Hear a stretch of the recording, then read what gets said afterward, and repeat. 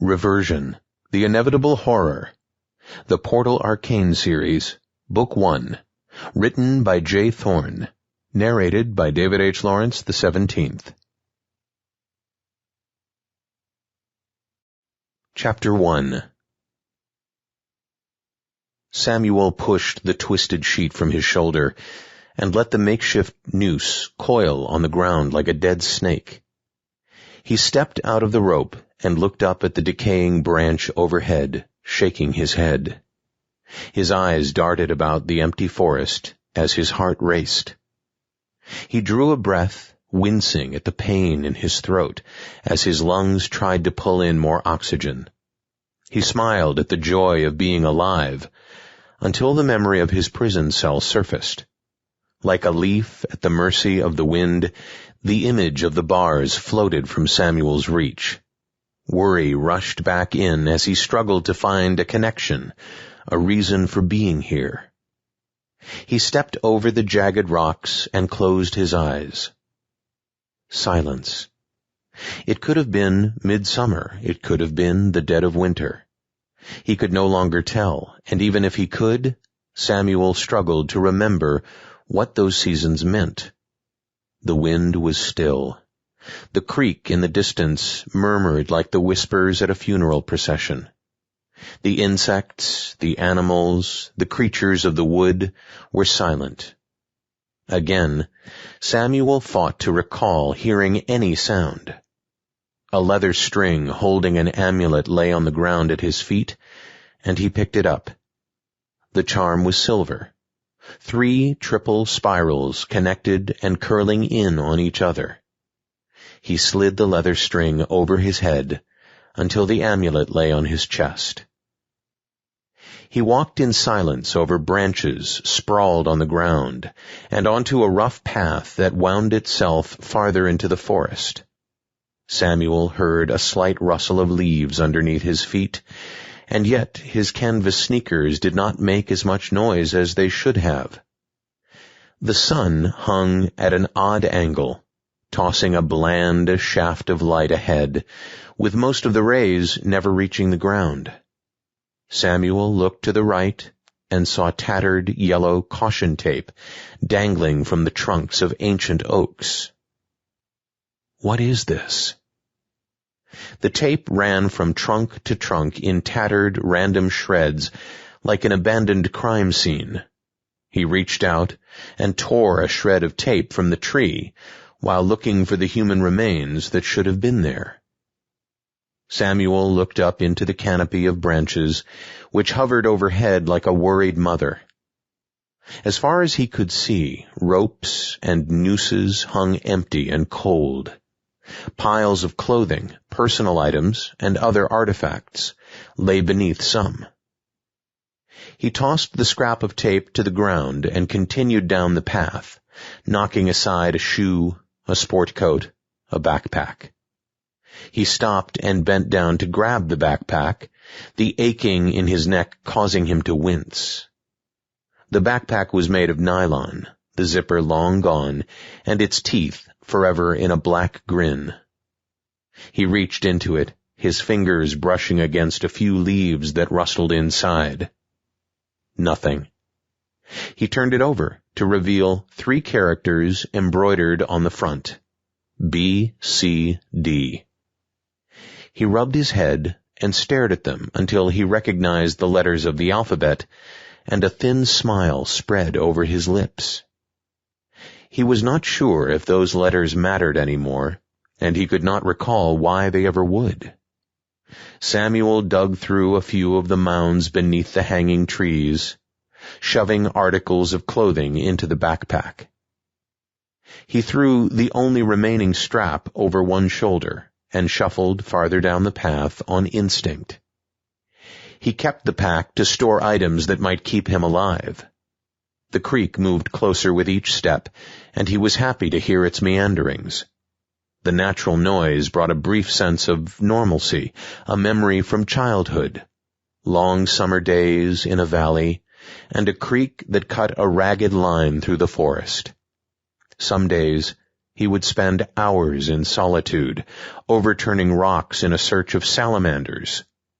On other days, he would throw stones across the bank with his brothers in a friendly competition that would end when his mother's voice echoed through the trees, calling them home for the evening meal. He saw more items strewn across the path and kicked a pair of shoes to the side. So many shoes. He wondered why the shoes remained and the bodies did not. Samuel looked down at his sneakers with Velcro instead of laces. A faded denim shirt hung open, revealing a plain gray t-shirt underneath. His khakis sat loose on his hips.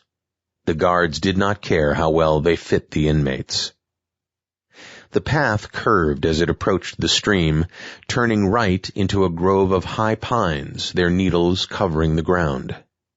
Samuel drew a deep breath through his nose, catching the faintest odor of pine, and it made him smile. He savored the distant aroma for as long as he could. It did not last. He sat on the ground next to an abandoned blue shopping bag and reached inside, pulled out the contents, and arranged them in a circle over the pine needles. He remembered the names for most of them. Lighter, pen, nickel. A few he could not recognize, but his brain assured him he would. Samuel picked up the lighter with his right hand, pinched between a thumb and finger. Muscle memory snapped into place as his thumb struck down on the flint. The lighter sparked, and Samuel smiled.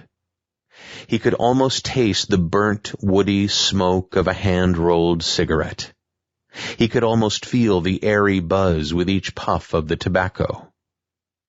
He struck the lighter again and again, but each time it failed to ignite, and each time it reminded him of the temporary satisfaction delivered by the nicotine. Another item returned to his expanding repertoire of old words as he opened a supple leather wallet. Samuel removed the paper sticking out from its fold. As with the pine needles, he caught a faint whiff of the earthy, organic scent of the rawhide. He looked up and noticed the sun had dropped closer to the horizon, as if touching the tops of the trees to ignite them. Darkness crept closer, surrounding the far edges of his vision.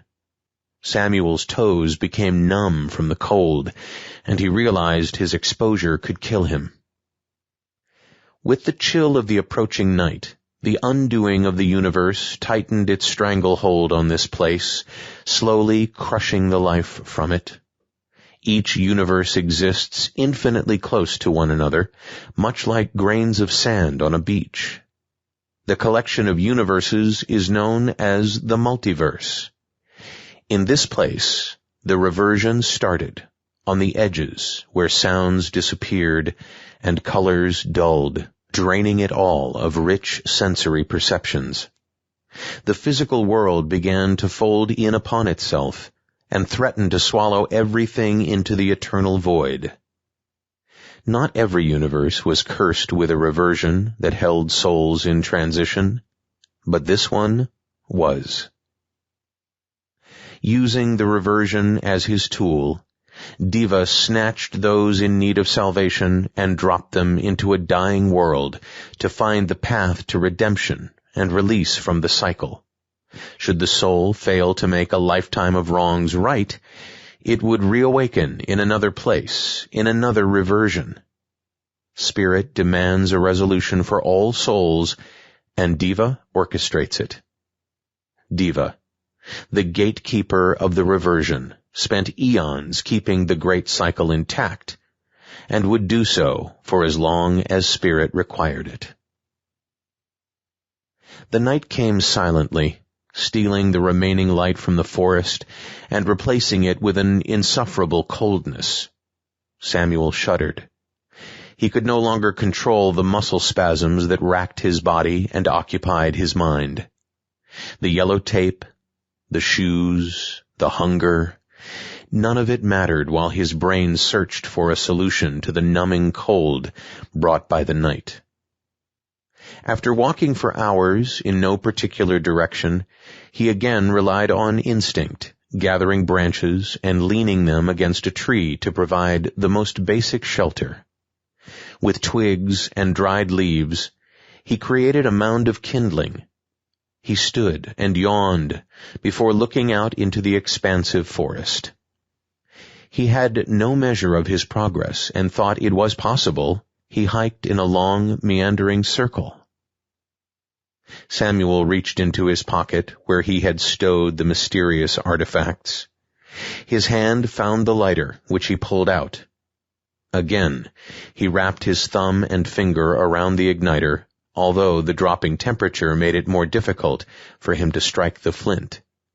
He tried again. Once, twice. On the third strike, the lighter coughed forth a weak flame. It flickered over the pinhole at the top of the metal. Samuel felt the brief burst of warmth, and before he could place his left hand over the top, the flame died. He shook the lighter and struck the flint again. The green flame returned, and Samuel pushed the tiny lever on the front of the lighter until the flame rose slightly higher than before. He smiled and reached back into his pocket, removing scraps of paper from the wallet and holding them over the flame. At first, the paper did nothing but curl and twist from the heat. But after a few moments, the flame leapt from the lighter. He dropped the lit paper onto the mound of leaves. Curls of gray smoke floated upward, stinging his eyes and burning his nose, and Samuel cried from the smoke. He could smell it. He was alive. Within moments, the confined space between 3 pine trees blazed with yellow and green flames. Samuel was standing closer to the bonfire than he should, staring at the odd colors. His instinct told him to stand back, and yet the heat did not burn him. He shoved the lighter into his pocket and scurried past the fire, gathering pine needles, dried twigs, and branches. He knew this fuel was needed to keep the fire going, to keep him alive. In a matter of moments, units of time Samuel could no longer measure, he sat basking in the glow of a roaring bonfire. He felt its warmth and closed his eyes. His stomach growled, protesting the hunger brought on by the activity. Samuel laid his head on the empty backpack and curled his feet closer to the fire. He felt warm and safe and still alone, until the howl pierced the air. His mind reeled as instinct took over. He stripped his clothes to the ground to rid himself of his human scent.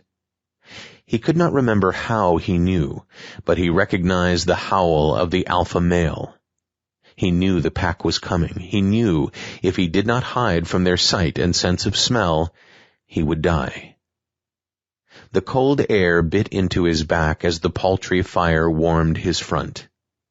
He took inventory of the clothing he stuffed into his backpack, counting 3 shirts of various sizes, 2 pairs of shorts, and 1 pair of athletic pants. He ran to the pile and put the athletic pants on, followed by a pair of shorts.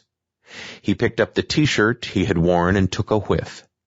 He could smell his own body odor, but it did not carry the musky, organic, overpowering scent it normally would have. But he didn't have time to figure out why.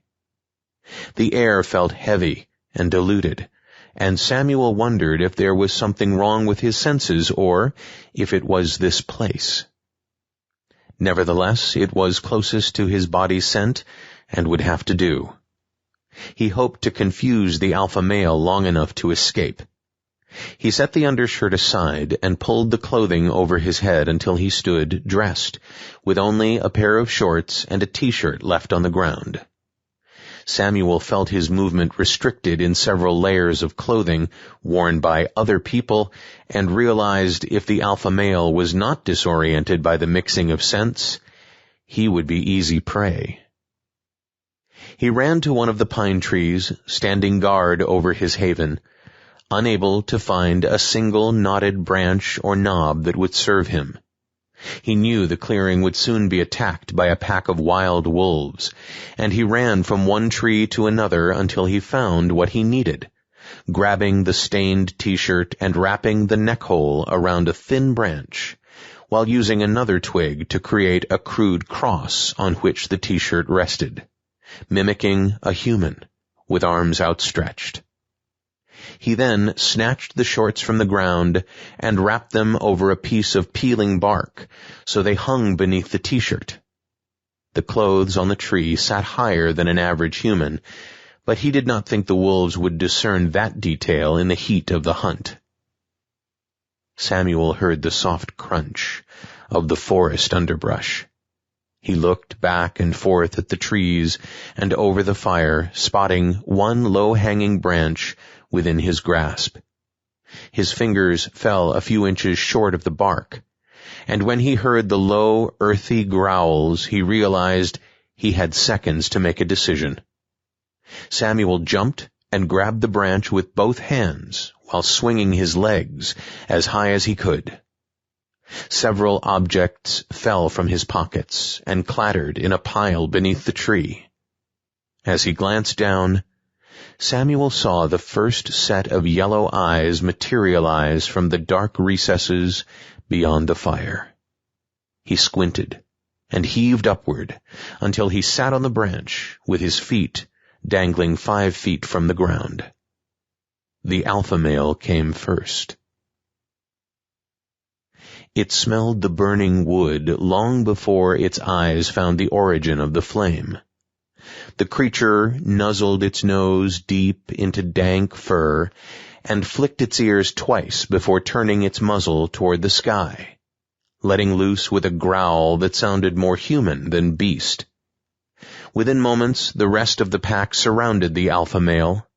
Sets of yellow eyes darted back and forth through the hulking black trunks. They seemed to disappear and reappear as though floating through the night. One has found flame. The pack settled and circled around the leader. With his fur rankled, he bared his pointy teeth at the slightly younger, more aggressive males. My kill, then your carcass. Although not the egalitarian split most of the creatures desired, it was the way. The alpha male trotted across a felled tree, the trunk resting on a rocky outcrop jutting 20 feet high. He approached the zenith and stopped, catching the scent of fire, smoke, and humans. While he did not share the same sense of time and space as other mammals, the wolf registered surprise. He had not expected man to still be here, and if he was, he had not expected man to enter his domain. Blood.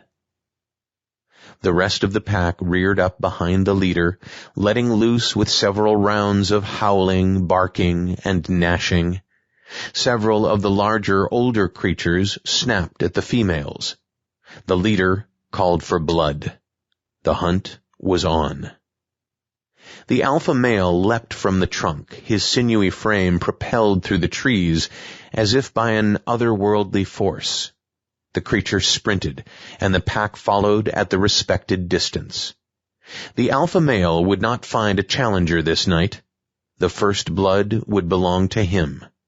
The pack undulated, a brown, gray, and silver mass, weaving through the trees and toward the fire, springing up from the forest floor.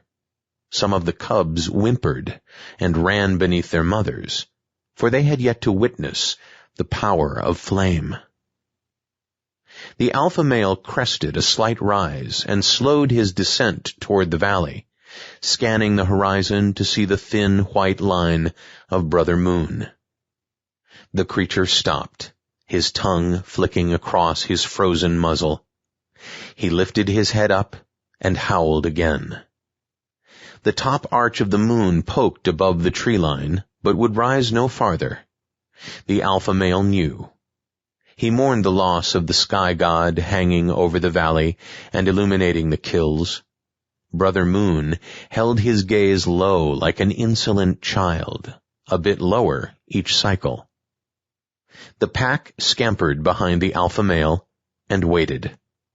The creatures paced about with deep growls as they too gazed at the fire in the center of the valley, cursing the unnatural flame and drooling at the prospect of tearing its creator apart. The alpha male dropped low, ears up. He moved methodically through the trees until the faint aroma of burning pine reached his nose.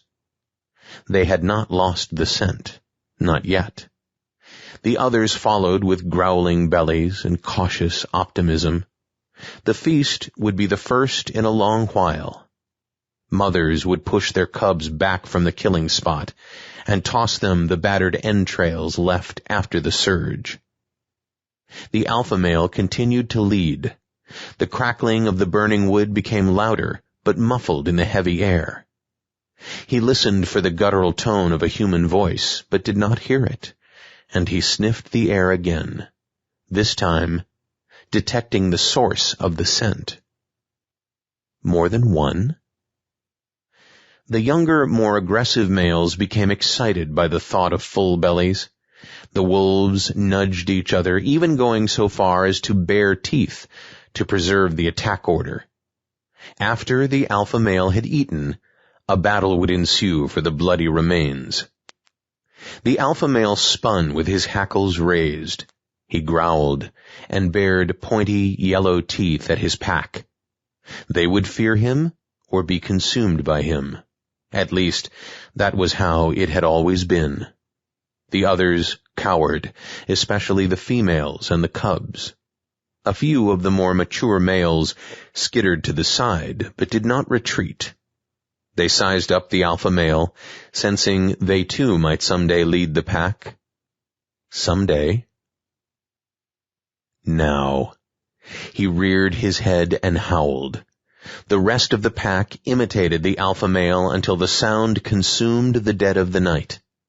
He raced from his lead position toward the fire, with the pack following, dashing between trunks, through the remains of yellow tape and over lonely shoes with decayed laces. He sprinted over forgotten bones and rotted canvas tents. He kicked the artifacts of the world to the side, where they tumbled into silent obscurity. The fire grew as the alpha male led his pack to the fight. It had been a long time since human blood was spilled in the valley, and the alpha male basked in the anticipation. Although his eyes had lost range and focus, he was able to detect the human form against the tree on the far side of the fire. The yellow and green flames distorted the shape, but not enough to confuse the alpha male. The wolves snapped at each other's tails as they followed the leader to the kill zone. Females, cubs, and old wolves became lost in the instinctual euphoria of the kill. He flew from the path, dashed around a fallen limb, and turned straight for his prey. The alpha male's eyes lit, his snout pulsing with the chemicals of the predominant human scent, no longer uncertain of their numbers.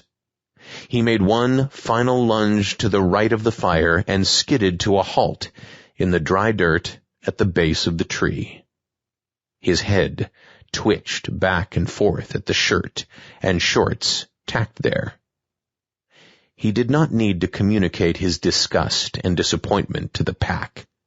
His belly growled in protest of the ruse. Chapter 2. The leader approached his prey and looked up. The rest of the pack filled in behind the alpha male, but kept their distance from the unnatural fire. The creature paced around the flames, sniffing the objects on the ground, and then craned its neck upward at the feet of the human. It must come down. That is the command given, and the one I must follow. The rest of the pack whined and shuffled about. Several of the cubs lay on the ground, enjoying the meager warmth provided by the man's fire, while the male wolves stood behind the leader and looked up into the tree. "Leave me alone," Samuel shouted. He thought he could hear the alpha male chuckle. The sound escaped the wolf's muzzle like a short guffaw. "Get out of here!" The wolves stood at attention, staring up at him. One would break off, circle its tail, and then come back to attention at the base of the tree. Samuel looked up into the pine. Branches sprouted from the trunk like a pinwheel, extending up into the blackness. Tendrils of smoke raced between them as the fire burned down to yellow coals, releasing the hiss of water inside the damp wood. Samuel reached for the next closest branch and climbed higher, until he sat on a wider branch, taking a deep breath and looking down at the pack 20 feet below. We wait. The alpha male sat, and his ears came up. The other hunters did the same, while the female wolves remained on the outer edge of the camp. The pack formed a circle around the base of the tree. Samuel felt a rumble in his stomach, and a pain gripped his side. He could not remember the last time he ate. He rubbed the blooming bruises on his neck, a painful reminder of his time inside the noose. Samuel looked out from the trees, convinced he had found temporary refuge from the pack. A sliver of moon appeared above the canopy of pines, blossoming like spilt milk into the night sky. Are wolves nocturnal? They'll go back to the den once the sun comes up, Samuel thought. Samuel watched as a new light crested off the horizon. He did not see the blazing orb of his sun. He did not feel the warmth of the day. Hours passed, and yet the light failed to chase back the darkness, seeping upward until a dull gray blanket of mist descended on the forest. A quick pulse of memory shot through his head, a late afternoon thunderstorm at the shore. The feeling lingered, but the specifics of the memory did not. He looked down at the pack. The females and cubs slept in bundles of fur, and the hunters rested their heads in their paws, all except one. The alpha male remained sitting, his eyes focused on Samuel. As the light faded yet again, Samuel felt the first cramps clutching his muscles, threatening to eject him from his safe perch. His stomach threatened to turn in on itself. He closed his eyes, unsure whether the hunger pangs could keep his mind off the muscle cramps, or whether it was better to focus on the cramps to take his mind off of his hunger. Samuel's tongue felt as though it were wrapped in cotton. Mucus dripped from his nose, while his feet felt cold and dead. It weakens. The wolves pushed up onto all fours and began circling the base of the trunk. The alpha male reared back and howled. The cubs awakened with new fervor, hunger, and bloodlust. 2 hunters leapt onto the base of the tree as if threatening to climb it. They jumped back and forth, growling and snapping at each other's tails. Samuel closed his eyes, and the world swam beneath him. He lost his sense of direction and fell from the branch, lunging out and grasping another to stop his plummet. The branch slid beneath his fingers as he looked at the ground below, feeling dizzy. He expected the ground to rush up and snatch him from the precipice. Samuel reminded himself not to look down, wondering why that seemed to be the best advice for his fear of heights. The hunters saw the movement, and the other wolves sensed it. The entire pack ran around the base, barking and growling in a frenzy. Samuel hung by one arm, his left foot 5 feet from the ground. He felt the sting as a pine branch opened a gash in his side, and blood dripped into the open maw of the alpha male. Not this way, he thought, wincing. He drew a deep breath and forced the pain from his mind.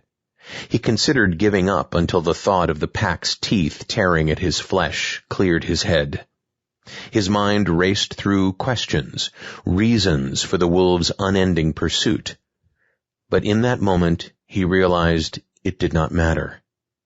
He would have to survive before he could have the luxury of reflection. Samuel shook his head, fighting the haze and scrambling to reach a higher position. The alpha male lunged, clamping his jaws on the heel of Samuel's sneaker, shaking it left to right, rear paws digging into the dirt with every back pedal. Samuel kicked with his opposite foot, but lacked power behind the motion. His toe bounced off the skull of the alpha male, agitating him more. The other wolves crowded the alpha male, snapping at Samuel's foot in support of the leader. Samuel felt his grip loosening and his pants being tugged downward by another wolf that had a hold. He looked up at the branch, the tree about to fulfill his destiny of death in a way the noose could not. As his right hand released and another wolf climbed to his knee, a crack echoed through the valley. Samuel crashed to the ground as the wolves froze. They spun to face the sound as another shot whistled through the air and a slug lodged in the pine tree mere inches from Samuel's head. "We will come back." The alpha male turned to snarl at Samuel before bounding over the remains of the fire and through the trunks of the pine trees. The hunters, the females, and the cubs followed with their tails tucked. Samuel looked over the fire with blurry vision. His breathing slowed and he sensed motion. A dark swath moved over the re-emerging fire. It stopped and hesitated. The flames jumped back to life, and Samuel squinted in the light. Again, the fire burned with a paltry, green hue, but compared to the blackness preceding it, Samuel shielded his eyes from the glare. "Who are you?" he asked. "Close your eyes. We'll talk when your body has recovered." Samuel rolled onto his back and laughed. Floating ash danced overhead against the black velvet sky. Bare tree branches reached for it like bony fingers. "The wolves, they're coming back," he said. "They will. They always do," the stranger said. Samuel smiled again and closed his eyes. He would sleep or he would die. Either would rest his weary mind. Chapter 3. "I hope Major finds him before the wolves tear him apart," Mara said. "I don't give a rat's ass about Major, newbies, or the wolves," Kole said. Mara tucked a strand of hair behind her ear and shook her head. "Course you do, Kole. You know Major can't get out of this one by himself." Major's fate, his redemption, hinged on his ability to save them all from the reversion.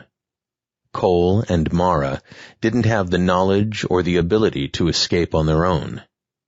Each new visitor had the potential to manipulate this place without knowing it, but Major had seen it a number of times. It was up to him to mold the raw talent Diva sent his way. He bounced from one universe to another, but he was unable to do so in this one. Major needed Samuel alive long enough to figure out why. "He's only out to save his own ass. I don't trust Major, and neither should you." Mara shrugged. "You have to trust somebody. As long as you know Major will sell you out to get what he wants, what's the big deal?" Kole shrugged off Mara's question. "I'm not the one making a big deal about Major, am I?" He rubbed a hand across the tattoo that sleeved his right arm, trying hard to remain focused on the conversation he had with Mara dozens of times already. Maybe you have a good reason to get back to whatever life you had, but I don't. I'm just as happy to stay here and let the cloud eat me." Mara gave up, tired of the posturing Kole used to end all of their conversations. Major is looking for someone or something. It's his only hope, and I feel like it's mine as well. Kole looked at her and wondered how they were connected to the new visitor and ultimately to Major. He grew tired of the disappointment in Mara's eyes. Kole could feel a connection to the new arrival, and yet he could not understand why. He knew more about Mara's journey than Mara. He was with Major when she came through the forest, mumbling and disoriented like all of the troubled souls that fell from the noose. They took care of her and nursed her back to health in hopes she could find whatever it was they needed to flee the dying worlds. Major never said it, but Kole knew she wasn't the one. But she was the key to finding the one who would. Major told him she would draw that power like a magnet, and that was why Kole pretended to tolerate her in Major's presence. Kole and Major committed heinous, immoral acts in their lives and landed here. As far as Kole could tell, Mara had not, and so he felt sympathetic towards her. He knew his own suicide brought him into the reversion, although he could not decide if he was alive or dead. Most days, Kole struggled to tell the difference. When Samuel arrived, he felt the blood connection in his veins and knew this reversion would not end like the countless others that tossed him out and back into the cursed forest. Mara convinced Major and Kole she couldn't remember crossing over. She kept that secret hidden away, fearful they would somehow use it against her. But she'd overheard Major and Kole talking at night about their old lives, and she knew why they were here. The men were violent, greedy, and selfish. But they helped her navigate the forest, and so she felt a thin and cautious connection to both. The collective energy of Major, Kole, and Mara could release them all from the cycle, but only with Samuel's help. Samuel felt the nudge of the boot in his ribs and rolled over onto his back. A gray, gauzy haze still hung in the sky. He put a hand to his throbbing forehead and wondered how long it would take to feel normal again, if ever. Samuel detected movement across the remains of the night's fire, and a pulse of fear raced through his chest. The tree, the wolves, and the howling, especially the howling, resurfaced in his head. He gulped the air and recognized the movement of a fellow human. Samuel squinted as he sat up on his elbows. "What time is it?" he asked. "Does it matter?" He shrugged. "I guess not." He watched the stranger from behind. The man sat on a felled trunk, wearing a tattered black overcoat mingled with dried leaves. He wore a black cloth headband tied at the back of his head, above a ponytail streaked with shooting bursts of gray. "Who are you?" The stranger turned and faced Samuel. His eyes sat deep in his skull, surrounded by dark blooms of age and fatigue. The headband crouched low over his eyebrows, and the stranger's nose sat crooked in between two red cheeks and lips melded together into a thin line. A bruise ran from his left ear, down across his throat, and then up underneath his right ear. "Call me Major," he said. "Is that a name or a rank?" Major smiled and shook his head. "You ask too many questions." Major placed his knife and sharpening stone on a rock, and the glint of the blade sparkled when it caught the dull glare of the daylight. "You saved my life," Samuel said. Major shrugged. Thanks. You're welcome. Samuel. You're welcome, Samuel. Major stood and walked over to Samuel, sitting on a rock facing him. What do you remember? He asked. The noose.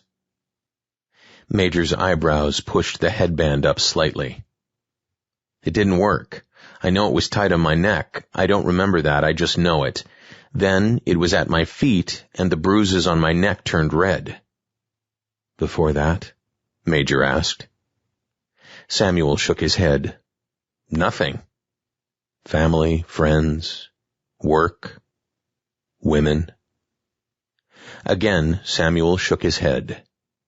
Major whistled and stood. Haven't seen many that close who don't end up with rigor mortis. Close to what? Samuel asked.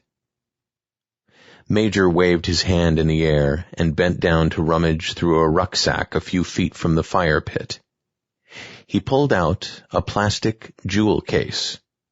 The cover had 4 symbols on it, and the spine read, Threefold Law, Revenant. He tossed the CD to Samuel. Know what that is? Samuel smiled. I'm not an idiot. It's a CD. Major snatched it from his hands and tossed it back into the sack. Personal, not cultural, he said, more to himself than Samuel. Samuel stood and stretched his back. His stomach moaned, and he stepped toward Major. I can't remember the last time I ate anything.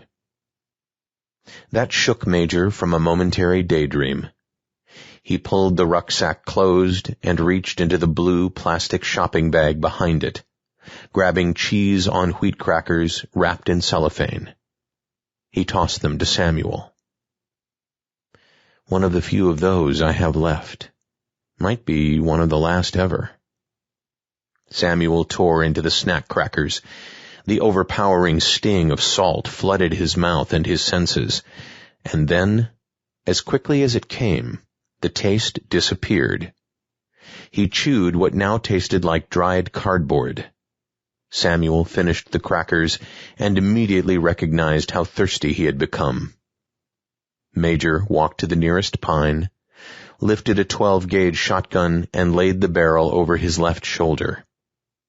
He loaded a lead pumpkin ball into the chamber and clicked it shut. Major grabbed the rucksack and swung it over his head. I've got to go. Samuel stared at him. I left you a water. Hold on, where are you going? Major ignored the question and strode past Samuel toward the enveloping darkness of the forest. The filtered light retreated downward from the sky, leading Samuel to believe it was nearing dusk. What if the wolves return? They will, Major said, but not for 2 or 3 nights. I wouldn't linger here for too long if I were you. Samuel sat at the base of the tree that had become his refuge from the pack. He leaned his head back and closed his eyes. What he recognized as night returned, smothering what remained of the reflected light in the sky. He decided against following Major into the woods. The man must have been here much longer than he had, and it would not be difficult for Major to lose him. And then Samuel remembered the wolves, and thought better of venturing into the wilderness on his own. He reached over to the water bottle Major left and noticed a scrap of paper underneath it. Placing the bottle to the side, he unfolded the note. Most of the bodies have nothing of value. Scavengers cleaned them out. The trinkets lying in piles are worthless or don't work, neither of which will help you. I can't tell, but I think it's accelerating. Not at an even pace like a clock, but more like the tides. It moves faster the closer it gets. I've seen it before. I'm moving to higher ground. So should you. Samuel read the note again. It was not addressed to him, and it was not signed. He had to assume Major left it, and decided another confrontation with the pack would not be in his best interest. He shoved his personal items into a pocket, drained the last of the water, and climbed the tree. When the morning glow crested over the horizon, he would follow Major's trail as far as he could, and hope it would lead to higher ground. Samuel awoke. He had dozed on the branch, but would not go so far as to call it sleep. He felt pain in his hips, and his muscles ached from the slight tension needed to keep him balanced and in the tree. A thin beam of light appeared on the same horizon after what felt like more than a single night of darkness. It's accelerating. Samuel thought about the phrase in Major's note, and that the night felt longer. He shook his head and turned one ear toward the unending forest. Samuel had not heard them baying, nor seen so much as a falling leaf since Major left. The silence of the forest again felt suffocating, dead. He slid off the branch and climbed backward down the trunk until his feet landed on the pine needles. Samuel made the decision to find higher ground before Major's note, and he walked into the forest in the same direction Major had, following the man's first few footsteps. Samuel laughed, and remembered tracking a deer in his youth. He smelled the fresh blood and felt the crisp snap of the frigid winter air of days gone by. He stopped, frantic, yet exhilarated. That memory had returned. If it did, others might as well. He spent the next few hours trudging through the ancient forest, unsure as to whether he was making progress or simply walking in a huge arc. Samuel had not come across his campsite again, so he considered his time as progress. He approached a narrow creek running across the path. The water moved over the low rocks and passed by without so much as a gurgle. The entire stream was silent. Samuel reached into his back pocket and removed the cap from the plastic water bottle Major left him. He dipped the bottle into the water and filled it to the top. Samuel sniffed the water, could not detect an odor, and poured a drop into his mouth. He swallowed and waited. His stomach did not cramp, and he could not detect a bitter or chemical taste. He threw the bottle back and drained it, refilling it 3 more times. Samuel continued past the creek until the forest felt as though it tipped upward toward the sky. He knew he was moving to higher ground, even though Major's trail had disappeared. As he made the ascent, the trees thinned, and the air felt colder. Samuel kept moving to keep warm, exhaling plumes of breath into the forest. He struggled to determine whether it was day or night. He trudged forward on an ever-increasing slope headed skyward. He leaned on the north side of a tree trunk, resting his legs and lungs.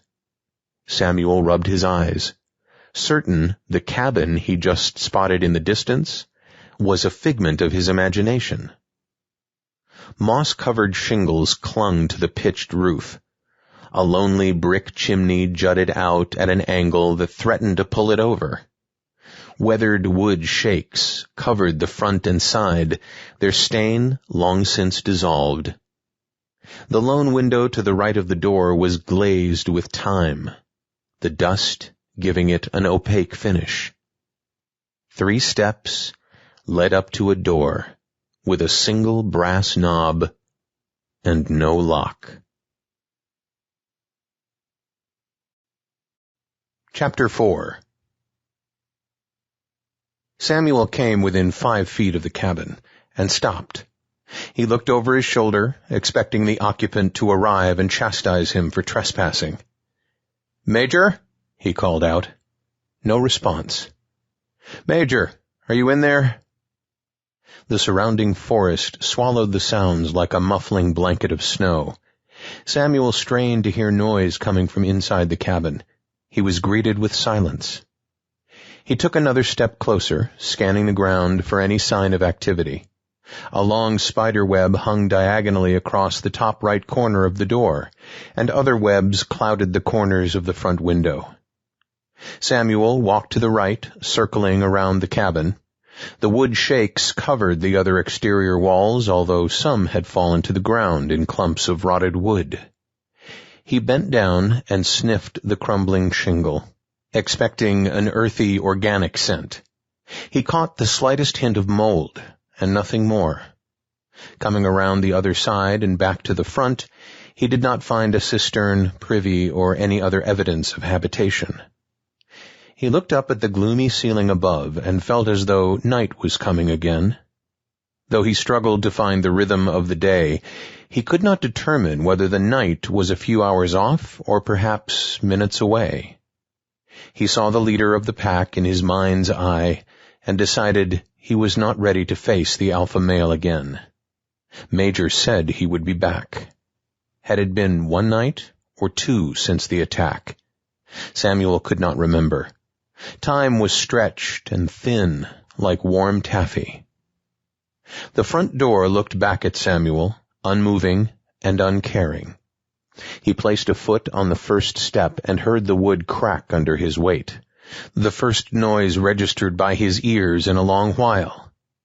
He felt a tingling in the bottom of his foot that climbed past his ankle, over his knee, and bolted up to his shoulders. He pulled his foot back instinctively, and the electric buzz faded. When Samuel put his foot back on the step, it returned again, like a low-voltage electric current. He looked down, and his eyes widened. A crisp, brilliant blue outlined his foot and extended to the outer edge of the step. The line glowed with an intensity that made Samuel squint. It cut through the drab grayscape of the forest and the dreary sky. The wood beneath Samuel's foot felt solid, smooth. He became aware of a scent of fresh paint that reminded him of summers spent painting fences in the neighborhood. Samuel closed his eyes as the memory rushed back. He sat on the ground in plush green grass. An aluminum paint tray cradling a puddle of pure white paint sat next to him, a wood-handled brush resting on the edge. He stared straight ahead at a picket, one half bare, smooth, and sanded, while the top half sat glistening with a fresh coat. "Hurry, Sammy. It's almost time for lunch. If you finish by 1, we can head to the pool for the rest of the afternoon." "I'm hungry. What are you making?" "Grilled cheese and yogurt." "I'll be in soon, Mom." Samuel opened his eyes, and the memory dissipated like a balloon carried away on the wind.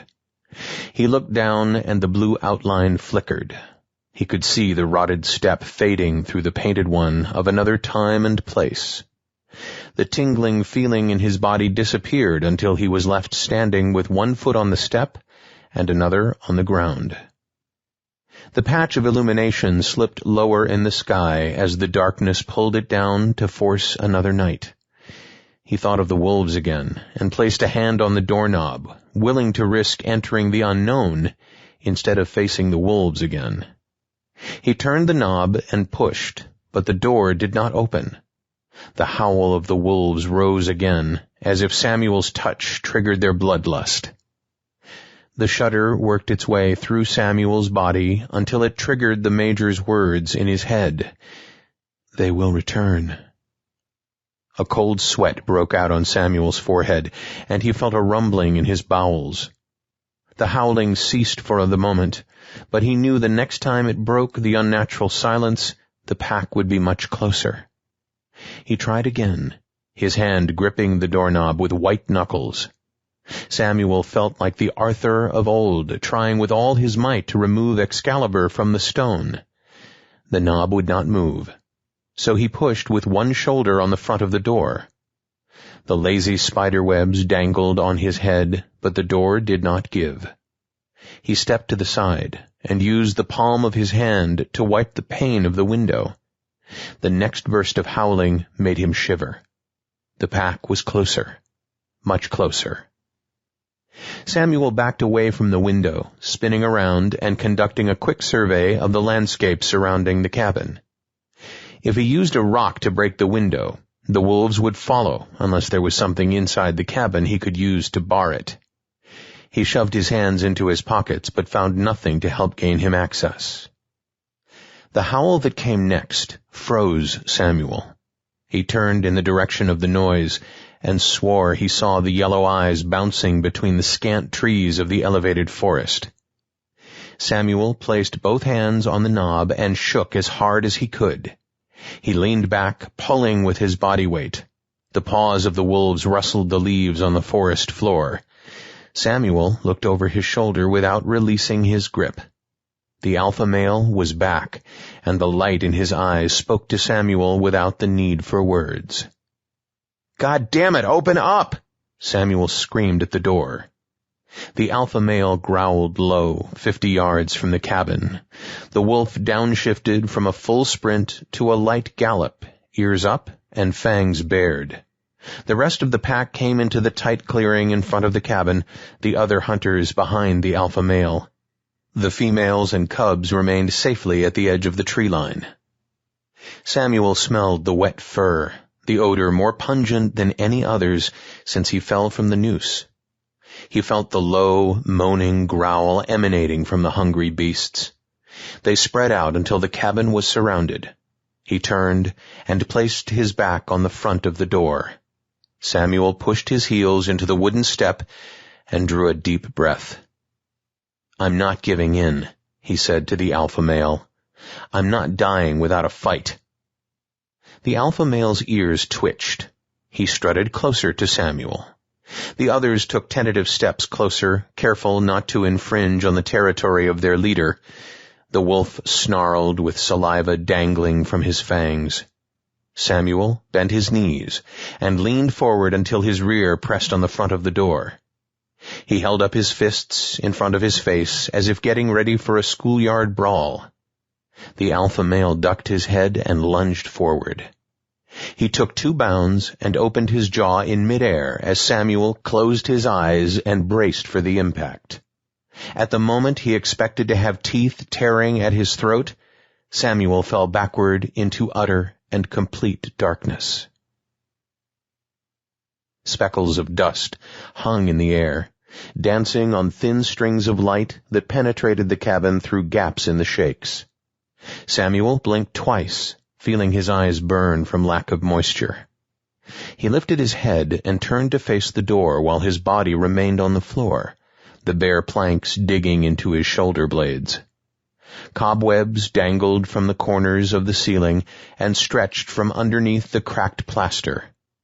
A narrow strip of light framed the door, leading Samuel to believe it was day, or the closest thing to daylight in this world.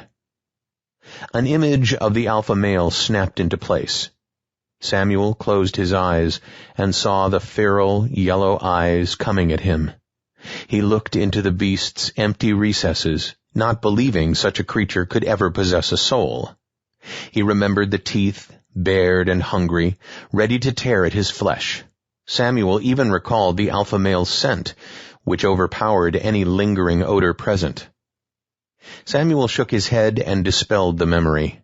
He sat up, stood, and surveyed the cabin. A rickety table stood in one corner, the old-fashioned type meant for writing with a quill and inkwell. The wood appeared gray in the darkened room. A wooden chair with a 3-rung back sat tucked beneath the tabletop. A rudimentary bunk hung 2 feet off the floor, the long side screwed into the wall with rusty hex bolts. A thin, lumpy pad covered the top of the bunk, which was crisscrossed with webs, but no pillow or blanket. The only other item in the room hung from a single nail protruding from the crown molding opposite the door. The frame sat askew in the middle of the wall. At first, Samuel thought it was a mirror. Ages of dust covered the surface, hiding its identity. An ornately carved frame encapsulated the piece, seemingly out of place with the other basic furniture. Samuel approached it and wiped the length of the frame several times until he stood in front of a portrait. The darkness and age made it difficult to determine whether it was a painting or a photograph. He could make out the profile of a woman, but not much else. Samuel walked to the desk and pulled the chair out from underneath it. 4 dark circles sat on the floor where the dust could not settle. He wondered how many years it would take for the dust to fill those spaces. Samuel placed the chair on the floor in front of the wall and put his right foot on it. He pushed down. Other than a slight creak of the floorboard underneath, the chair felt sturdy. Standing on it brought him eye level with the fastener and cable holding the portrait on the wall. He reached out and lifted the cable off the nail until the full weight of the portrait rested in both hands. He stepped back down to the ground. Something flickered deep within the recesses of his mind. Something stirred. Something familiar, yet just beyond his reach. Samuel walked toward the lone window, and the ambient glow of the anemic sun filtered through the grime. He wiped off more of the age covering the portrait until his eyes met those in the photograph. Eyes he knew almost as well as his own. The woman in the photograph stood, positioned in the lower right corner of the frame. Dark, long curls spilled about her shoulders and rested on her arms. She wore a black top, which combined with her dark hair to frame a pristine, youthful face. Her makeup and eyeliner made her look trendy and hip rather than cheap. Ruby lips pressed together into a thin smile that radiated warmth and good-natured teasing. But it was her eyes that ensnared Samuel, the way they had many years earlier. The woman's green eyes called to him, made him forget his name. They sat evenly spread on her face, and the eyeliner around them accentuated the contrast between her porcelain skin and emerald irises. Samuel used his finger to remove the dust from her cheekbones to her neck, as if he would somehow feel the warmth of her skin under his touch. He smiled and looked to her long, thin fingers cradled around a set of keys. With her head tilted to the side, he could almost remember what she was saying when the photograph was taken. Almost. His eyes moved toward the top right corner of the frame, where another figure stood. The man stood behind her angelic form. He wore his hair slicked back, without the creep of a widow's peak, a white t-shirt beneath a black jacket, and his waist disappeared into the black background of the photo. He appeared to be leaning against a wall, his body behind her but his face turned toward the photographer. The man wore a fuzzy beard, spotty and uneven. Like the woman, he too sealed his lips into a slight smile, as if the photographer told a joke at the moment the camera shutter opened, capturing them before the remark forced them into open laughter. The man's left arm disappeared behind the woman, while his right hung at his side. Samuel placed the frame on the ground, leaning it against the wall underneath the window. He sat on the floor and stared at it again. His mind raced, sifting through logic that no longer computed in a world that did not follow the rules of the one he knew. He shook his head. In one moment, one brief observation of one photograph, a significant portion of his memory returned. That did not bother Samuel. What shook him to his core was how an old photograph of him and his wife made it inside a desolate cabin, abandoned for decades in a dead world. That troubled him more than not knowing why he descended into this hell in the first place. She was gorgeous. Samuel jumped at the sound of the voice. Even though their conversation wasn't extensive, he recognized it. "She still is," Samuel said. "I didn't hear the door open." He turned from his spot on the floor in front of the photograph to see Major sitting on the chair now pushed back against the far wall. His silvery mane sprawled over his shoulders like the spider webs inside the cabin. The black headband he wore to hold it back was no longer in place. Neither was the ponytail. Major's receding hairline held firm against the encroaching inevitability, even though the man was clearly within his sunset years. Maybe. What do you mean? Samuel asked. I mean, maybe. She was gorgeous, she is gorgeous, and she is no longer gorgeous. All of that. Samuel stood and approached Major. The old man sat, unbothered by the closing of distance between the two. Where did you go? Samuel asked. You need to slow down and let your brain catch up with your mouth. You're asking questions before the answers to the previous ones make it inside your head. We're safe here, for now. I'm sorry I had to leave you so quickly, but if I hadn't, the wolves would not have driven you to this place, and that had to happen. What had to happen? Samuel asked. There you go again. Samuel stopped and put a hand to his forehead. He ruffled his hair and dropped back to the floor next to the framed photograph. He leaned against the wall and felt the chill leaking through the wood. The light that filled the window earlier now faded into lonely blackness. Major nodded before speaking. I can tell you a bit, but when I stop, I have to stop for reasons beyond your understanding. Can you live with that? He asked. No, but I'm going to lie and tell you I can, Samuel said. Chapter 5. Samuel sat cross-legged on the bunk, while Major remained in the chair. The old man grimaced as he lifted one leg and placed it over the other. The ligaments go before everything else, and there's nothing you can do about it. Remember that. Samuel smirked and tapped his fingers on his thigh. Give me a second, Samuel. I need to think about how to frame this for you. Samuel nodded. The old man stared at the ceiling, one hand rubbing the end of his chin. He opened his mouth, held it for a moment, and then shut it again. He repeated this 2 more times. Are the wolves coming back? Samuel asked. Major held a finger up to Samuel, lines creasing his forehead, which drove his eyebrows down in the middle.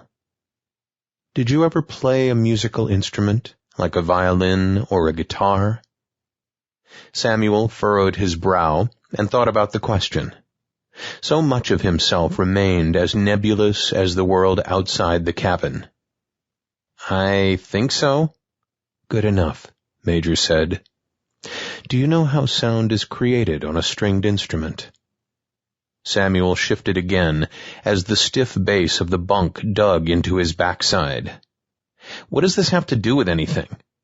Major shook his head. He swatted at the air in front of his face and fell back into the chair. This isn't going to work. Sorry, Samuel said. Tell me. Major took a deep breath and continued. When you pluck a string on a guitar, the vibration creates the sound. The string vibrates quickly, and the sound is not constant. The note is really an infinite series of oscillating sounds. Samuel shrugged. Let me tell you the parable of the blind wise men and the lion. The blind men are hunting the lion, following its trail. Hearing it run past, they chase after it and grab its tail.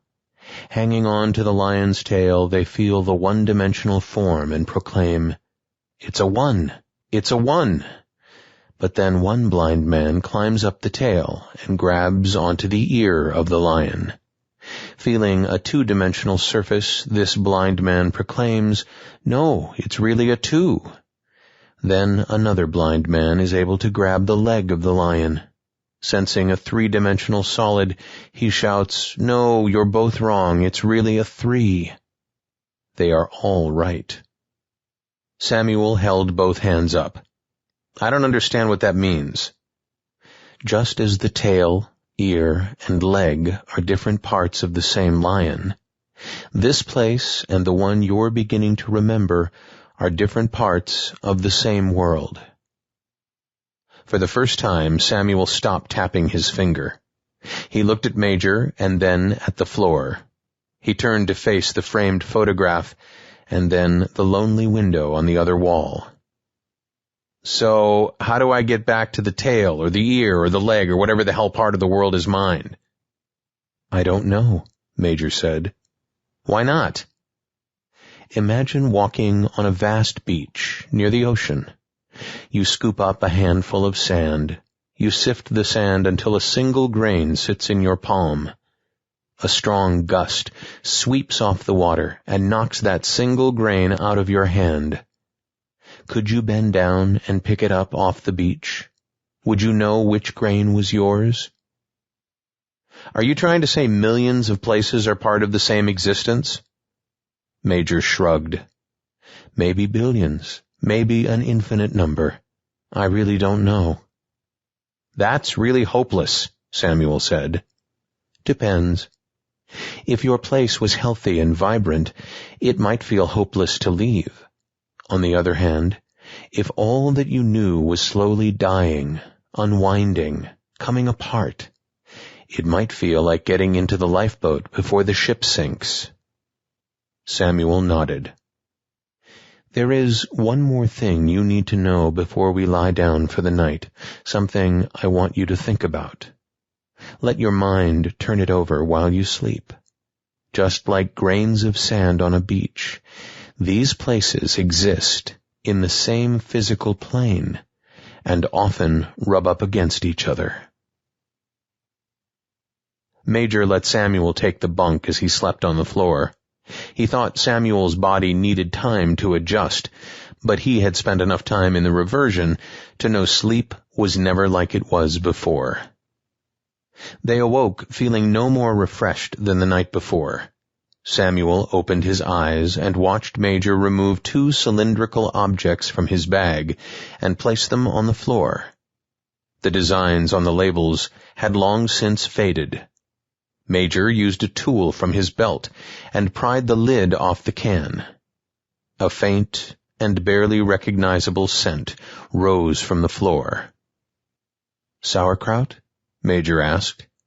He handed a can to Samuel while using 2 fingers to dig into his own.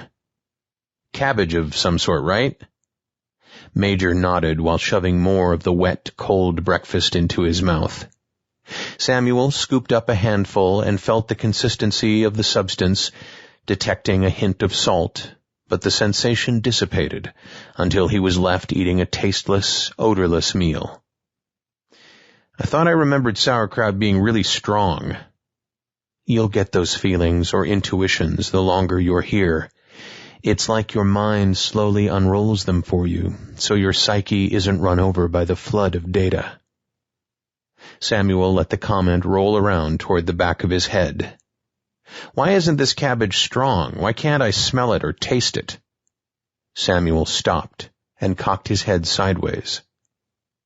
"I don't know," Major said. "I mean, I can feel it. I know you have too. Things here feel like they're not quite 100%. You know what I mean? Just look at the tint of any flame you light here. It's always off, some shade of yellow or green. The sun, the odors, my taste buds, none of them operate at full speed. This place feels like it's at 60%. Major smiled while Samuel stared at the floor. Each place seems to have constants, but with slight variations. They all keep a thread that unifies them. Like our blind men chasing the lion, they'll never grab a beak or a fin. They could grab a stub of an amputated tail or half of an ear that was bitten off in a fight, but it will always be lion-like, never not lion-like. I don't think I understand. Neither do I, but you get used to it with each passing cycle. Eat your sauerkraut. We need to get out of this cabin before Wolfman Jack and his crew come back to finish you off. They finished their meal and sat on the edge of the bunk while their stomachs rumbled in protest. Samuel glanced at the framed photograph leaning against the wall. Major nodded toward the nail. "Can't hurt to put it back," Major said. Samuel stood and replaced the photograph on the wall. He stepped back and looked again, nudging the corner up until the frame hung straight. "That shit pops up everywhere." "What does?" "Reflections, these little reminders of other places. They don't ever seem to be as vibrant as the originals. That's why I call them reflections." Samuel nodded. "And there's no point in trying to take the reflections with you. Your attention will be somewhere else, and when you look back, the reflection will be gone. I know you considered rolling that photo up and tucking it in your waistband, but you'd end up with nothing but a blank piece of photo paper sooner than you realize. Best to leave it here and not torture yourself with it." "Where to?" Samuel asked. He dusted his pants off and faced away from the photograph. "I've got a feeling someone who can help us has popped out. He's at least a 2-day hike from here and through some pretty tough shit. Gonna make the fight with those wolves seem like walking your dog in the park. Plus, I've got 2 other friends I'd like you to meet." Samuel raised his eyebrows. "Or I could sit in this cabin, staring at the reflection on the wall while waiting for death." "Something like that," Major said. Chapter 6. Both men slept the entire day and through the next night. The reversion distorted time in a way that left them groggy and slow despite the hours spent asleep. Samuel opened his eyes and saw Major sitting on the same chair, rubbing a sharpening stone over multiple blades. The rhythmic scraping annoyed him. The meager light penetrating the slate skies had returned, signaling a faint resemblance to the mornings of Samuel's old life. He reached up to his neck and let his fingers trace the interlocking spirals of the medallion hanging from the leather string. "What's that?" Major asked, his eyes making contact with Samuel's while the sharpening stone continued working on the blade of a curved knife. "A triskelion. Some call it a triskele."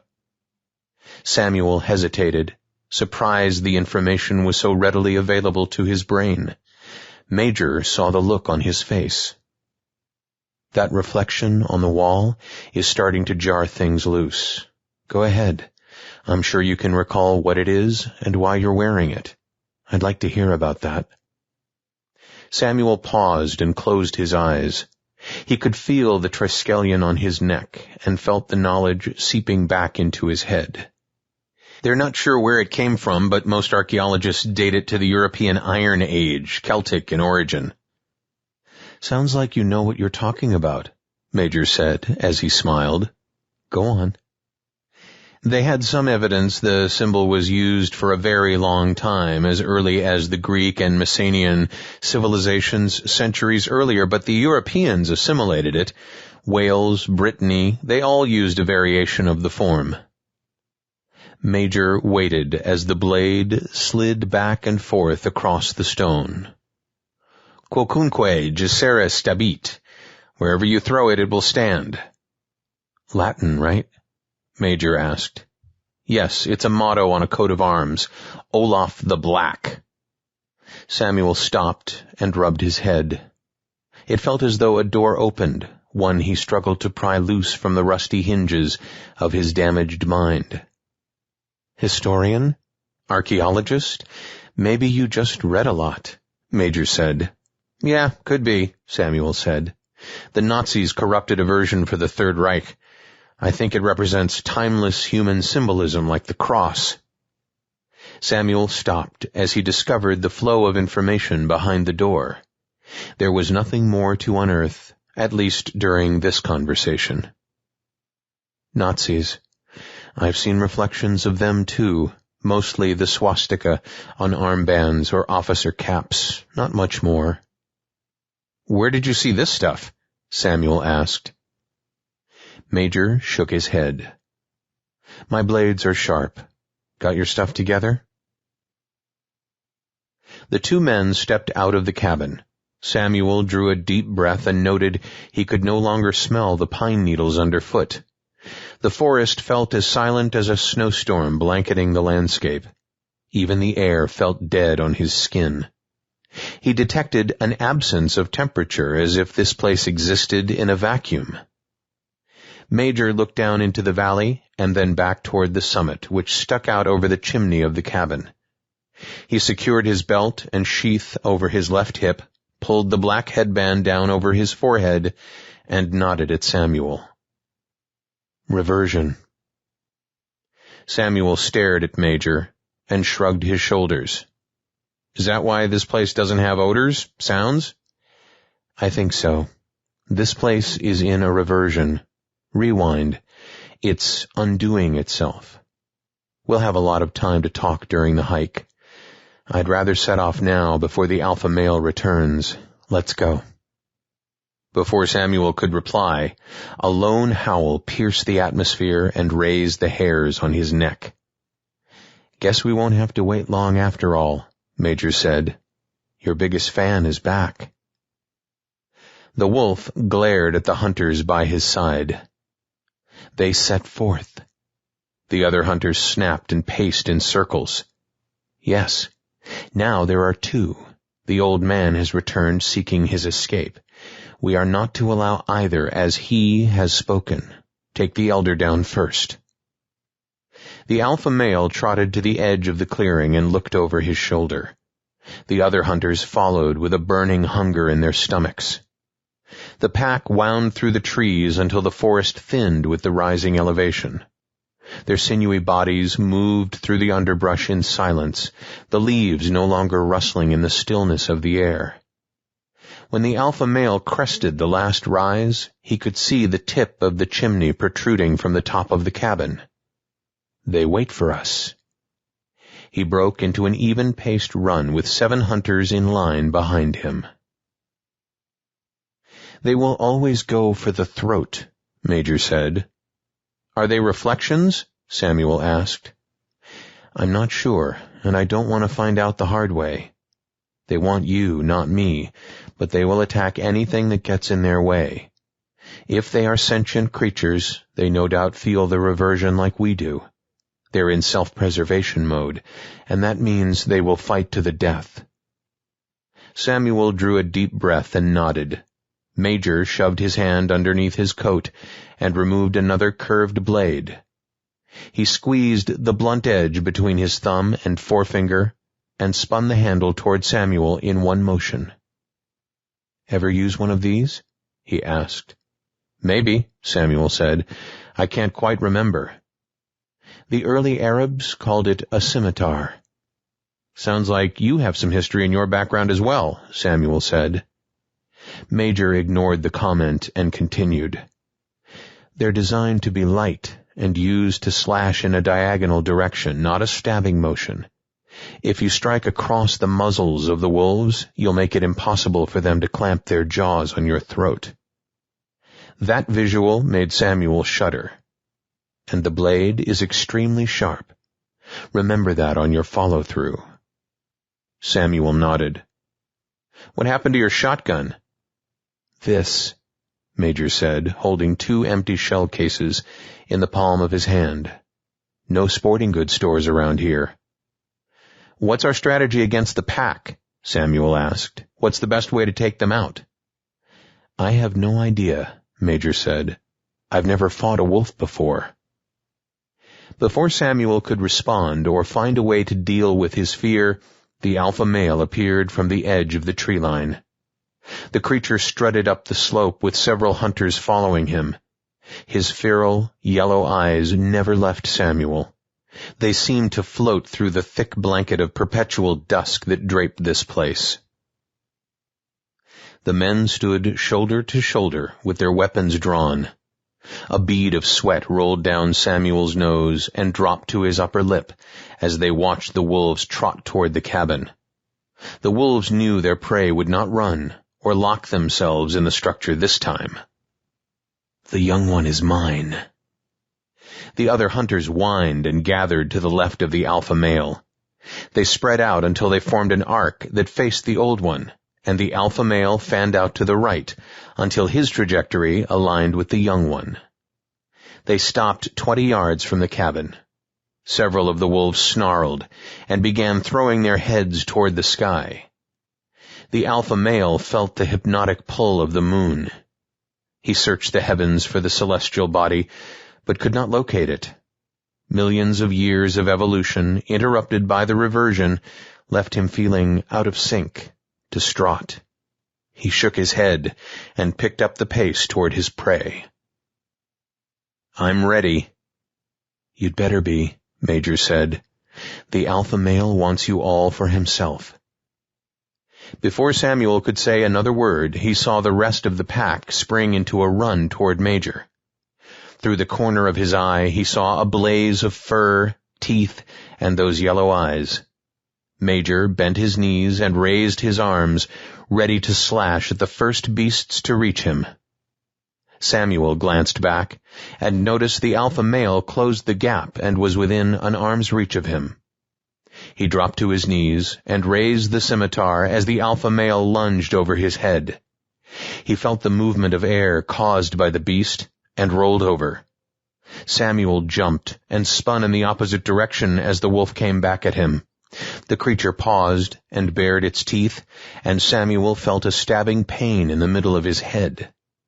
Pressing a palm to his forehead, he could feel someone or something else inside, like a cancerous intruder. "I must devour you. I must honor his command, or I will die with this world." Samuel felt the words enter his mind rather than his ears. He blinked and looked at the alpha male. "Why?" he asked. "You are my reflection." Samuel shook his head and raised the knife to a defensive position. The alpha male took 3 long strides forward and stopped. He bared his teeth at Samuel before darting off in the other direction, toward the rest of the pack surrounding Major. The other hunters pushed Major back against the rear wall of the cabin. He stood with a knife in each hand and a wicked smile on his face. The wolves, ears up, pinned him there until the alpha male came up from behind. "I'm waiting," Major said to the wolves. "Take him." The hunters lunged forward. One locked its jaw around Major's ankle while another reeled back from the slash that opened its throat. The wolf died before it hit the ground. Another wolf bit into Major's left arm, while 2 more flanked the alpha male. Major brought the blade in his right hand across his body until it slashed the muzzle of the wolf on his arm. He heard a whine and felt the pressure release on his wrist, followed by the warming pain of torn flesh. He brought the heel of one boot down on the head of the wolf latching to his ankle. The animal let his leg loose and stumbled into the wall of the cabin. The alpha male howled, and his 2 sentries ran at Major. One leapt at his throat, while the other bit at the injured ankle. Major cried out as the wolf's teeth snapped at his chin. He turned in toward the cabin wall in a desperate attempt to knock the animals loose. When Major dropped to his knees, the alpha male came forward. He opened his mouth, and his eyes flared yellow in the disappearing light. The wolf reared back on its hind legs, ready to lunge. Samuel came around the corner as the alpha male leapt at Major. He felt his breath catch as he realized when the wolf finished with Major, he would be next. Major caught the wolf on his chest, the weight of the beast spinning him to one side and knocking him backward over a downed tree limb. The mixture of man and beast rolled to a stop. The alpha male sprang to his feet, and a second later, Samuel landed on him. He had his hands around the wolf's neck, his fingers gripping fur while the alpha male snapped at his face. With his upper body pointing down the slope, Samuel brought both legs up and in front of the alpha male until the back of his calves rested on the wolf's head. In one motion, he brought his legs back, heels first, driving the beast to the ground. Samuel heard the yelp and the cracking of bone on the hard earth, and he stood and kicked the alpha male in the ribs. He felt a surge of adrenaline at the beast's cry and realized there was hope. The wolf jumped up and ran toward the tree line with one rear leg dangling in painful limbo. As he watched the alpha male run, Samuel began to pursue the beast before he heard another scream from Major. He winced as the white underside of the alpha male's tail disappeared beyond his sight. "We are not finished." Samuel felt threatened by the thought, but he had to put it aside for now. He saw 2 more hunters approaching Major. A knife dropped during the fight rested near one of the steps, and Samuel lunged for it and spun with the sharp edge out, slicing an ear off one of the wolves. The animal cried out and scratched at the stump with one paw. Samuel knelt and sliced horizontally through the air, his blade cutting through the mangy fur and major arteries of the wolf's neck. It flopped to the ground while blood poured from its wounds. By this time, Major maneuvered on top of the last remaining hunter, and his knife was raised high, ready for the plunge. Samuel took a step closer, staring at the carnage left by the battle with the pack. When he bent down to examine the tail of one wolf, another memory filled his head. "He's gone now, honey," came the smooth, reassuring voice of his mother. "Where?" asked Samuel, a boy of 5. "Up to heaven, with God." Samuel squeezed his Wolfie doll tight. He inhaled the scent of stuffed animal and the smell of his sheets. "Maybe Grandpa wants Wolfie doll with him." Samuel's mother smiled. She dabbed the corner of each eye with a bald tissue. "He'd want you to keep Wolfie, hun. Grandpa won't need him in heaven. God will give him everything he needs." Samuel nodded. He looked down again at the corpse of his grandfather in the casket. The white satin lining made it appear as though the man was floating within a cloud. Samuel noticed the wedding ring and yellow tobacco-stained fingertips of the man who had always given him spare nickels from his pockets. Samuel thought about the way the coins felt warm in his palm. "Will he get his smokes in heaven?" Samuel asked. "He will," his mother said. Several other Goliaths towered over Samuel as they approached the casket to pay their final respects. 2 men wore dark green uniforms, slathered in medals of various sizes and shapes. They left the folded triangular American flag next to the casket. "Your Gramps fought like hell for his country in World War II, one man said. The other simply stood with a face of stone. Samuel's mother patted her son on the head and bowed slightly to the uniformed man that spoke. More adults came forward, each one speaking to Samuel's mother with words meant for him. That little boy closed his eyes, and when he opened them, Major sat on the ground, wrapping his wounds and staring at the tree line where the alpha male disappeared. "Are you hurt?" Samuel asked. Major shrugged.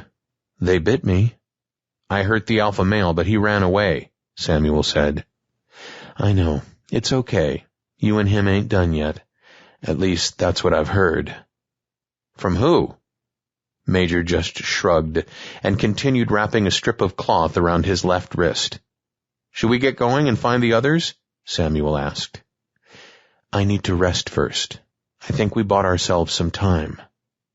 "How much time?" "Enough." Samuel nodded as the last of his adrenaline subsided.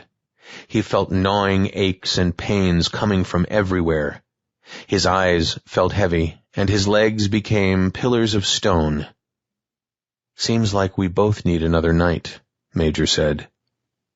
Samuel walked back into the cabin. He dropped his body to the bunk and fell into a deep sleep. Chapter 7. Samuel was awakened by his own snores, the sound pulling him from an undisturbed rest, and he blinked and stretched his arms.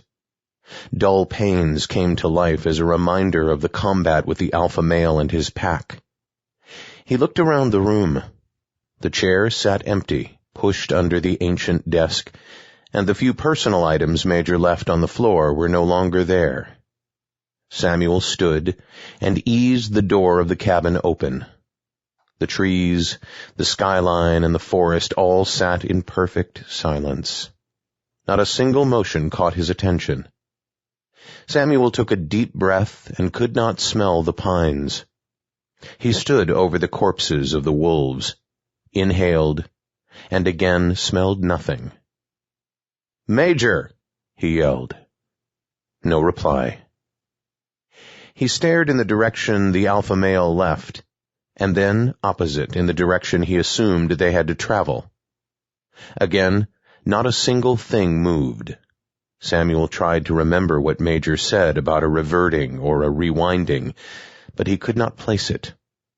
Whatever it was had accelerated, and Samuel wondered how long it would take before everything, including himself, would be forever frozen in the solitary landscape.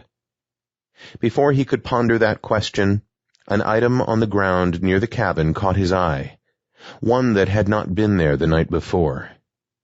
He bent down and picked up a piece of paper, weathered and folded in half.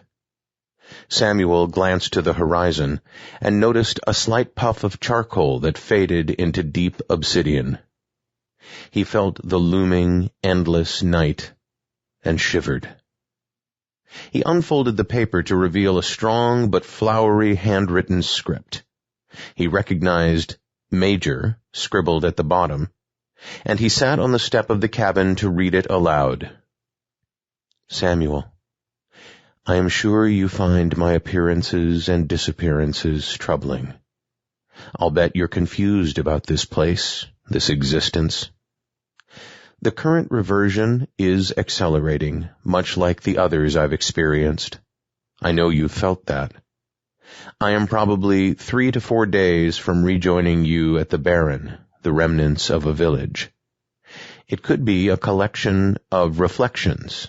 I'm not sure. Whatever it is, structures are there like the cabin.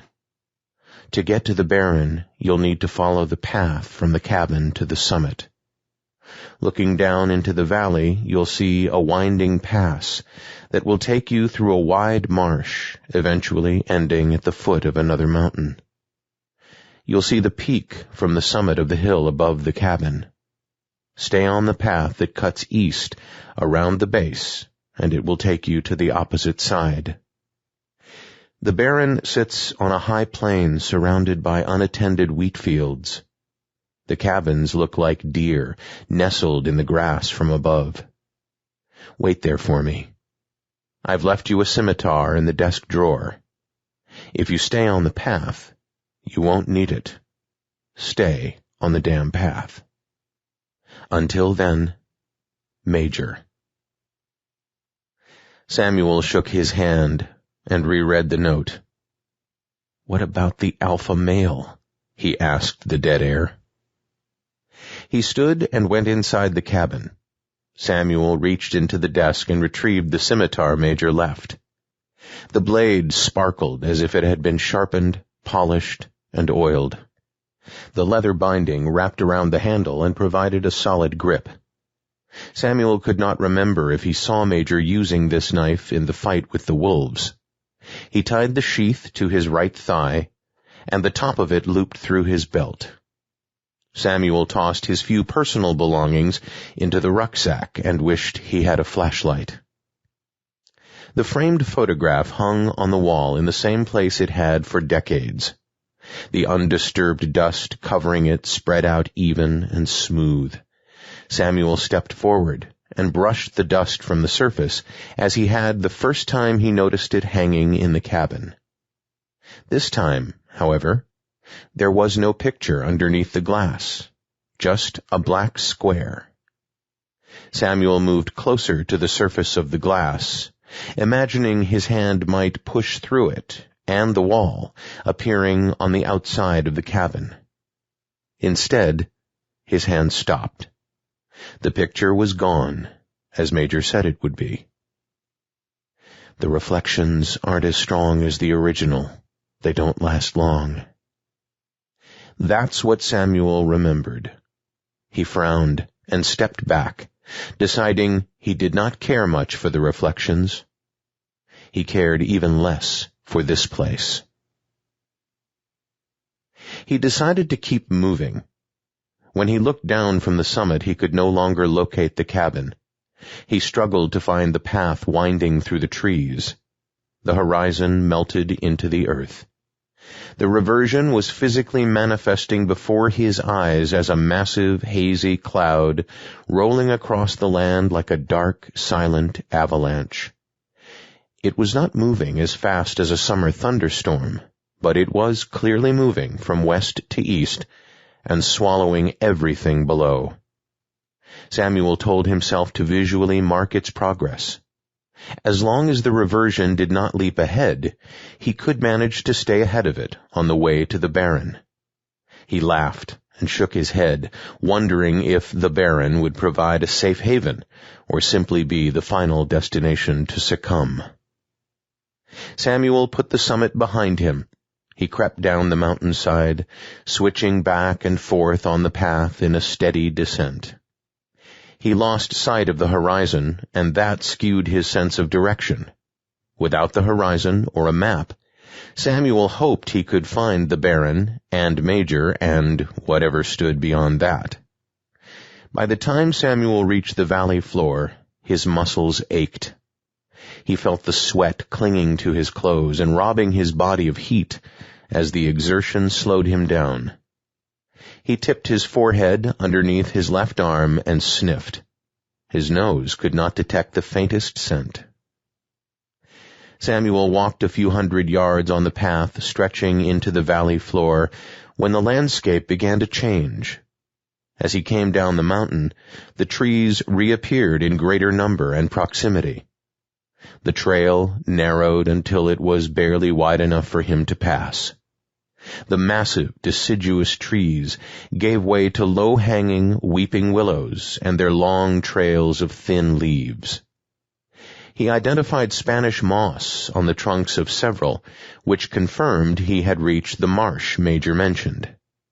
Samuel drew a deep breath and caught the slightest hint of brackish water and rotting vegetation. He drew another to confirm it was real. The reversion must unwind from one direction of this place to the other, he thought, as the cloud oozed from the western horizon toward the east, much the way natural weather fronts moved. With the hope he was outpacing the ominous cloud approaching the summit, Samuel decided to rest. He could no longer regulate day and night. The light source in this world had burnt out, like an old incandescent bulb in a lonely room, spilling the last feeble rays into eternal darkness. He laid the rucksack at his feet and looked over a shoulder at a pile of loose branches near a rock.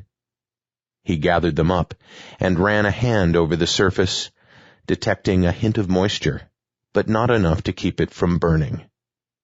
He was not sure if he was going to need the light or the heat, but creating a fire for his camp felt like the right thing to do. Samuel arranged the twigs in an A-frame design and removed the lighter from his pocket. He bent down low and rocked his thumb back on the flint when a voice broke the heavy silence. "I wouldn't do that if I were you." Samuel spun around, expecting to see Major. He saw nothing but the faint outline of the willows standing guard over the marsh. He shook his head and pulled his thumb back again, this time sure he could ignore the phantom voice in his head. "Don't do that." Samuel turned his head toward the voice. He watched as the outline of a human appeared to rise from the marsh. Water dripped from the ends of patchy strings of hair as the form walked toward Samuel. Strips of clothing that once covered a body with style dangled from pointed elbows and knees. It was not until the person stood before Samuel that he was able to see the face. The man stood with the dying light reflecting off of his exposed bone.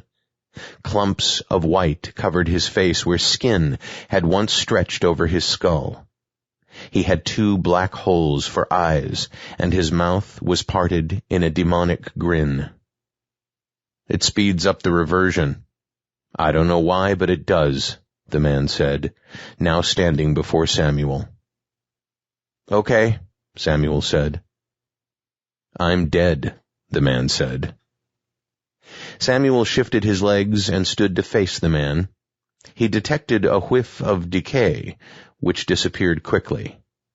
The flotsam from the marsh clung to the dead man's frame like a cape hung from bony shoulders.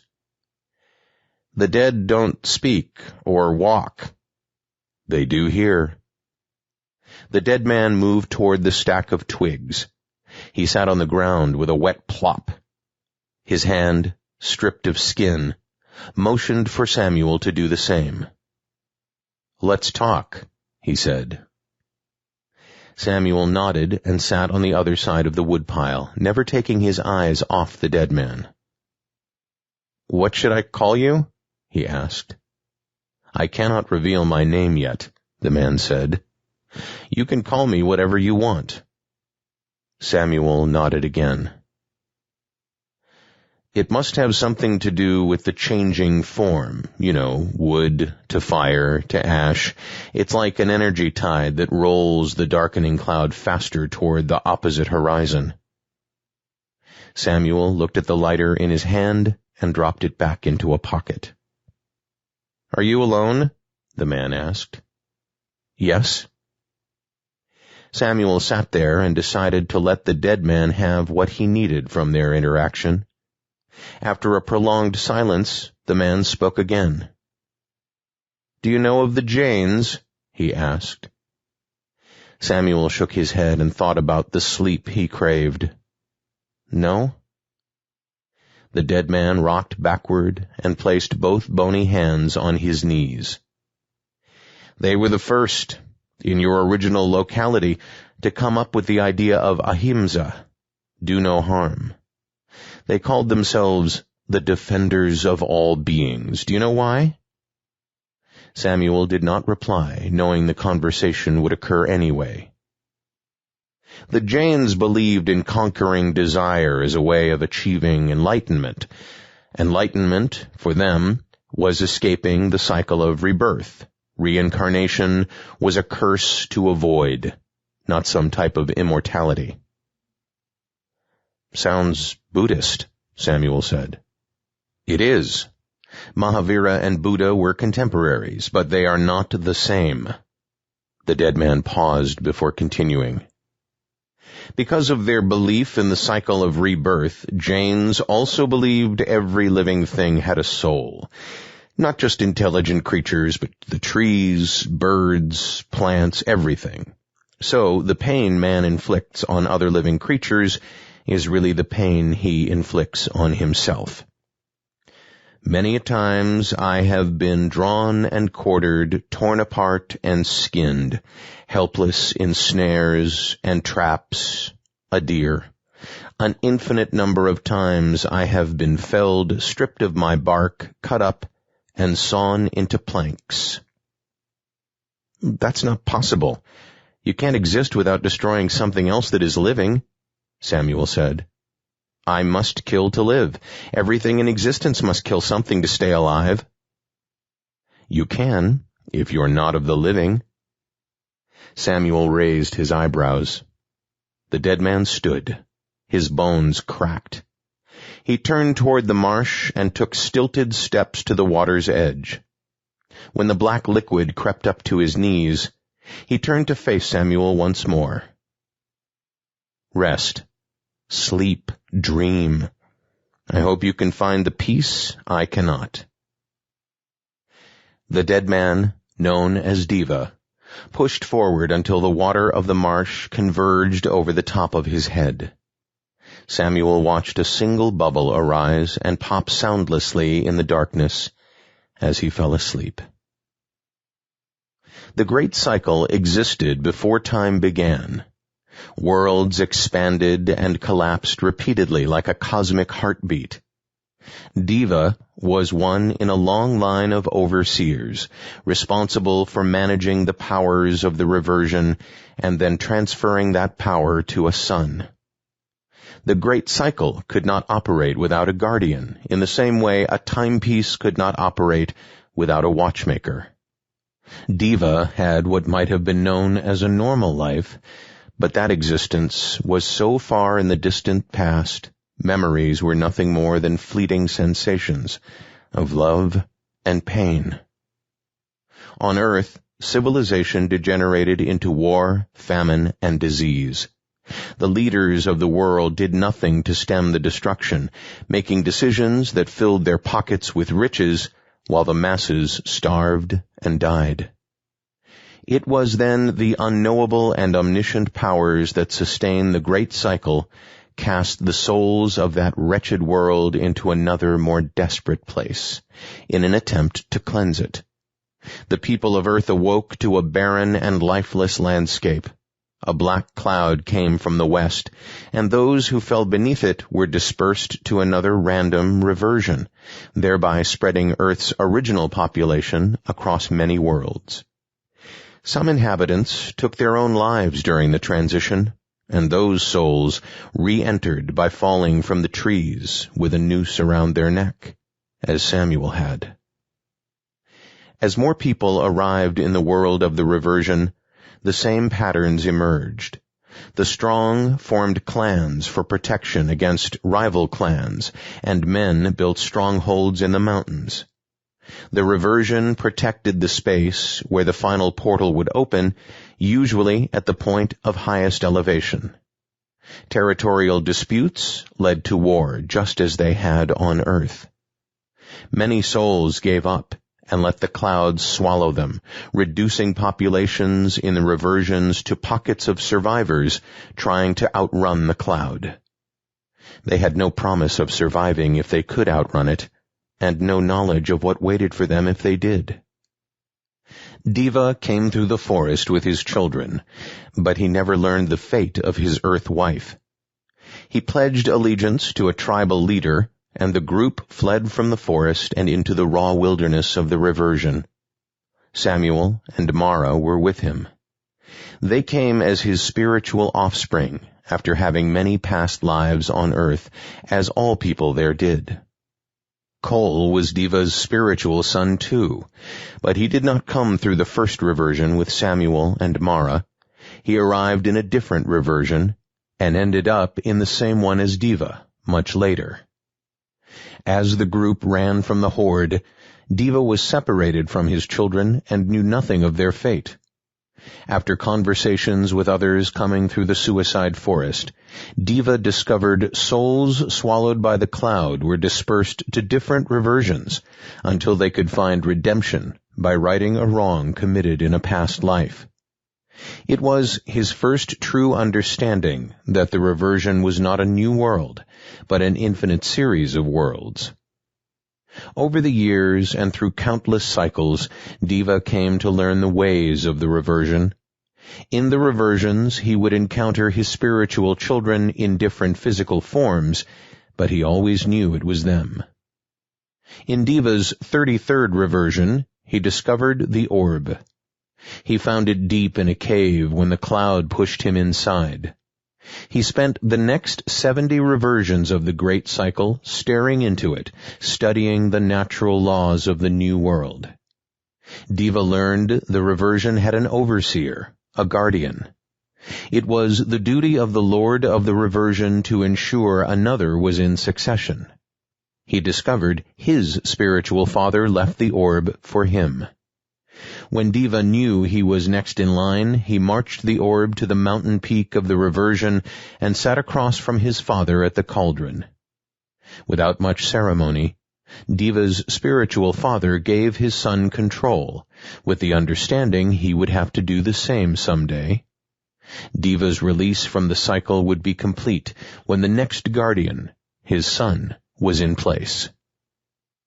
Although he had not done so in eons, Diva made the climb to the peak many times with hundreds of his spiritual sons, and yet none made it all the way to the cauldron, the point of transition. He always saw an aura around his spiritual sons, which distinguished them from others moving through the reversion. Diva knew Kole and Samuel were not like his other sons. They came through portals and slipped reversions and gained knowledge of their new universe. Samuel was his natural firstborn, and therefore most likely his successor. However, the paradox was not lost on Diva. He wanted Samuel to take his place and set him free. At the same time, Diva's responsibility dictated he put every obstacle in Samuel's path in order to make sure he passed the test. Only the true heir would make it to the peak, and Diva expected to see Samuel on the other side of the cauldron when the time was right. Until then, Diva would wait for the cloud to push the inhabitants of the reversion toward the mountain, hoping the next climb to the peak would be his last. The cloud would keep pushing Samuel to a cave, where he would talk to Diva again. Getting Samuel there to make amends with those he wronged in past lives was the first step in the process of becoming the next overseer. Samuel awoke, tired and achy. He gathered his things and took one last look at the marsh before continuing on the path, heading east toward the Baron and his meeting with Major. The dark cloud pushed ever closer, devouring this place. Samuel could not remember the point he left the path. He recalled the snow and the cold and the continued silence. But he felt as though one moment he stood on the worn ground and the next he was knee-deep in gray snow. The heavy flakes floated from the sky. They landed one on top of another and covered the ground within an hour. Samuel thought the snow could have been white, but without daylight and the reflection off the snowpack, the precipitation fell in waves of gray. He could not see the dark cloud that came from the west, but he felt it. He knew it was there, above the winter storm in the place where winter did not exist. He trudged onward, sensing east as best he could. The snow came in silent waves, burying the marsh, the path, and obscuring the mountain from view. Samuel realized his shirt and pants would not be enough for him to survive if this was indeed the onslaught of winter. This place carried no warning of the changing season, no hint of the autumn's leaves.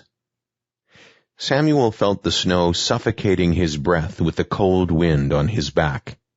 The ice kept his fingers numb, the fatigue pulling his eyelids down. He stumbled and used his left hand to brace for the fall. Samuel's body collapsed and the snow filled his mouth and stole his breath. He remained motionless as the cold flakes fell in silent waves. The snowy blanket covered his body, the frozen earth stealing what little heat remained. He raised his head and noticed conforming lines standing out against the random, spiky branches of the leafless trees. He rubbed the snow from his eyes and looked again, pushing himself up until he was on his hands and knees. He stumbled forward until the outline turned into a cabin, much like the first one he found. The cabin stood in the snowstorm, its chimney a defiant, obscene gesture to the raging elements. One door and one window faced Samuel, just like the other cabin. However, this one seemed a bit larger. He held his hands out, hoping to reach the door before the storm claimed his soul. Samuel staggered forward and fell on the step. He reached up with one hand until he felt the brass knob. The touch jolted him like a bolt of electricity, reminding him that failure to open this door meant a cold, slow death. His right hand seized it, but he could not make his fingers grasp the knob with enough strength to turn it. He would not consider what would happen if the door was locked. Samuel let his right hand fall and lunged at the knob with his left. Snow caked his head, and his feet tingled with the itchy pain of frostbite. He felt his fingers claw the knob, grasp it, and turn. Without the clinking sound of the opening strike plate, Samuel assumed he was dead, that the door was locked. But his left arm fell at an angle as the door to the cabin swung open. He raised his head and smiled, crawling across the threshold with a final lunge and rolling onto his back. He used an elbow to slam the door shut, and it shook the cabin without a sound. Samuel looked around and closed his eyes. His breathing slowed as relief and exhaustion pulled him into a state of unconsciousness. The crackling fire woke him. Samuel heard the hiss and pop before he smelled the rustic aroma of the hearth. He smiled with his eyes closed, savoring the sound and smell, senses he sometimes neglected in life and never would again, thanks to this place. He'd caught whiffs of scents, but nothing lingered for more than a few moments. He debated whether or not he was dead. Maybe there was fire. Maybe he was in hell. Curiosity won the mental duel, and Samuel opened his eyes in the glare of the bright yellow and orange flame. It caught his attention, as it did not have the sickly yellow shade of the fire he lit in the forest. He placed a hand over his forehead to shield himself from the unexpected light, and blinked like an ascetic emerging from a cave after years of meditation. The warmth relaxed his muscles. As his vision returned, he noticed a fuzzy aura at the edges. He pushed up onto his elbows and looked around the cabin. The hearth sat inside a black potbelly stove. A single iron pipe ran at an angle from the top and into the brick chimney, which extended up the wall and beyond the ceiling. A saucepan sizzled with tendrils of enticing steam spiraling away from the stovetop. He turned to see a wooden table with 2 chairs, one at each end. A napkin holder, candles, and steins were set on top. His rucksack sat next to the door, along with a pair of suede boots he did not recognize. Above the boots, and suspended by a single iron hook, was a long black leather trench coat. Samuel smiled, thinking of the futuristic sci-fi heroes laden with enormous weapons. In the corner sat a single reading chair with swirled sides and brass rivets holding the soft leather tight over the cushions. Samuel thought he could become lost in that chair with the help of a good book and a glass of wine. His eyes moved through the cabin so quickly that he did not notice a thick, plush sleeping bag held his body like a cocoon. He felt his feet.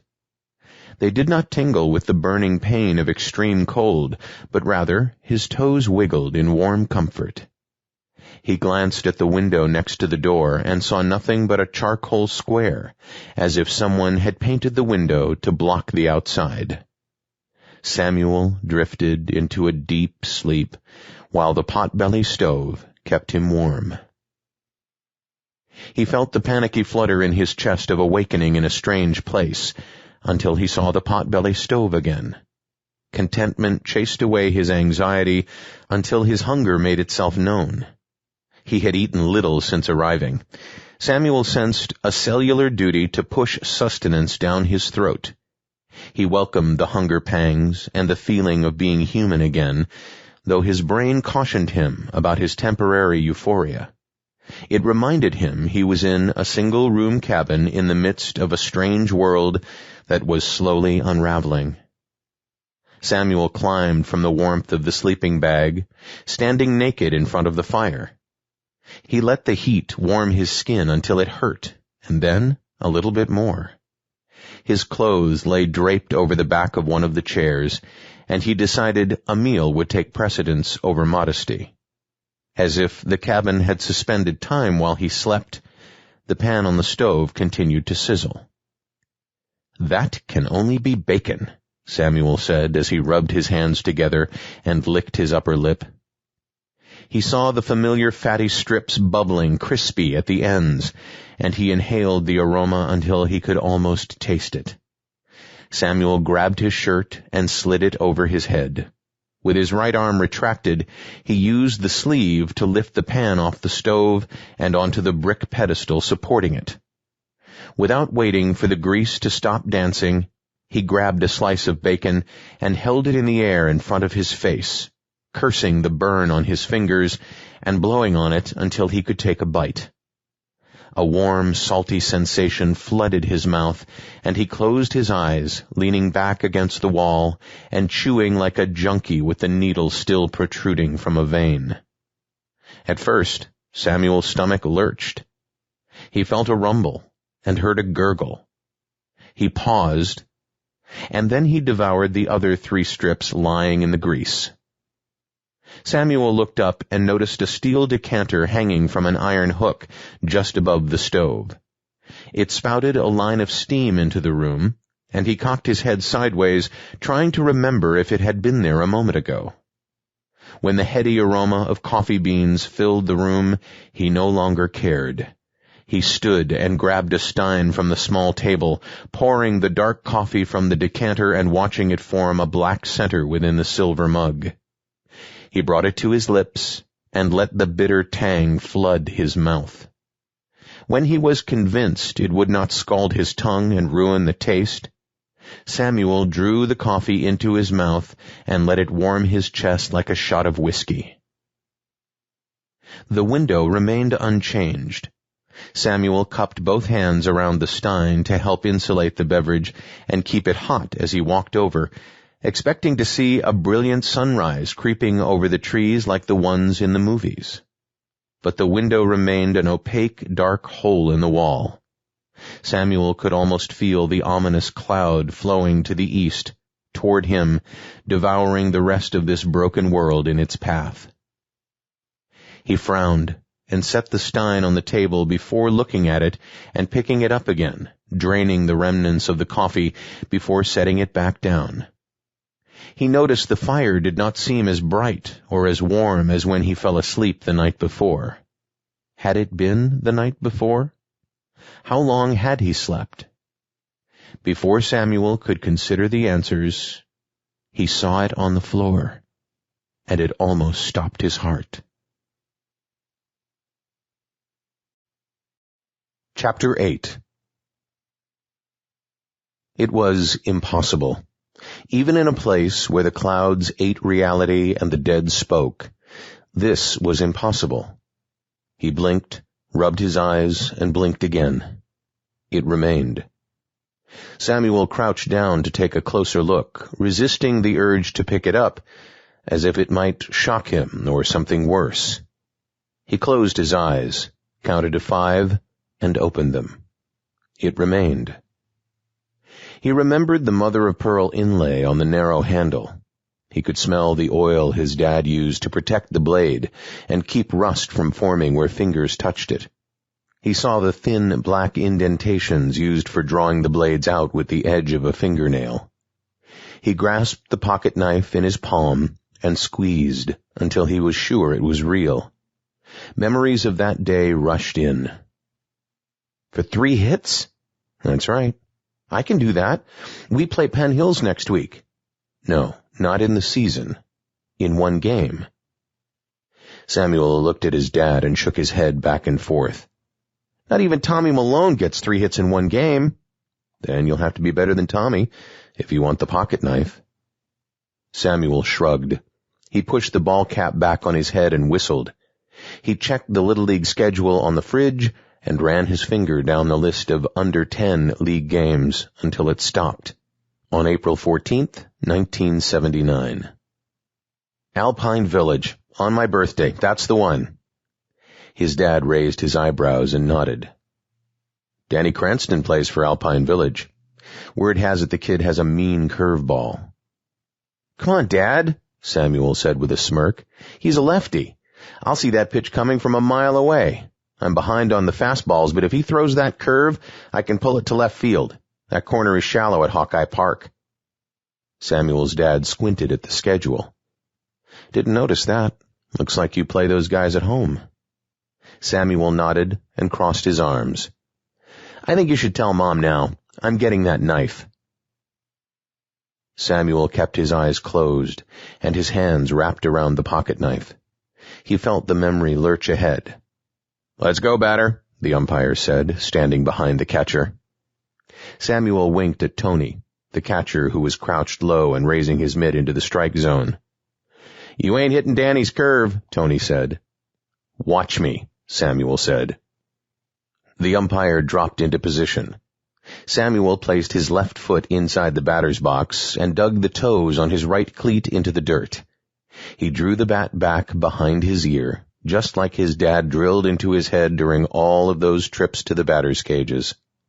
Samuel noted the runners on second and third and heard the moms cheering.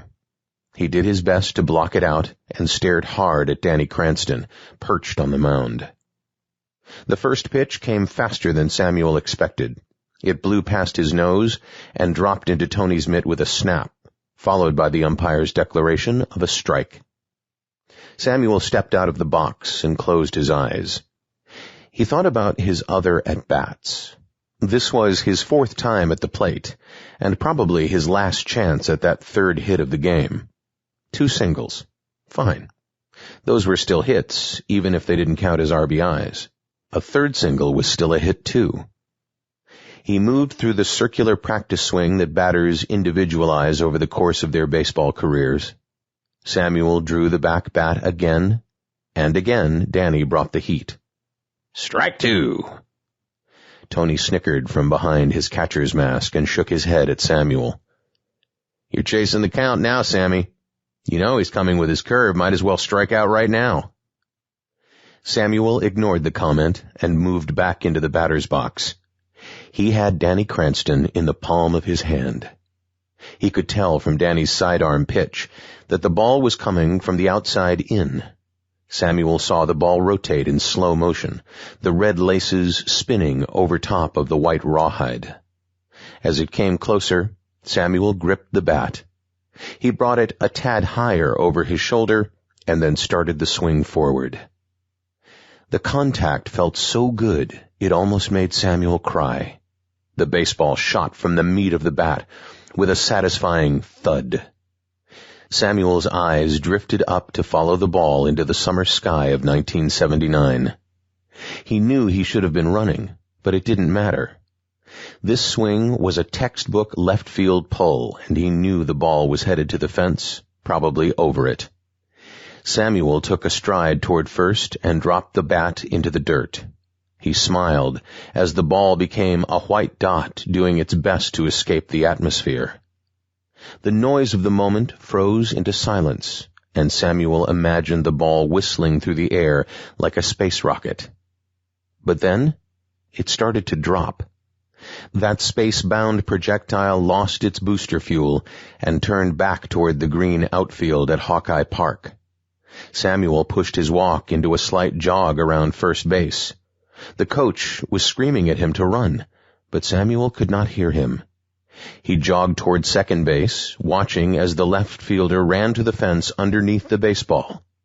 The outfielder stopped and raised his mitt over his head. Samuel saw the glove eat the ball a split second before it cracked the leather and snapped him back into real time. "Out!" Before he made it to the second base bag, Samuel was sobbing.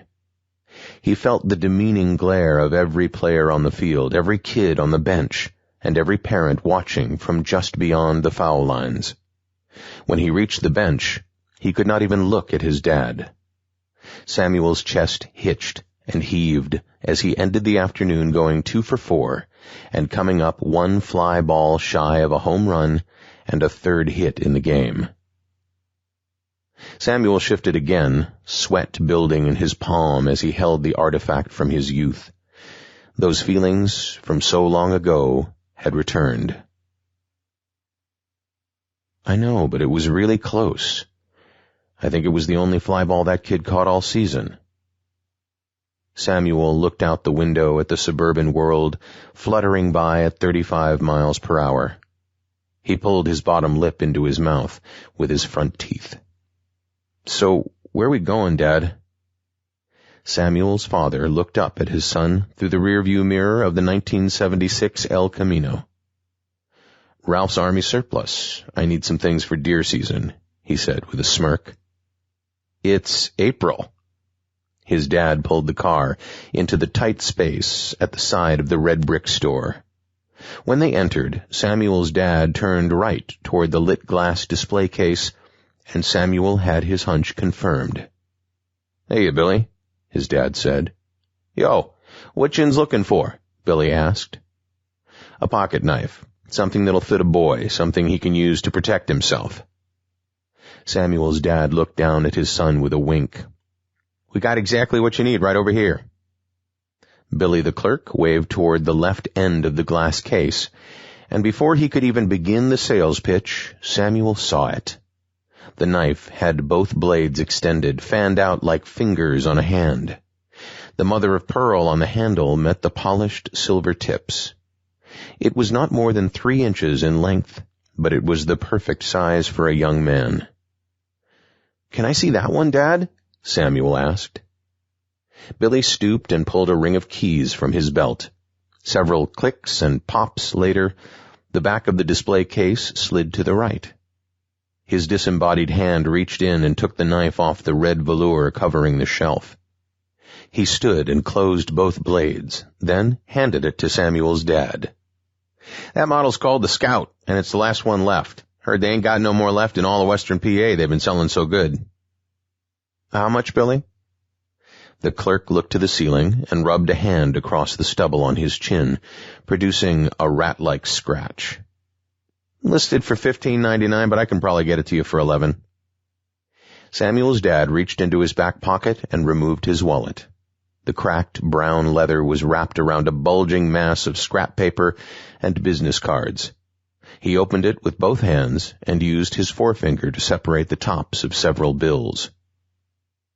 "Son?" Samuel had not stopped staring at the knife since the moment he saw it on display. All of the kids at St. Bernadette's school had one, except him. They would circle up at recess and pull them out, far away from the eagle-eye vision of the nuns.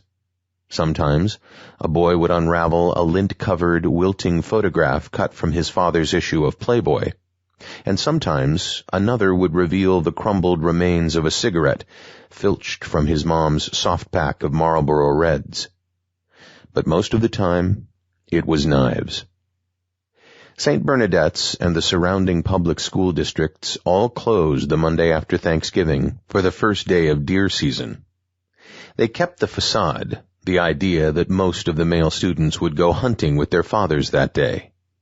But everyone knew the teachers went too. The pocket knife was the first indication of readiness. Even though Samuel and his chums would not be ready to take the hunter's safety course for another few years, the pocket knife served as public notice that they would. "Samuel?" his father said, this time with more force. "Yeah, Dad, that would be awesome. Really cool." His father nodded at the clerk. "Let me box that for you." "Can I just put it in my pocket, Dad?" Samuel felt his father's hand ruffle his hair, and then moved to the middle of his back, where it guided him out of the store. Samuel did not even notice the transaction, the receipt, or the small talk between Billy and his father. He gripped the knife in his palm, and for the first time, he felt like a man. Photographs rolled through Samuel's head, a slideshow of his life. Each one brought a remembrance of the Scout pocket knife and how it had become part of him. Samuel always kept it in his front right pocket, where it clattered together with loose change. Through his early teen years, Samuel kept the knife clean and polished. He maintained the blade and would buff the mother-of-pearl inlay. He remembered losing the knife several times, the last time in college after a night of heavy drinking. He had to scour the basement of a frat house the morning after, in a haze of hangover, stale beer, and the occasional used condom. He found it next to the toilet. He rinsed it off in the sink and placed the Scout back in his pocket where it belonged. The images shot across his mind, some lingering longer than others, until the procession slowed and finally stopped on one. A picture of Samuel in the funeral home, kneeling in front of his father's coffin. Samuel looked down at his father's still face. He felt a hand on his shoulder and turned to see his mother. She held a tissue in both hands, having given up trying to keep her makeup in check. She opened her mouth, but no words came. She shook her head instead and gave Samuel a quick rub on the shoulder before turning to greet another distant relative in town for the funeral. Samuel blocked out the quiet sobbing and muffled laughter of those gathered in the room. He looked again at his dad's face, forever asleep amidst the fragrant, arranged flowers, complete with ribbons strung across the front. "I know you love John more. It's okay. You didn't know what to do with a son like me. I'm not really sure how you managed. You and Mom struggled to understand what went on in my head, what the hell I wanted from life." He felt himself chuckle and turned to make sure his outburst did not garner attention from the rest of the family. "I mean, even now, with you lying here dead, I don't fit in. Nobody will approach me. But that's fine. I'm not here to mend fences with Uncle Frank. I think you loved me. I mean, you did as any man loves his son, but I think there was a time when it was unconditional. You bought me the Scout. I didn't deserve it. The deal was 3 hits, and I went 2 for 4. But you bought it anyway, and you bought it with your poker winnings. Mom wouldn't have allowed that purchase to come from the family budget. Don't think I don't know that." He looked over his shoulder to confirm the chasm of space still existed. None of the relatives would come near the coffin until he finished. None would risk a possible conversation with him. "I wish we could have had this conversation before cancer got you, but I guess I'll have to settle for it this way. I mean, I need to thank you. If I hadn't been so different than you and Mom, my siblings, I would still be stuck living in the same shithole suburb, wasting my life away." He paused. "Sorry. Even now it's hard for me not to take shots." Several relatives gathered near the table with the photographic collage and other remembrances. "I'll miss you, Dad. Even after everything we've been through, I'll miss you." Samuel stood and shoved both hands into his front pockets. His right hand struck his phone, and then the Scout. He wrapped his fingers around the pocket knife and held it in his palm. The tears created a wavering last image of his father in the casket. "I want you to take it with you. You never know when you might need to open a package or cut a string in the afterlife." Samuel slid his hand into the casket and tucked the Scout underneath the edge of the satin pillow, where the head of his dead father rested. Samuel shook his head as if to dislodge the cobwebs gathering inside and licked his lips, which felt dry as petrified wood. He glanced down at his palm and opened it. The knife remained, as real as the fingers grasping it. Samuel did the only thing he could think of. He placed it in his right pocket, where it sunk into the familiar space. He felt the coolness of the object through thin fabric as it rested against his leg. He stood and used his hand to clear the surface of the window, revealing the original gray landscape of this place. The snowstorm and all its fury were gone. The ground was dry, and he began to wonder if it had happened at all. He looked around the cabin and noticed it was almost identical to the first cabin. The stove, the food, the coffee, the clothing, the photographs hanging on the wall had all disappeared. Nothing remained but the chair, the table, the hard bunk, and a faint smell of burnt coffee beans. Samuel opened the door and stood on the threshold of the cabin, which faced the western horizon. The advancing cloud loomed overhead, and the landscape sat in soundless solitude. He turned to face the east, and recognized the path he hoped would lead to the barren. He was determined to reach it and survive, unsure if meeting Major there would really matter. This cabin is clearly done with me, he thought. With his rucksack full of a handful of meager belongings, Samuel set back off upon the path toward the barren. He hiked for hours around the base of the mountain, putting the second cabin and its memories behind. Every so often, Samuel would thrust his hand into his front pocket and feel the pocket knife nuzzled there. Then he'd shake his head, as though more surprised it remained there than that it appeared in the first place. The pale yellow flame caught his eye as it danced silently in the distance. Samuel sensed movement, but could not see anything around it. He hiked the path and realized it was close to night, based on the aches that came after hours of hiking. The fire grew in size as he got closer. After another hour of hiking, Samuel could discern the hot ash floating upward into the still trees. He saw a campfire and a pack sitting beside a fallen tree.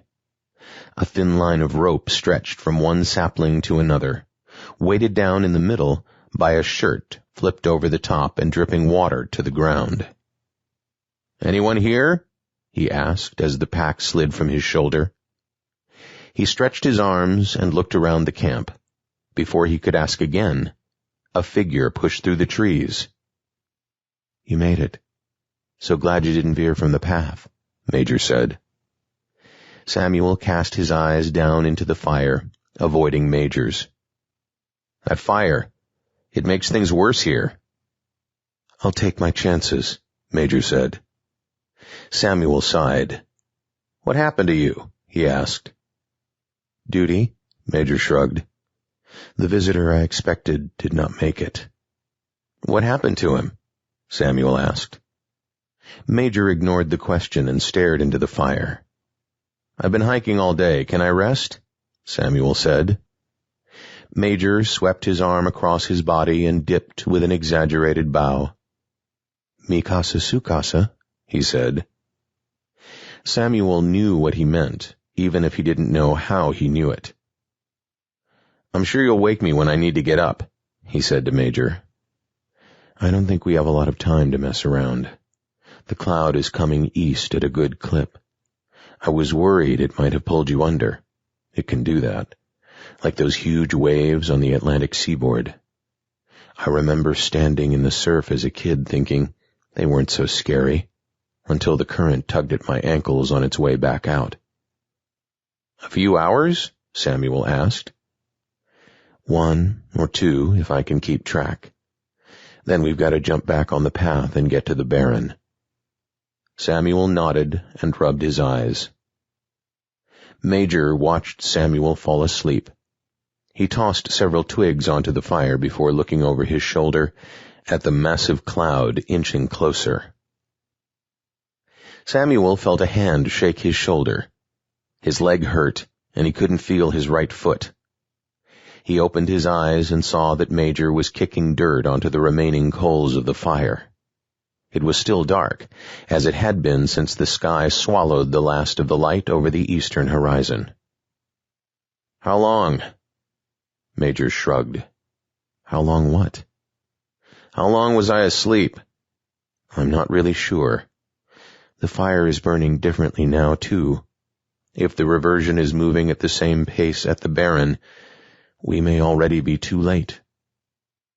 Samuel pulled himself upright and rubbed the pins and needles from his foot. "Too late for what?" "Too late to slip." Samuel waited for an explanation. When Major remained silent, he pushed. "What's a slip?" he asked. "I think we should wait until—" Samuel slammed his fist into the soft dirt and dry leaves. "I think you need to start filling me in right now. I don't know where the hell I am. I don't know who you are. I don't remember shit. Some things disappear and other things come back." "What did you say?" Major asked.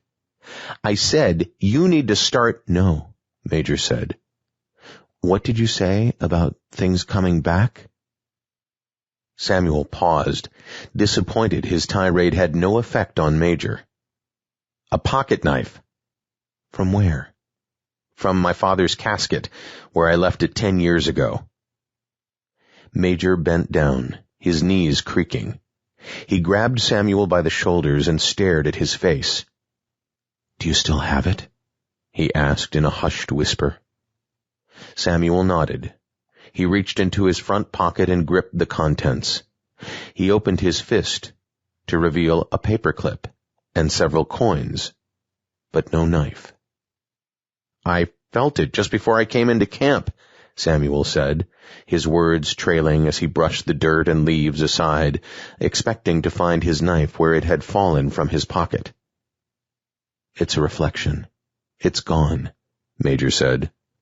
"I had it with me during the hike." "Are you sure you had it?" "I don't know," Samuel said. "I guess I'm not sure of much anymore." Major stood and rubbed his chin. He gathered a few items together and nodded at Samuel, instructing him to do the same. "I'd feel better if we got moving, put some distance between us and the cloud. We can talk as we go. I'm guessing we're a 5 or 6 hour hike from the Barren. I can explain a lot before we get there." Samuel brushed the dirt from his pants and put both hands to his ears, as if trying to keep his head together. "Whatever. I think it would be easier if I just ended it. I'm tired of dealing." "That's what got you here in the first place." Those who fell from the noose after a suicide had a certain look about them.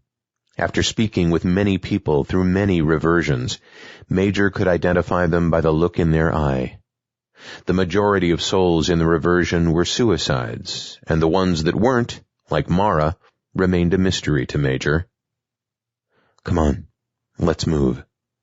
I still worry the cloud hasn't gotten to all of the wolves yet." 7. "You're exaggerating." "No, I'm not. 7 women." "At one time." Major smiled. The laugh lines in his face told Samuel the man had enjoyed the finer indulgences in life. "It was mostly me watching, but I jumped in when I could. Needed to recharge the battery a few times. Those little pills sure helped with that. The only problem was getting it back down. That's where the whiskey on the rocks came in handy. I'd wake up, and they'd all be gone. It would take my brain 30 or 40 seconds to recalibrate, determine where the hell I was and what happened the night before. I never remembered everything, but enough to know the high-grade call girls don't come cheap, and I'd have some explaining to do to my accountant." Samuel pushed ahead as the path widened.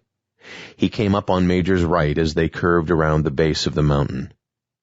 The path descended with a gentle slope Samuel assumed would empty them into the Barren. Samuel felt a renewed bounce in his step as he let the reversion take a back seat to Major's tail. "How far back?" he asked Samuel. "Huh?" "Childhood, high school, the drug years. How far back do you want me to go?" "How long till we reach the Barren?" Samuel asked. "Long enough to get into the good stuff," Major said. He pushed his headband up on his forehead and looked over a shoulder, as if measuring the progress of the cloud advancing from the west. "The path turns southwest for a bit before straightening out back to the east. Just want you to know I'm not walking us straight into the cloud." Samuel nodded. He drew a deep breath and exhaled an exaggerated gust of air into the otherwise silent surroundings. "I can't get used to the silence." Major smiled. He paused for a moment while his brain decided what he would share with Samuel. "We grew up in East Harlem, Spanish Harlem, before Clinton moved his office there and made it trendy again." Samuel frowned, becoming impatient with his own memory. The names struck a familiar chord, like recognizing the face of a lost acquaintance, but not remembering his name. He decided to let Major continue, and he hoped his memory would eventually catch up to fill in the gaps of the world he once knew. "My dad was a son of a bitch. He'd come home from the corner bar and beat the shit out of my mom. My brother and I, we'd hide under our beds. Not because he didn't know we were there. He knew. We stayed underneath it because he couldn't get his barrel chest far enough in to grab us. Anyway, my mom was from the barrio, and I don't ever remember finding out how they hooked up. Quite a scene, right? Some pale, red-haired Irishman with a sassy Latina girl on his arm. Samuel looked at Major's face and saw the mix of cultures. The man's nose was bulbous and red, but roots of black hair snuck out from under the ponytail. By the time I was 16, I was running with all the wrong folks. You know the story. We'd break into bodegas and go right for the register. Later on, we'd even take a crack at those little ATMs shoved in the corner of the market. You remember those?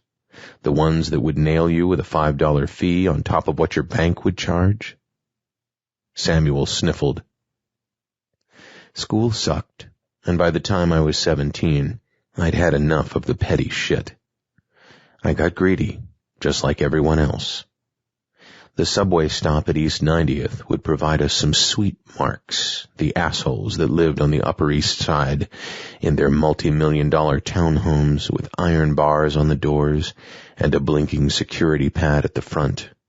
We'd jump 'em and got the cash when they came out of the station. Not sure why so many got out on the wrong side of Broadway, but we'd make the most of it. Summer of '88, I headed to the Jersey Shore with the guys in the crew. They had a few Dago contacts in Atlantic City, getting into the hooker and blow trades. Seemed like slapping bitches around was easier than risking a cuff in Manhattan. That's when I first realized I had it. Had what? Asked Samuel. The nose. I could smell deals a mile away. Drug deals at first, which I eventually turned into legit businesses like used cars. Major laughed at his own joke. He looked at the confused look on Samuel's face and decided to continue. I was great at the table games, too. $5 and $10 blackjack led me to the high roller rooms. I played where winnings came with a chick on your arm and a vial of blow. AIDS was breaking then, but when you're strung out on crack and cards, it's not much of a concern. Not sure how in the hell I escaped that, but I did. You tag so many asses without a Jimmy hat, you're rolling the dice. I wasn't much of a family man. I mean, I had a wife and kids, but I wasn't part of the family. My money provided housekeepers, pool boys, nannies, whatever we needed. But the money couldn't listen to my wife or help my kids with homework. The family made me legit, somehow gave me the air of a responsible citizen. That's the thing with the white-collar criminals. They sit next to you at the PTA meetings, you see them in the grocery store, you wave at them as they walk their dogs. Hell, some of them even pick up dog shit with a blue plastic bag, yet they were robbing taxpayers blind. The bailout? Samuel asked. His face twisted as if someone else had used the term. Oh, you bet I got a chunk of that. We all did. By the time the mid-2000s rolled around, I had several business holdings in various countries. I had secret offshore accounts and enough capital to pay my mid-managers hundreds of thousands in bonuses. We had holiday blowouts that made the gangster movies look like children's birthday parties. Women everywhere, and not the skanks from the streets. I'm talking top-notch girls, good pussy, the kind that makes you forget your name. Samuel smiled. By 2008, I had offices in Manhattan and Newark. Jersey was a dump, but it was easier to hide assets there than it was in the 5 boroughs. I had departments trading mortgages for years, and we all knew that shit was going to crash. Anyone, including the Fed, that claims they didn't know is a bullshitter. An unspoken panic rippled through our ranks about 6 months before the shit hit the fan. Guys were getting out fast, selling assets, liquidating the adjustable rate loans. We all knew those were going to kill us. By the time Goldman Sachs became the media's whipping boy, I had stashed $400 million I thought would be invisible. That's what I thought. Samuel noticed a hitch in Major's throat. His pace on the trail quickened as they turned directly into the path of the cloud, soundlessly rolling over trees as it approached the east. But then a few of my guys turned.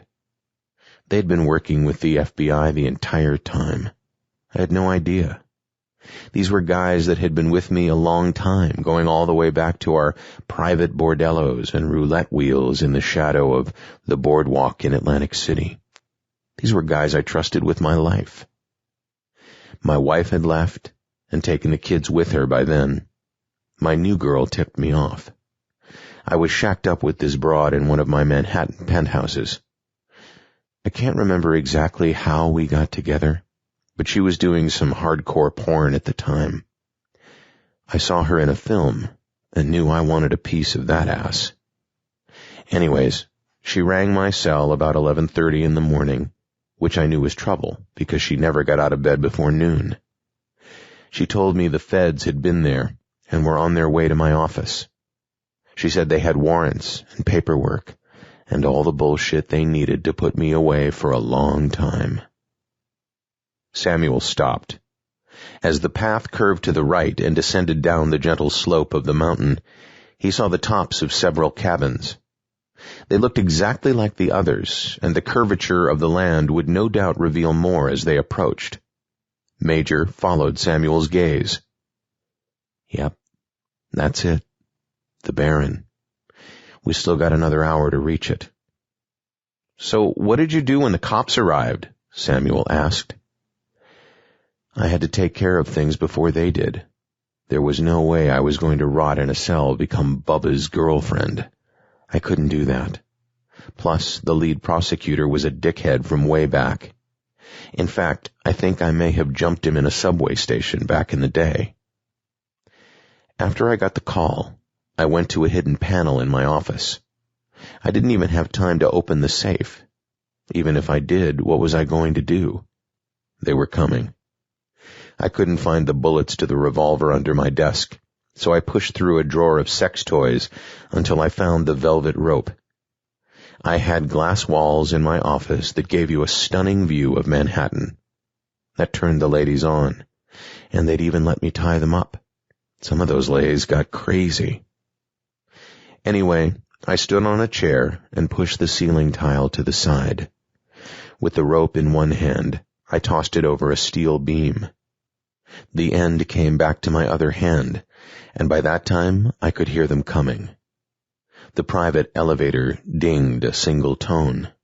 Footsteps in the marble foyer. If I had more time, who knows? I might have reconsidered. But I didn't.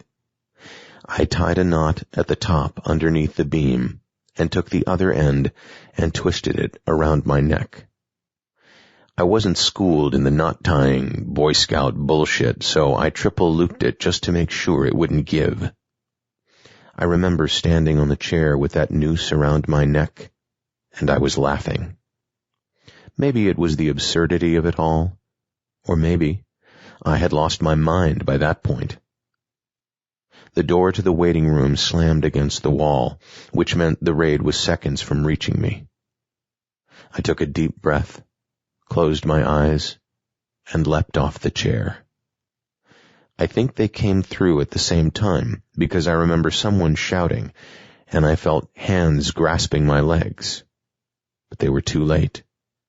Those knots held better than they were supposed to, because they snapped my neck.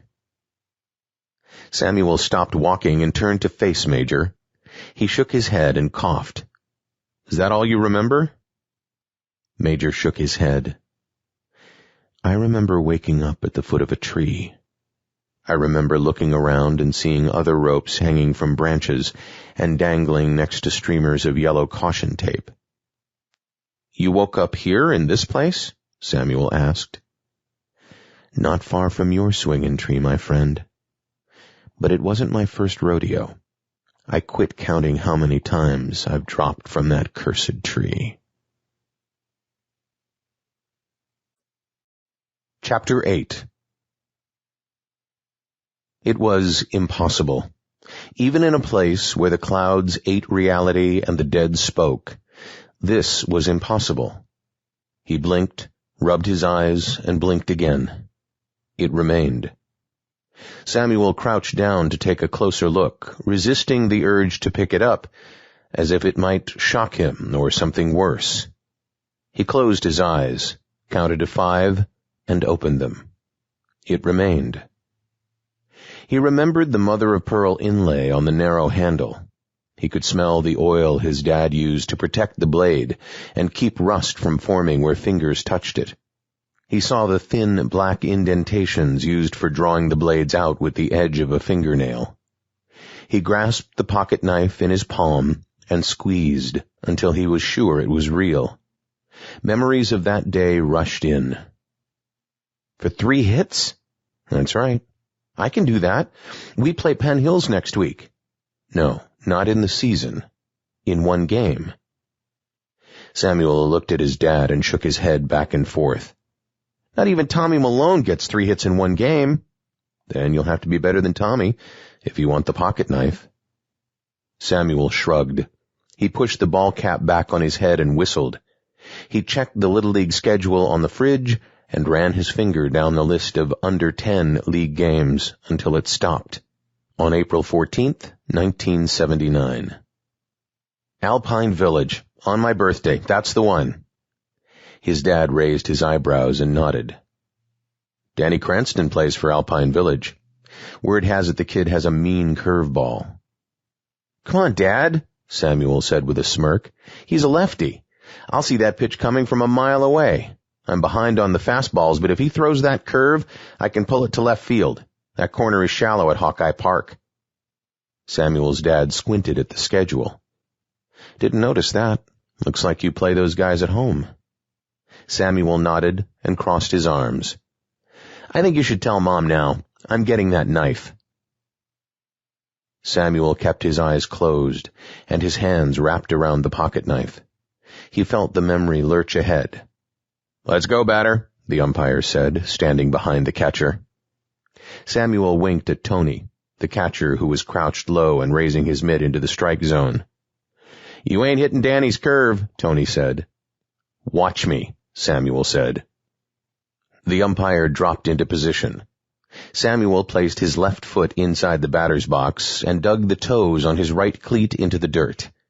He drew the bat back behind his ear, just like his dad drilled into his head during all of those trips to the batter's cages. Samuel noted the runners on second and third and heard the moms cheering. He did his best to block it out and stared hard at Danny Cranston, perched on the mound. The first pitch came faster than Samuel expected. It blew past his nose and dropped into Tony's mitt with a snap, followed by the umpire's declaration of a strike. Samuel stepped out of the box and closed his eyes. He thought about his other at-bats. This was his 4th time at the plate, and probably his last chance at that 3rd hit of the game. 2 singles. Fine. Those were still hits, even if they didn't count as RBIs. A 3rd single was still a hit, too.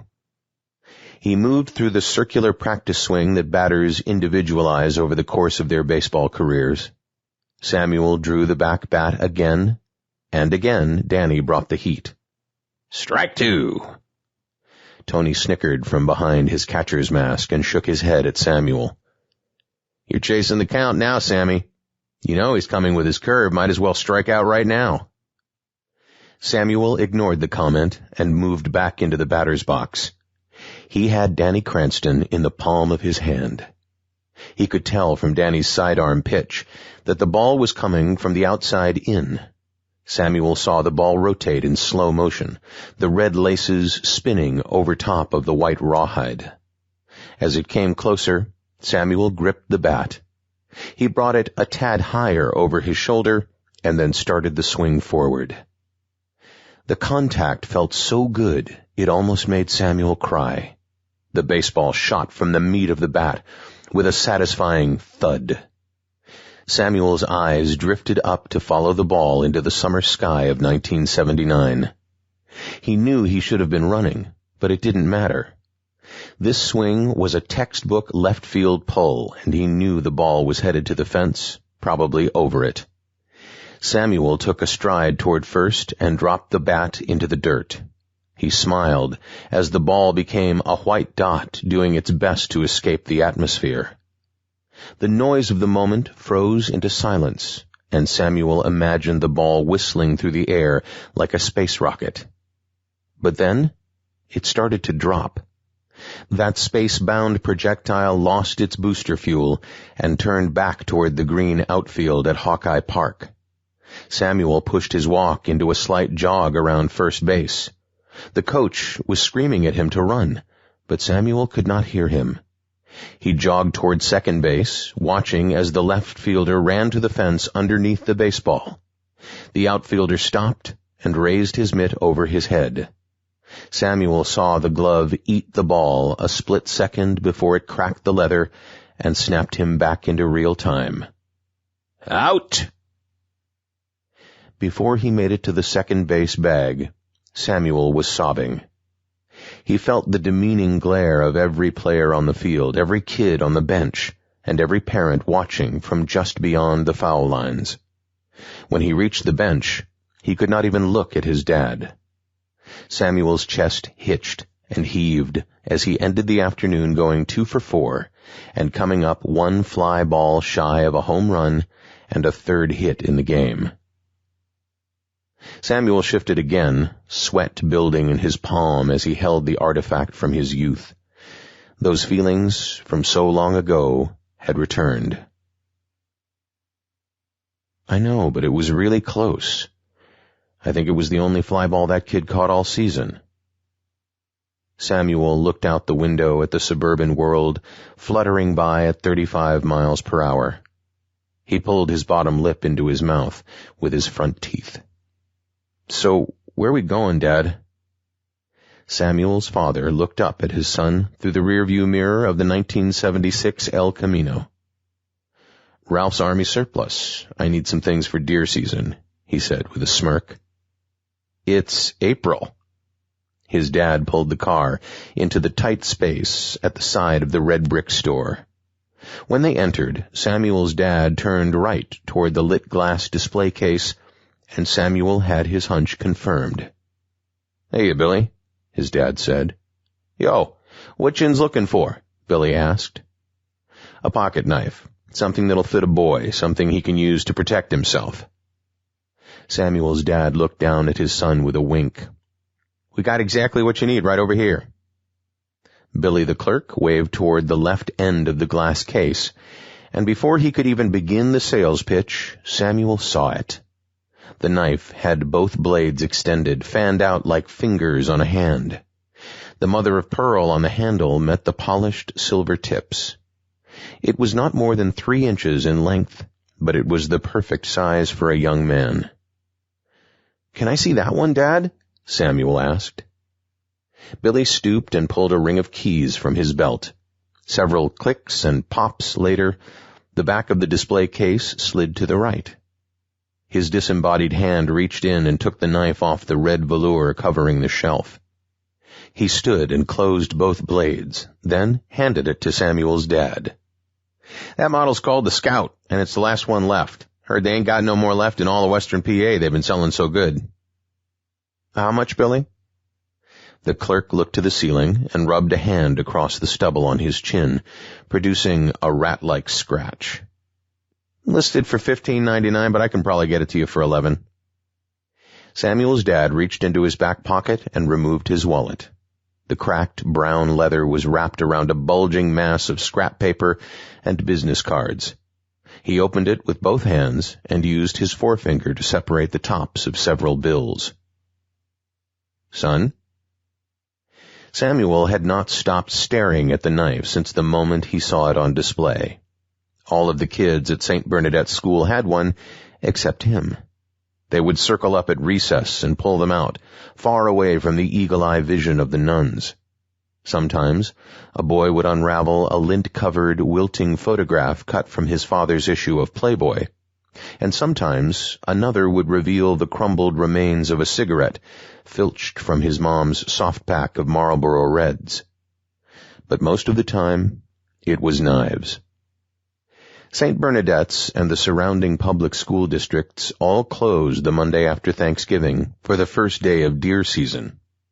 They kept the facade, the idea that most of the male students would go hunting with their fathers that day. But everyone knew the teachers went too. The pocket knife was the first indication of readiness. Even though Samuel and his chums would not be ready to take the hunter's safety course for another few years, the pocket knife served as public notice that they would. "Samuel?" his father said, this time with more force. "Yeah, Dad, that would be awesome. Really cool." His father nodded at the clerk. "Let me box that for you." "Can I just put it in my pocket, Dad?" Samuel felt his father's hand ruffle his hair, and then move to the middle of his back, where it guided him out of the store.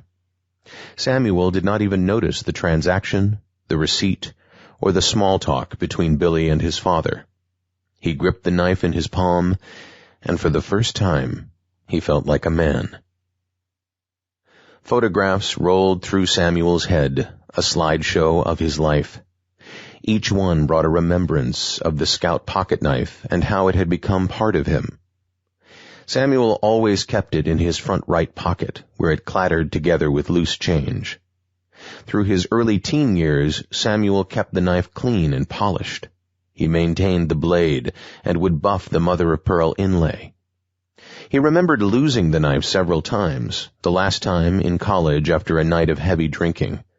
He had to scour the basement of a frat house the morning after, in a haze of hangover, stale beer, and the occasional used condom. He found it next to the toilet. He rinsed it off in the sink and placed the scout back in his pocket where it belonged. The images shot across his mind, some lingering longer than others, until the procession slowed and finally stopped on one. A picture of Samuel in the funeral home, kneeling in front of his father's coffin. Samuel looked down at his father's still face. He felt a hand on his shoulder and turned to see his mother. She held a tissue in both hands, having given up trying to keep her makeup in check. She opened her mouth, but no words came. She shook her head instead and gave Samuel a quick rub on the shoulder before turning to greet another distant relative in town for the funeral. Samuel blocked out the quiet sobbing and muffled laughter of those gathered in the room. He looked again at his dad's face, forever asleep amidst the fragrant, arranged flowers, complete with ribbons strung across the front. "I know you love John more. It's okay. You didn't know what to do with a son like me. I'm not really sure how you managed. You and Mom struggled to understand what went on in my head, what the hell I wanted from life." He felt himself chuckle and turned to make sure his outburst did not garner attention from the rest of the family. "I mean, even now, with you lying here dead, I don't fit in. Nobody will approach me. But that's fine. I'm not here to mend fences with Uncle Frank. I think you loved me. I mean, you did as any man loves his son, but I think there was a time when it was unconditional. You bought me the Scout. I didn't deserve it. The deal was 3 hits, and I went 2 for 4. But you bought it anyway, and you bought it with your poker winnings. Mom wouldn't have allowed that purchase to come from the family budget. Don't think I don't know that." He looked over his shoulder to confirm the chasm of space still existed. None of the relatives would come near the coffin until he finished. None would risk a possible conversation with him. "I wish we could have had this conversation before cancer got you, but I guess I'll have to settle for it this way. I mean, I need to thank you. If I hadn't been so different than you and Mom, my siblings, I would still be stuck living in the same shithole suburb, wasting my life away." He paused. "Sorry. Even now it's hard for me not to take shots." Several relatives gathered near the table with the photographic collage and other remembrances. "I'll miss you, Dad. Even after everything we've been through, I'll miss you." Samuel stood and shoved both hands into his front pockets. His right hand struck his phone, and then the Scout. He wrapped his fingers around the pocket knife and held it in his palm. The tears created a wavering last image of his father in the casket. "I want you to take it with you. You never know when you might need to open a package or cut a string in the afterlife." Samuel slid his hand into the casket and tucked the Scout underneath the edge of the satin pillow, where the head of his dead father rested. Samuel shook his head as if to dislodge the cobwebs gathering inside and licked his lips, which felt dry as petrified wood. He glanced down at his palm and opened it. The knife remained, as real as the fingers grasping it.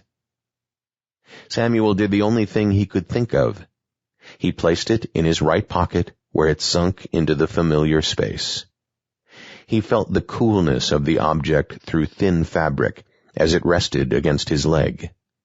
He stood and used his hand to clear the surface of the window, revealing the original gray landscape of this place. The snowstorm and all its fury were gone. The ground was dry, and he began to wonder if it had happened at all. He looked around the cabin and noticed it was almost identical to the first cabin. The stove, the food, the coffee, the clothing, the photographs hanging on the wall had all disappeared. Nothing remained but the chair, the table, the hard bunk, and a faint smell of burnt coffee beans. Samuel opened the door and stood on the threshold of the cabin, which faced the western horizon. The advancing cloud loomed overhead, and the landscape sat in soundless solitude. He turned to face the east, and recognized the path he hoped would lead to the barren. He was determined to reach it and survive, unsure if meeting Major there would really matter. "This cabin is clearly done with me," he thought. With his rucksack full of a handful of meager belongings, Samuel set back off upon the path toward the barren. He hiked for hours around the base of the mountain, putting the second cabin and its memories behind. Every so often, Samuel would thrust his hand into his front pocket and feel the pocket knife nuzzled there. Then he'd shake his head, as though more surprised it remained there than that it appeared in the first place. The pale yellow flame caught his eye as it danced silently in the distance. Samuel sensed movement, but could not see anything around it. He hiked the path and realized it was close to night, based on the aches that came after hours of hiking. The fire grew in size as he got closer. After another hour of hiking, Samuel could discern the hot ash floating upward into the still trees. He saw a campfire and a pack sitting beside a fallen tree.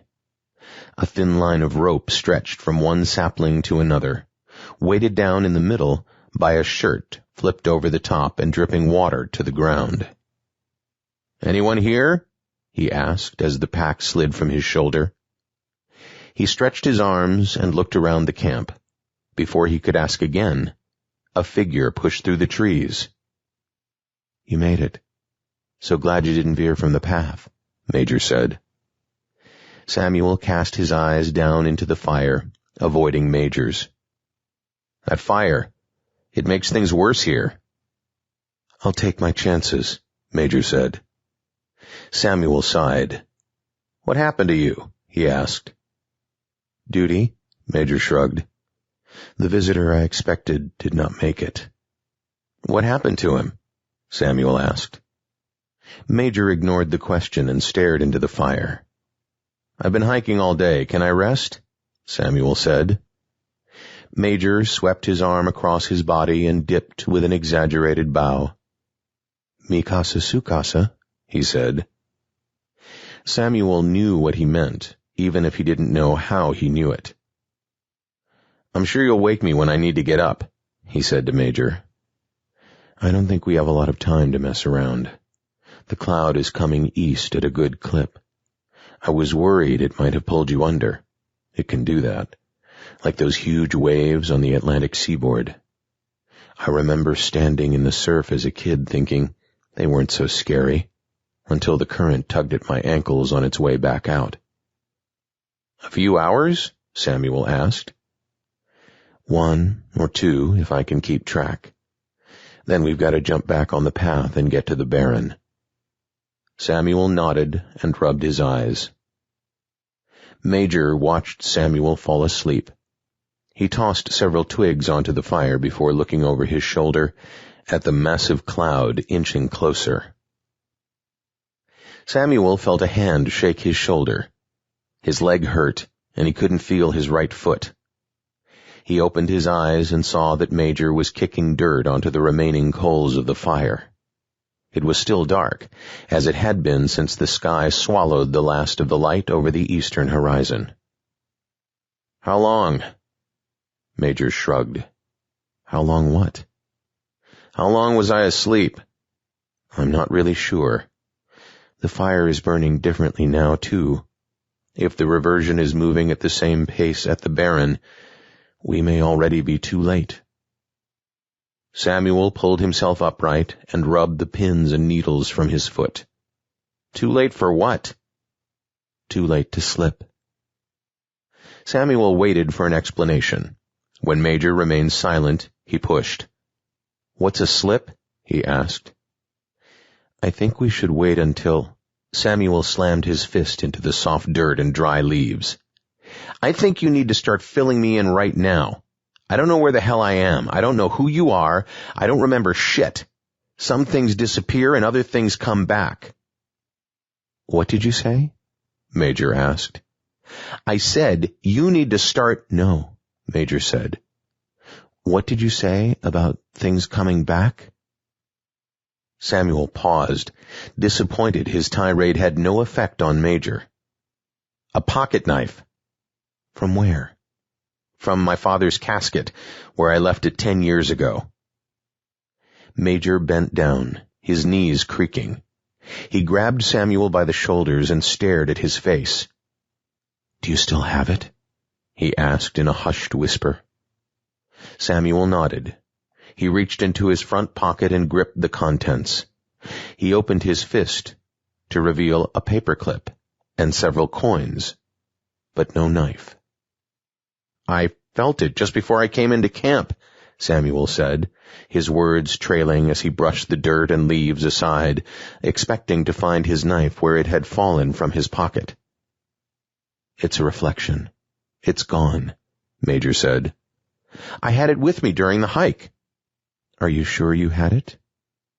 "I don't know," Samuel said. "I guess I'm not sure of much anymore." Major stood and rubbed his chin. He gathered a few items together and nodded at Samuel, instructing him to do the same. "I'd feel better if we got moving, put some distance between us and the cloud. We can talk as we go. I'm guessing we're a 5 or 6 hour hike from the barren. I can explain a lot before we get there." Samuel brushed the dirt from his pants and put both hands to his ears, as if trying to keep his head together. "Whatever. I think it would be easier if I just ended it. I'm tired of dealing." "That's what got you here in the first place." Those who fell from the noose after a suicide had a certain look about them. After speaking with many people through many reversions, Major could identify them by the look in their eye. The majority of souls in the reversion were suicides, and the ones that weren't, like Mara, remained a mystery to Major. "Come on, let's move. I still worry the cloud hasn't gotten to all of the wolves yet." 7. "You're exaggerating." "No, I'm not. 7 women." "At one time." Major smiled. The laugh lines in his face told Samuel the man had enjoyed the finer indulgences in life. "It was mostly me watching, but I jumped in when I could. Needed to recharge the battery a few times. Those little pills sure helped with that. The only problem was getting it back down. That's where the whiskey on the rocks came in handy. I'd wake up, and they'd all be gone. It would take my brain 30 or 40 seconds to recalibrate, determine where the hell I was and what happened the night before. I never remembered everything, but enough to know the high-grade call girls don't come cheap, and I'd have some explaining to do to my accountant. Samuel pushed ahead as the path widened. He came up on Major's right as they curved around the base of the mountain. The path descended with a gentle slope Samuel assumed would empty them into the barren.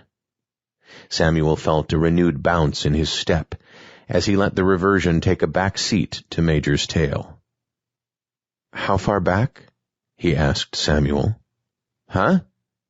Childhood, high school, the drug years? How far back do you want me to go?" "How long till we reach the barren?" Samuel asked. "Long enough to get into the good stuff," Major said. He pushed his headband up on his forehead and looked over a shoulder, as if measuring the progress of the cloud advancing from the west. "The path turns southwest for a bit before straightening out back to the east. Just want you to know I'm not walking us straight into the cloud." Samuel nodded. He drew a deep breath and exhaled an exaggerated gust of air into the otherwise silent surroundings. "I can't get used to the silence." Major smiled. He paused for a moment while his brain decided what he would share with Samuel. "We grew up in East Harlem, Spanish Harlem, before Clinton moved his office there and made it trendy again." Samuel frowned, becoming impatient with his own memory. The names struck a familiar chord, like recognizing the face of a lost acquaintance, but not remembering his name. He decided to let Major continue, and he hoped his memory would eventually catch up to fill in the gaps of the world he once knew. "My dad was a son of a bitch. He'd come home from the corner bar and beat the shit out of my mom. My brother and I, we'd hide under our beds. Not because he didn't know we were there. He knew. We stayed underneath it because he couldn't get his barrel chest far enough in to grab us. Anyway, my mom was from the barrio, and I don't ever remember finding out how they hooked up. Quite a scene, right? Some pale, red-haired Irishman with a sassy Latina girl on his arm." Samuel looked at Major's face and saw the mix of cultures. The man's nose was bulbous and red, but roots of black hair snuck out from under the ponytail. "By the time I was 16, I was running with all the wrong folks. You know the story. We'd break into bodegas and go right for the register. Later on, we'd even take a crack at those little ATMs shoved in the corner of the market. You remember those? The ones that would nail you with a $5 fee on top of what your bank would charge?" Samuel sniffled. "School sucked, and by the time I was 17, I'd had enough of the petty shit. I got greedy, just like everyone else. The subway stop at East 90th would provide us some sweet marks, the assholes that lived on the Upper East Side in their multi-million-dollar townhomes with iron bars on the doors and a blinking security pad at the front. We'd jump 'em and got the cash when they came out of the station. Not sure why so many got out on the wrong side of Broadway, but we'd make the most of it. Summer of '88, I headed to the Jersey Shore with the guys in the crew. They had a few Dago contacts in Atlantic City getting into the hooker and blow trades. Seemed like slapping bitches around was easier than risking a cuff in Manhattan. That's when I first realized I had it." "Had what?" asked Samuel. "The nose. I could smell deals a mile away. Drug deals at first, which I eventually turned into legit businesses like used cars." Major laughed at his own joke. He looked at the confused look on Samuel's face and decided to continue. "I was great at the table games, too. $5 and $10 blackjack led me to the high roller rooms.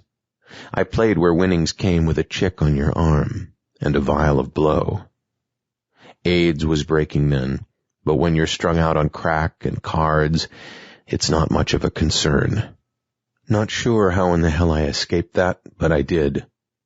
You tagged so many asses without a Jimmy hat, you're rolling the dice. I wasn't much of a family man. I mean, I had a wife and kids, but I wasn't part of the family. My money provided housekeepers, pool boys, nannies, whatever we needed. But the money couldn't listen to my wife or help my kids with homework. The family made me legit, somehow gave me the air of a responsible citizen. That's the thing with the white-collar criminals. They sit next to you at the PTA meetings, you see them in the grocery store, you wave at them as they walk their dogs. Hell, some of them even pick up dog shit with a blue plastic bag, yet they were robbing taxpayers blind. The bailout? Samuel asked.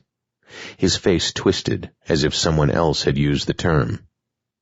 Oh, you bet I got a chunk of that. We all did. By the time the mid-2000s rolled around, I had several business holdings in various countries. I had secret offshore accounts and enough capital to pay my mid-managers hundreds of thousands in bonuses. We had holiday blowouts that made the gangster movies look like children's birthday parties. Women everywhere, and not the skanks from the streets. I'm talking top-notch girls, good pussy, the kind that makes you forget your name. Samuel smiled. By 2008, I had offices in Manhattan and Newark. Jersey was a dump, but it was easier to hide assets there than it was in the 5 boroughs. I had departments trading mortgages for years, and we all knew that shit was going to crash. Anyone, including the Fed, that claims they didn't know is a bullshitter. An unspoken panic rippled through our ranks about 6 months before the shit hit the fan. Guys were getting out fast, selling assets, liquidating the adjustable rate loans. We all knew those were going to kill us. By the time Goldman Sachs became the media's whipping boy, I had stashed $400 million I thought would be invisible. That's what I thought. Samuel noticed a hitch in Major's throat. His pace on the trail quickened as they turned directly into the path of the cloud, soundlessly rolling over trees as it approached the east. But then a few of my guys turned. They'd been working with the FBI the entire time. I had no idea. These were guys that had been with me a long time, going all the way back to our private bordellos and roulette wheels in the shadow of the boardwalk in Atlantic City. These were guys I trusted with my life. My wife had left and taken the kids with her by then. My new girl tipped me off. I was shacked up with this broad in one of my Manhattan penthouses. I can't remember exactly how we got together, but she was doing some hardcore porn at the time. I saw her in a film and knew I wanted a piece of that ass. Anyways, she rang my cell about 11:30 in the morning, which I knew was trouble because she never got out of bed before noon. She told me the feds had been there and were on their way to my office. She said they had warrants and paperwork and all the bullshit they needed to put me away for a long time. Samuel stopped. As the path curved to the right and descended down the gentle slope of the mountain, he saw the tops of several cabins. They looked exactly like the others, and the curvature of the land would no doubt reveal more as they approached. Major followed Samuel's gaze. Yep, that's it. The Barren. We still got another hour to reach it. So what did you do when the cops arrived? Samuel asked. I had to take care of things before they did. There was no way I was going to rot in a cell, become Bubba's girlfriend. I couldn't do that. Plus, the lead prosecutor was a dickhead from way back. In fact, I think I may have jumped him in a subway station back in the day. After I got the call, I went to a hidden panel in my office. I didn't even have time to open the safe. Even if I did, what was I going to do? They were coming. I couldn't find the bullets to the revolver under my desk, so I pushed through a drawer of sex toys until I found the velvet rope. I had glass walls in my office that gave you a stunning view of Manhattan. That turned the ladies on, and they'd even let me tie them up. Some of those ladies got crazy. Anyway, I stood on a chair and pushed the ceiling tile to the side. With the rope in one hand, I tossed it over a steel beam. The end came back to my other hand, and by that time I could hear them coming. The private elevator dinged a single tone. Footsteps in the marble foyer. If I had more time, who knows? I might have reconsidered. But I didn't. I tied a knot at the top underneath the beam and took the other end and twisted it around my neck. I wasn't schooled in the knot-tying Boy Scout bullshit, so I triple-looped it just to make sure it wouldn't give. I remember standing on the chair with that noose around my neck, and I was laughing. Maybe it was the absurdity of it all, or maybe I had lost my mind by that point. The door to the waiting room slammed against the wall, which meant the raid was seconds from reaching me. I took a deep breath, closed my eyes, and leapt off the chair. I think they came through at the same time, because I remember someone shouting, and I felt hands grasping my legs. But they were too late. Those knots held better than they were supposed to, because they snapped my neck. Samuel stopped walking and turned to face Major. He shook his head and coughed.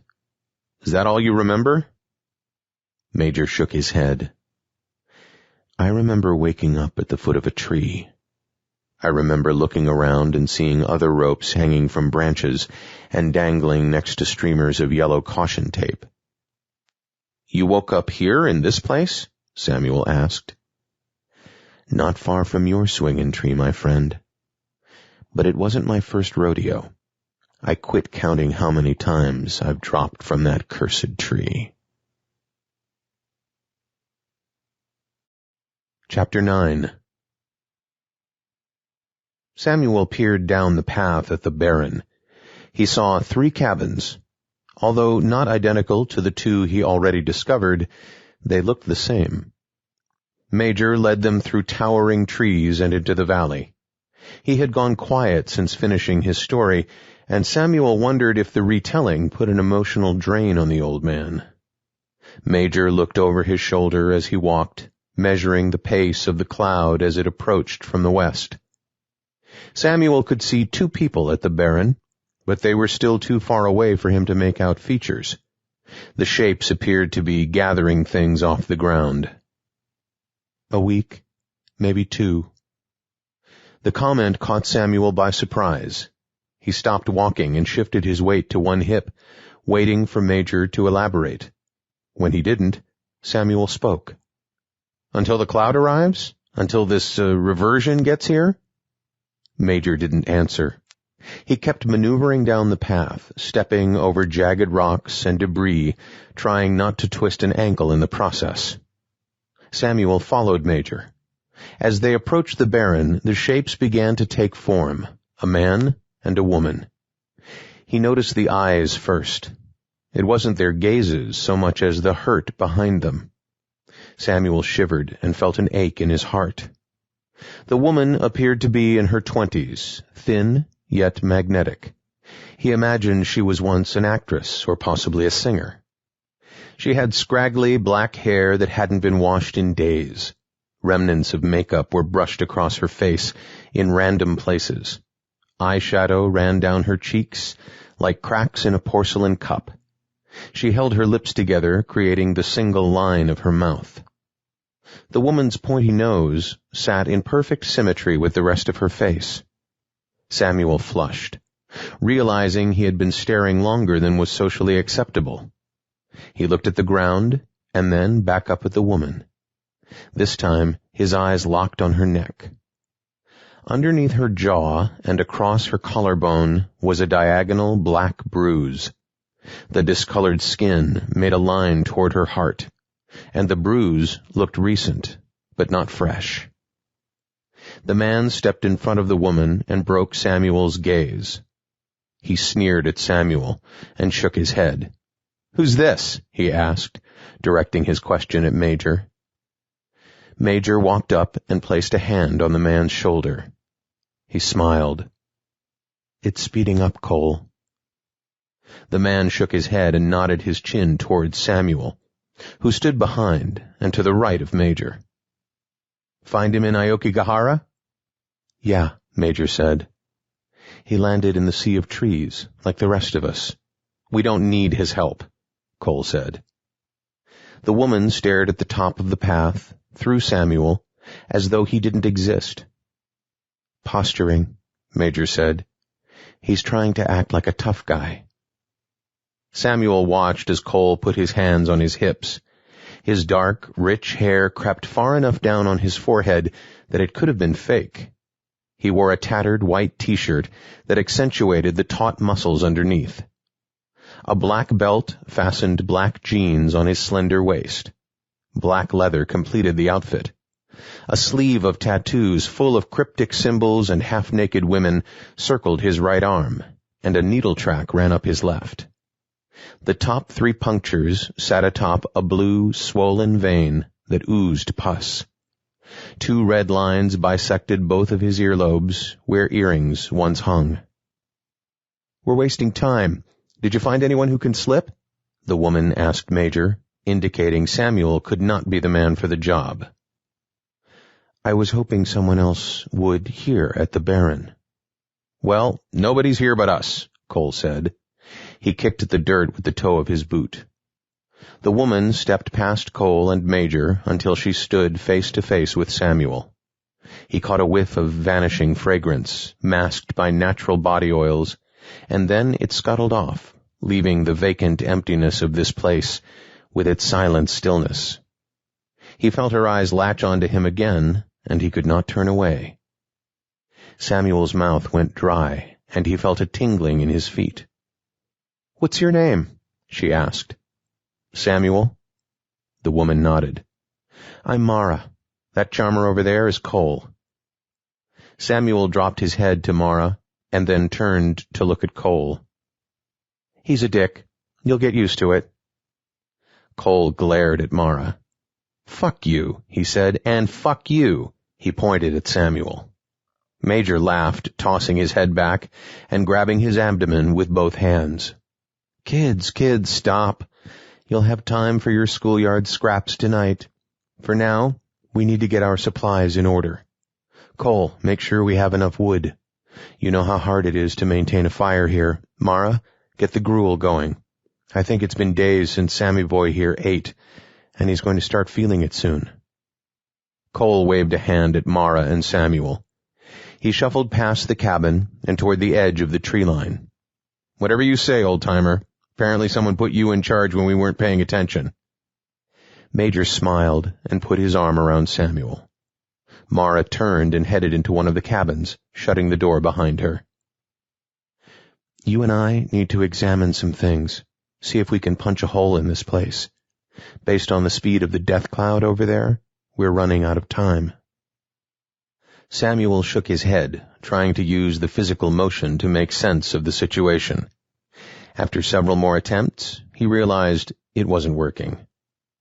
"We have to get out of here," he said. Major turned and looked at the cloud, then toward the cabin with Mara, then beyond the path to where Kole was picking up firewood. "Without a doubt," he said. Major poured the steaming liquid into a filthy clay mug, where it bubbled with a light froth. "Drink," he said to Samuel.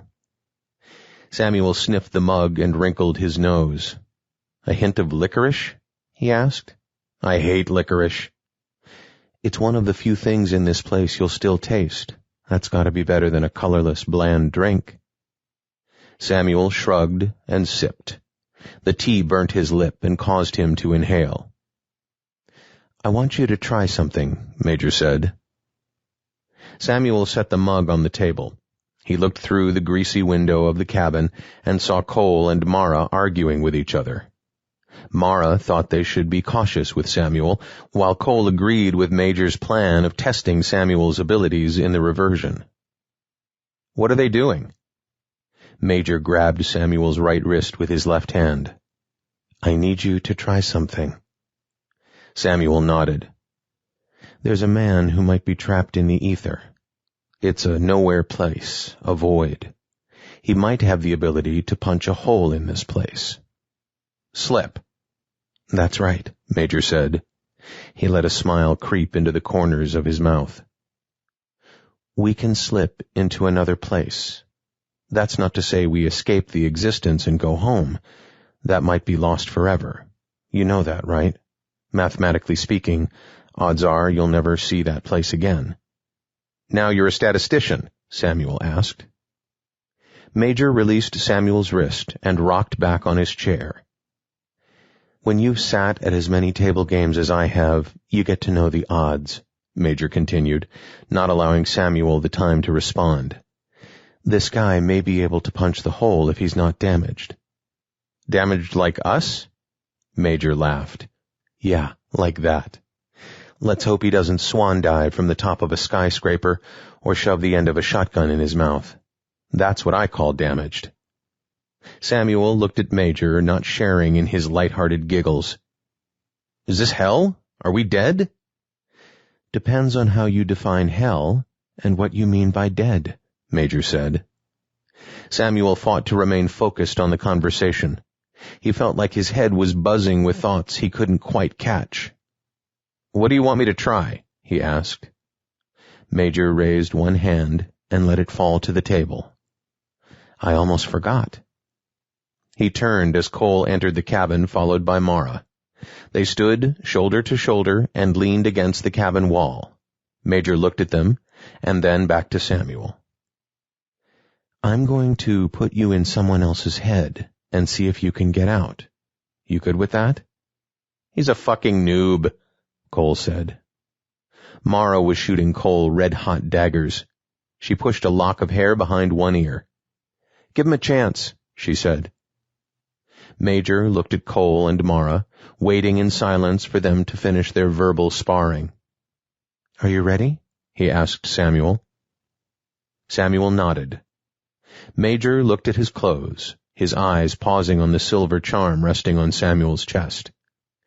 He wanted to yank it and run, testing the amulet himself to see if it was the talisman that would get him out of the reversion. But Major knew he had to let Samuel prove he could slip before he made a play for the talisman. "Close your eyes," he said to Samuel. "If you get in deep shit, we'll yank you back." The cabin disintegrated, and the accelerated rush of lights filled Samuel's vision. He looked up and to the right and saw the reflection of his own eyes, but they were not his. He noticed large red eyebrows on pasty skin and touched a finger to a widow's peak that retreated back toward thinning red hair, tainted with gossamer strands of silver. His hands gripped the steering wheel of an Italian sports car as it blew past the other cars in the right lane of the expressway. Samuel looked to his left and was met with a darkened reflection of someone else's body. It appeared to be mid-40s, paunchy and pampered. The silk tie sat askew on his collar, while a diamond stud penetrated his left ear. The whine of the engine caught Samuel's attention as the speedometer pushed past 95 on the gauge. Rain fell in large, loud drops and obscured the dividing line on the pavement. "Death wish," Samuel said. Major looked at Samuel, his eyes closed and his palm wrapped around the ignition key, with the blood draining from his fingers. "Do you know where you are?" Major asked. "In a car on a highway." Before Major could reply, a force snapped Samuel back into the shell, occupying the driver's seat. He saw the glow of brake lights ahead, like the eyes of angry monsters. Samuel caught a glimpse of the approaching off-ramp in the interval between windshield wiper swipes. He guided the car onto the shoulder amidst the sound of horns trailing off behind him. Samuel turned the wheel to the left and pulled his foot off the accelerator, bringing the car into a controlled fishtail on the rain-slicked pavement. He pushed the flashy BMW to its limits. He snapped the wheel into the turn and straightened the vehicle out as it approached a congested intersection trapped within four walls of suburban strip mall hell. "Running it into a wall or bridge?" Kole asked. Major shook his head. "No, he's headed somewhere. The driving is reckless, but that's the emotional state. He has other plans." Samuel felt the car lurch as he downshifted from second to first gear. His breathing felt shallow and rapid as the adrenaline heightened his senses. He followed the flow of traffic while checking his rear view for flashing lights. It would be miles before they caught up, and even then they wouldn't know which exit he had taken.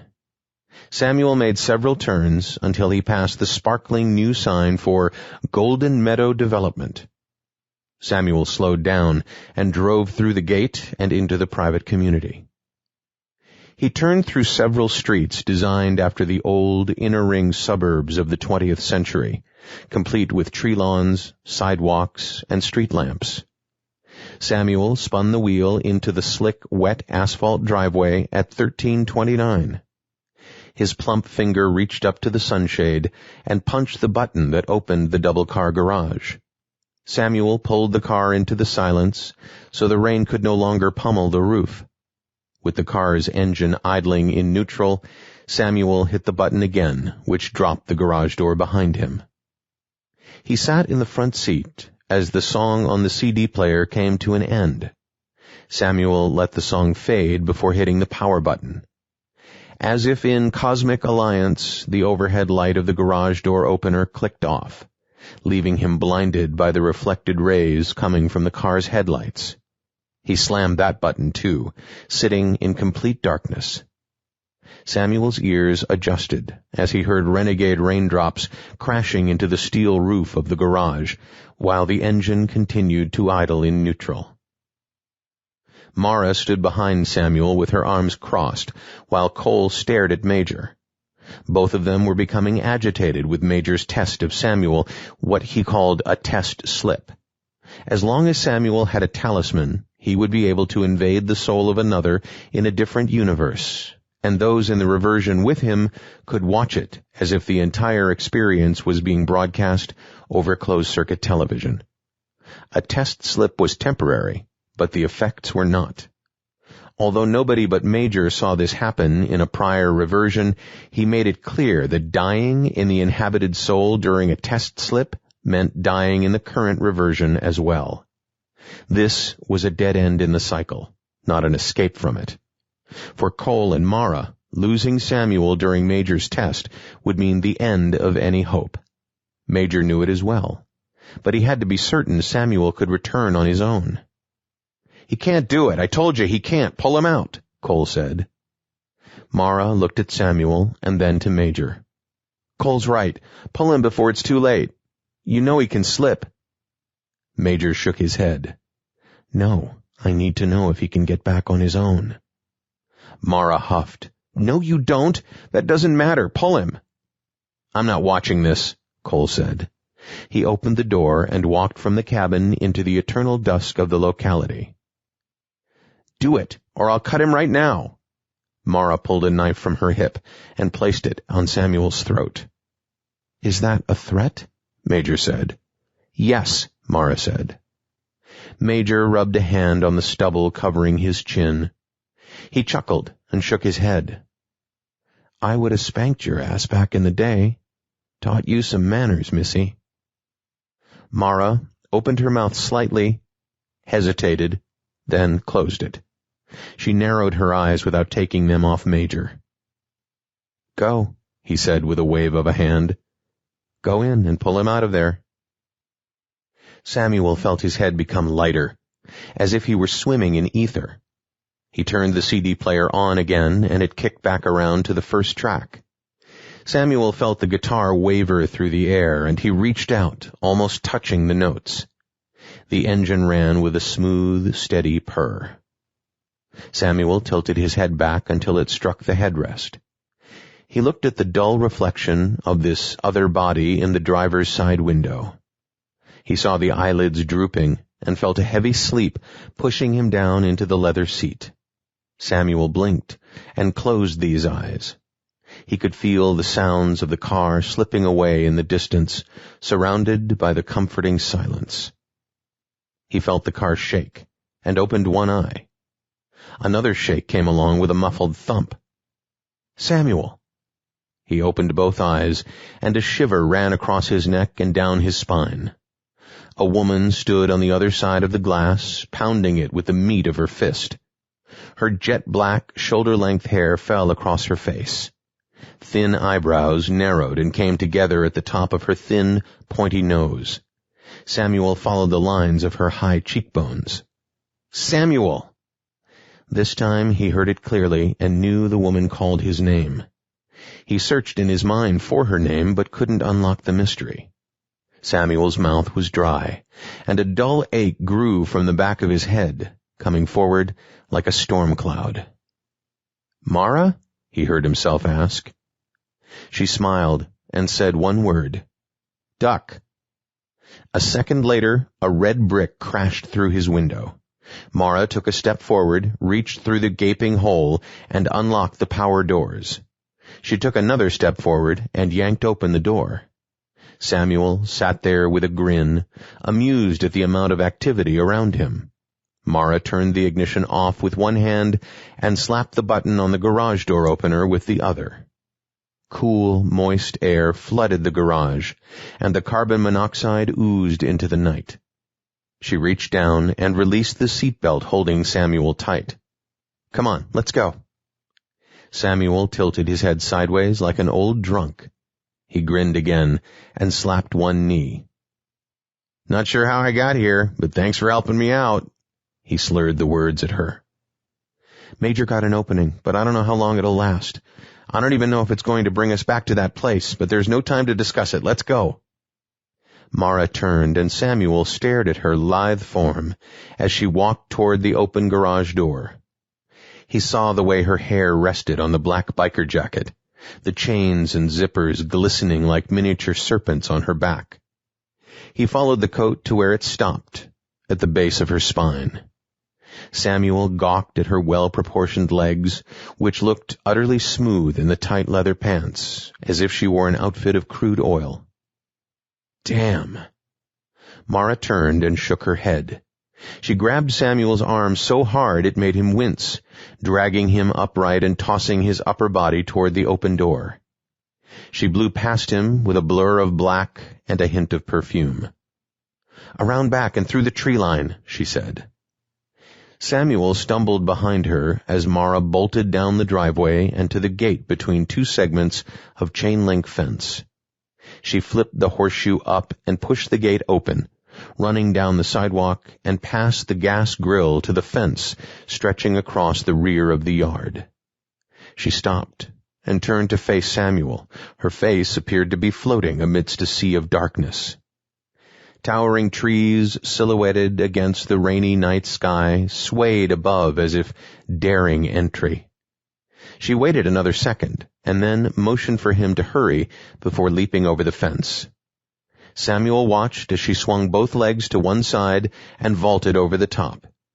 He smiled again before he doubled over with a fit of coughs.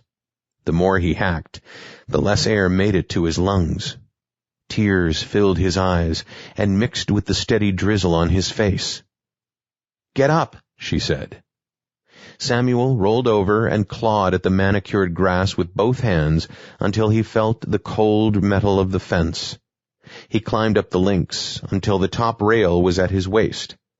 He swung one leg up and over the rail and let gravity take over, bringing Samuel crashing over and into a pile of wet leaves. Before he could cry out, Mara was moving again, running between the trees. He stumbled forward until another round of coughing arrested his lungs. He collapsed and looked back at the house. Red and blue lights appeared, splashing the white siding with resplendent color. A back porch light came on, as did the house lights of several neighbors. "Get up!" Mara broke him from his gaze, and he scrambled upright and followed her path. The bark of a dog and a bleating car horn reminded him he was running through a copse of trees separating two streets of a modern neighborhood. He ripped the tie from his neck and focused on the light reflecting from Mara's wet leathers. Shouts broke through his hazy head as dark figures burst into the backyard like a black avalanche. He put his hand to his forehead to try to ease the pain. Samuel felt as though a tank had taken a detour through his skull. "I can almost see the cabin," Mara shouted. He followed her farther until he saw it as well. Samuel rubbed his eyes, turning to look at the flurry of activity coming their way, and then back to Mara. She was there. It was there. Mara bolted for the door. She lunged and grabbed the doorknob in one motion. "Come on, it only stays open for a second." Mara waited, breathing heavily and looking from side to side. Samuel slowed to a trot and placed his hands on his hips. "The cabin?" he asked. "If you don't step through here with me, you will die." Samuel shook his head. He looked down at his clothes, held a hand up to his face. "This ain't me. I'm dreaming or something." Mara bit her bottom lip. She let go of the doorknob and walked toward him. "I want to show you something." Her voice dropped as though she were breathing the words. A hand came up and stroked the side of Samuel's face.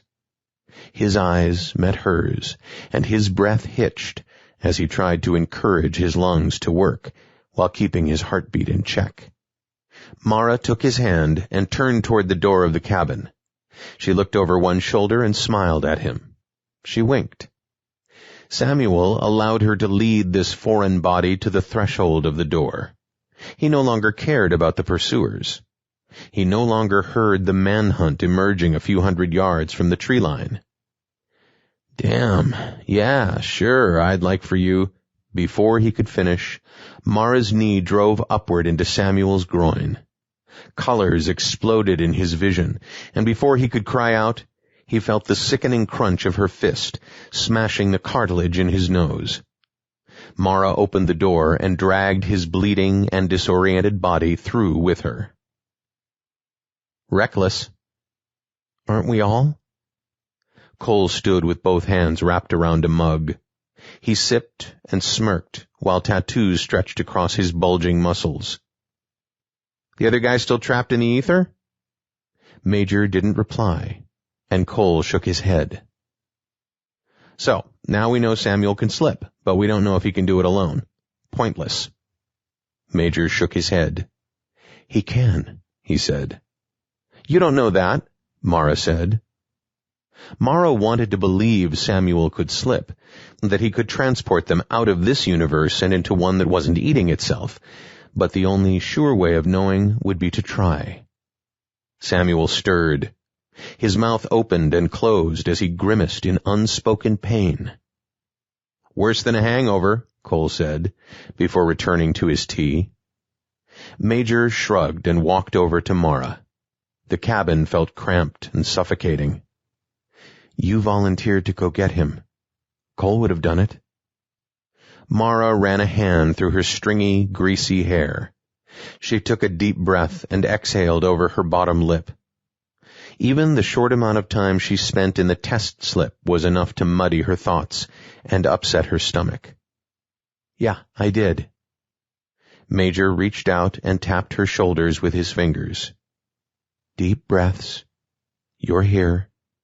"Right," she said, shrugging off his hand like a renegade snowflake. "I'm back here, safe and sound, in this shithole that's getting eaten by the cloud with you three assholes." Kole laughed into his mug, sending drops of tea to the floor. "Where am I?" Samuel asked. Major turned away from Mara and sat on the chair next to him. Samuel's legs moved beneath the rough wool blanket like two monsters prowling the depths of the ocean. "Back, in this place, against the odds," Major said. Cramps gripped Samuel's stomach, and the meager light from the fire hurt his eyes. "Right, that explains it," he said. Kole grinned and walked around the other side of the cabin to face him. I don't know what the old man or the little girl have been telling you, champ, but you ain't ever going home. Once you slip, you're done. Don't listen to him, Mara said. He's a cynical dickhead. I'm honest. Tell him, Major. Tell him what you know. He deserves to understand the situation, just like we did. Samuel sat up as fireworks exploded behind his forehead. His tongue felt like a ball of yarn inside his mouth. Mara returned from the edges of his vision, carrying a cup, presumably one with more of the licorice tea. Samuel accepted it from her, his hunch confirmed. I wasn't in my body, but I was back in the real world. Major sighed and looked at Kole and then Mara. They waited, neither speaking nor moving. We thought we could rescue that man, but we couldn't. We're on our own.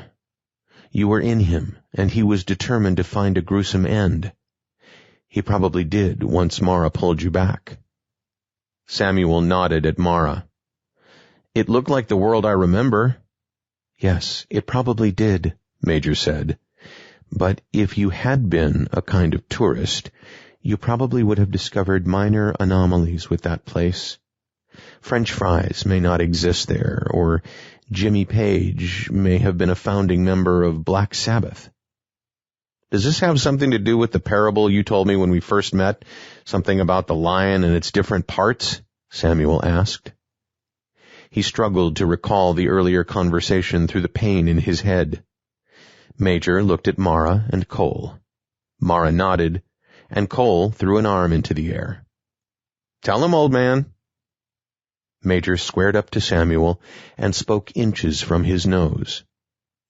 What's the first thing you remember from this place? Samuel looked at the ceiling. Bits of memory had come back, especially when he was able to hold reflections, like the picture on the wall and his pocket knife. Without the physical prompt, he struggled again. I remember dropping from the tree. Someone tried hanging me, I guess. Kole whistled and shook his head amused. Someone hanged you? Major asked, his voice prodding into Samuel's memory. Or maybe you were trying to get off by yourself. What do they call it? Autoerotic asphyxiation? Kole laughed, but Mara stayed quiet. Samuel's face glazed over. He looked to Kole and then back to Major. Suicide? You think I was committing suicide? Kole tried, as did I. Mara hasn't been able to unlock her memory. If you can, that would mean 3 of the 4 of us ended up here as a result of a suicide attempt. Samuel's hand came up to his throat, and he remembered the bruises. He looked at Major's neck. I remember the circumstances, and I think you will too, eventually, Major said. Yeah, just in time for the cloud to eat us all, Kole said. Can you shut up for more than 3 minutes at a time? Mara asked. Kole shrugged and went back to the stove to pour himself another mug of tea. So we slipped in the process and ended up here in this place, Samuel said. And the reversion is eating it, and it's coming toward us. Don't forget that we don't know if we can all slip, and if we can, we don't know what we're slipping into or if we can get back. Could be a world of blind supermodels where you're the only guy, or it could be a dark, empty world getting eaten by a black cloud. Major glared at Kole. We seem to be in a holding tank of some kind. What about the wolves? What happened to them? Samuel asked. I don't know, Major said. He trailed off, but with a thin veneer of truth covering his words. Samuel opened his mouth to ask about the other spirit he encountered on his way to the Baron, but then he reconsidered. Mara read the look on his face. What? Is there something else? She asked. Samuel shook his head and turned back to Major. So, how do we get out? I hoped the man you slipped into had the answer. But he doesn't, Major said. The solution must come from within these walls. Samuel watched Mara move about the Baron. She walked with a determined grace, as if every step had its own purpose.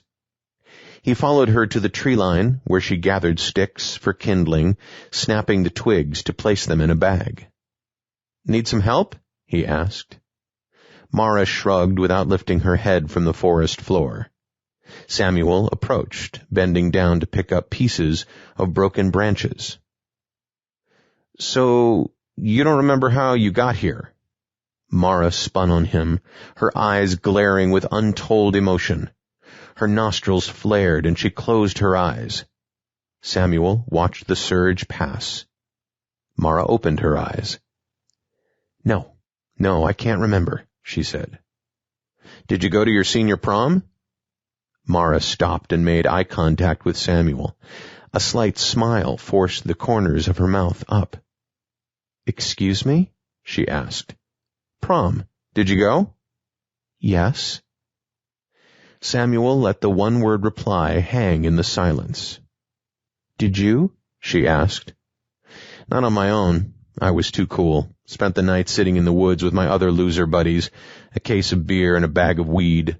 Had a girlfriend a few years younger when I was in college. Ended up going to her prom at my old high school when I was 21. My younger brother was in her class, so I was at their senior prom 3 years after not going to my own." Mara waited until she was sure Samuel finished recounting his experience. "That's pathetic," she said, her face relenting with a reluctant smile. Her comment brought another wave of recollection from Samuel. He brushed past the light banter and dug deeper into his patchwork of memory. "I know I had a wife, but that's about it. I mean, I saw the picture on the wall, the reflection, as Major calls them. I knew that was my wife, but I don't remember anything. I couldn't remember the name of the thing that sparked fire when I first woke up here." "A lighter?" Mara said. "Yeah, a lighter. So I get these bursts of memory, but it's more like being asleep on a train. The ones I can remember now are only snippets of my life." Samuel waited. Mara looked at him and shook her head. "The fire is probably low. Let's get this back to the cabin," she said. Samuel followed her, watching her hips sway with every step. Mara's feet appeared to glide across the organic debris on the forest floor. Before she opened the door, he spoke. "There's something he isn't telling me." Mara turned to face him. She dropped the sack of kindling next to the door and put her hands on her hips. "And there's something you're hiding too," she said. She stepped toward him and turned her worried eyes up to his face. "I don't know where we are. I don't know what this place is, and I'm not even sure I want to return to my locality. It's not likely that would happen anyway, but this reversion will wipe us from existence, and I don't want to be here when it does." Mara stepped around Samuel and pointed to the west, where the pulsing dark cloud loomed higher in the sky. "You see that? It's coming for us, and when it does, we're finished." "Major knows how to get out of here? Is that why you're at the Barren?" "I'm at the Barren because the Barren is the only place to be. I know you've met our friends the wolves, and I'm not convinced they've been sucked up by the cloud. So if you have doubts about this place or us, there's the path." Mara pointed at the narrow trail leading to the tree line and to the west. "I don't trust any of you, and whatever it is you need me to do to get out of here ain't going to happen until Major or you or the dickhead levels with me." Mara huffed and looked over her shoulder. Samuel nodded and picked up the bag of firewood before opening the cabin door. Chapter 10. The rain came like a cruel, silent invader. It fell from the sky in glistening waves that obscured the tops of the trees, swallowing the light.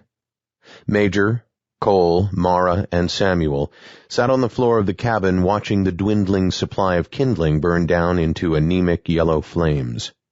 Samuel could not remember when the rain began, or how long it continued. The lack of natural light combined with the quickening reversion hampered his ability to judge time. He recalled 2 fits of sleep on the hard wooden floor where he thrashed and awoke achy, a prisoner of fitful dreams just beyond his grasp. He remembered the image of a train moving on a track in the most desolate place his head could conjure, but the vision disappeared before he could recall it. Major rationed the remaining crackers from his rucksack. Samuel was thankful. The odd locality made sustenance less of a survival necessity. "Look." Mara's silhouette cut a shape in the greasy window next to the door. Kole huffed and waved a hand while Major and Samuel craned their necks forward, seeing nothing but the back of her head. "What's that?" she asked. Samuel stood and bent down to look through the pane of glass Mara had cleared with her sleeve. She managed to push the grime across the surface with enough force so they could see out of it. They both stood, staring into the black abyss. "I can't see anything," Samuel said. "You have to wait for the lightning," she said. "Lightning?" Major asked. "When did that begin?" "It caught my eye a few hours ago. Of course, no thunder coming with it, but the lightning came, and each flash drenched that black place with a burst of light." Samuel looked at Major, and then back to Mara. Kole continued to sit on the floor, using his finger to draw concentric circles in the dust. "There!" Major shook his head in frustration as he looked outside a second too late, but Samuel saw it. At first, he chuckled to himself. He held his breath, withholding judgment until he could take a better look. What felt like hours passed before the next strike, but Samuel was ready. His initial curiosity washed away with the surging rain. The bright bolt illuminated a form standing 20 yards from the cabin, facing east. Samuel kept telling himself it was an ape, but he knew better. Mara reached down and grasped his hand, squeezing hard. She continued to stare out the window, her breathing erratic and muffled. "Did you see it?" she asked. Samuel gave her hand a return squeeze and looked at Major. "I did," Samuel said. The storm tossed another round of lightning down from the sky. Samuel wondered whether the dark cloud eating this place sent the storm, or if it happened naturally. Either way, the darkness and the downpour seemed to conspire against his sanity. The concurrent blasts of soundless light fastened to the shape like a spotlight. Samuel held that image in his mind like a photograph, a single frame of time frozen in memory. The rain matted the man's hair to his head, covering the gray, exposed scalp. Water dripped at an angle as it ran from his chin. Ragged flaps of flesh lay exposed on the man's face, bloodless and rotten. Samuel noticed the man wore tattered remnants of clothing that fell in strips about his body. His arm jutted inward at an unnatural angle. Artifacts of pants came toward the ground to meet bare feet that sank into the cold mud left exposed by the melting snow. Nothing on the creature mattered to Samuel more than its eyes. Samuel looked into the lifeless black orbs and felt a whimper crushed within his chest. "Who could it be?" Mara asked. Another round of bolts crashed through the forest as Major stood. He looked over Mara's tousled black hair at Samuel. "There's more." Samuel heard the words enter his ears as if they came from outside of his own head. He shuddered and felt the muscles in his abdomen cramp. He could no longer feel Mara's vice grip on his fingers. 2 more stood behind the first. "Are they people?" Mara asked, still hopeful in her heart but not in her mind. "They used to be," Major said. Samuel looked at him, tilting his head to one side, awaiting elaboration. "When I first saw them, I thought they were reflections, but they're not. When they appear, the wolves get real skittish." "Undead?" Samuel asked. "That's one way to describe them. I think they're more like warnings. They come just before the final phases of reversion. Canaries in the coal mine." "Ha!" Kole said, still sitting on the floor drawing in the dust. "Zombie birds." Mara crinkled her face and shook her head at Kole. "What do they do?" Samuel asked.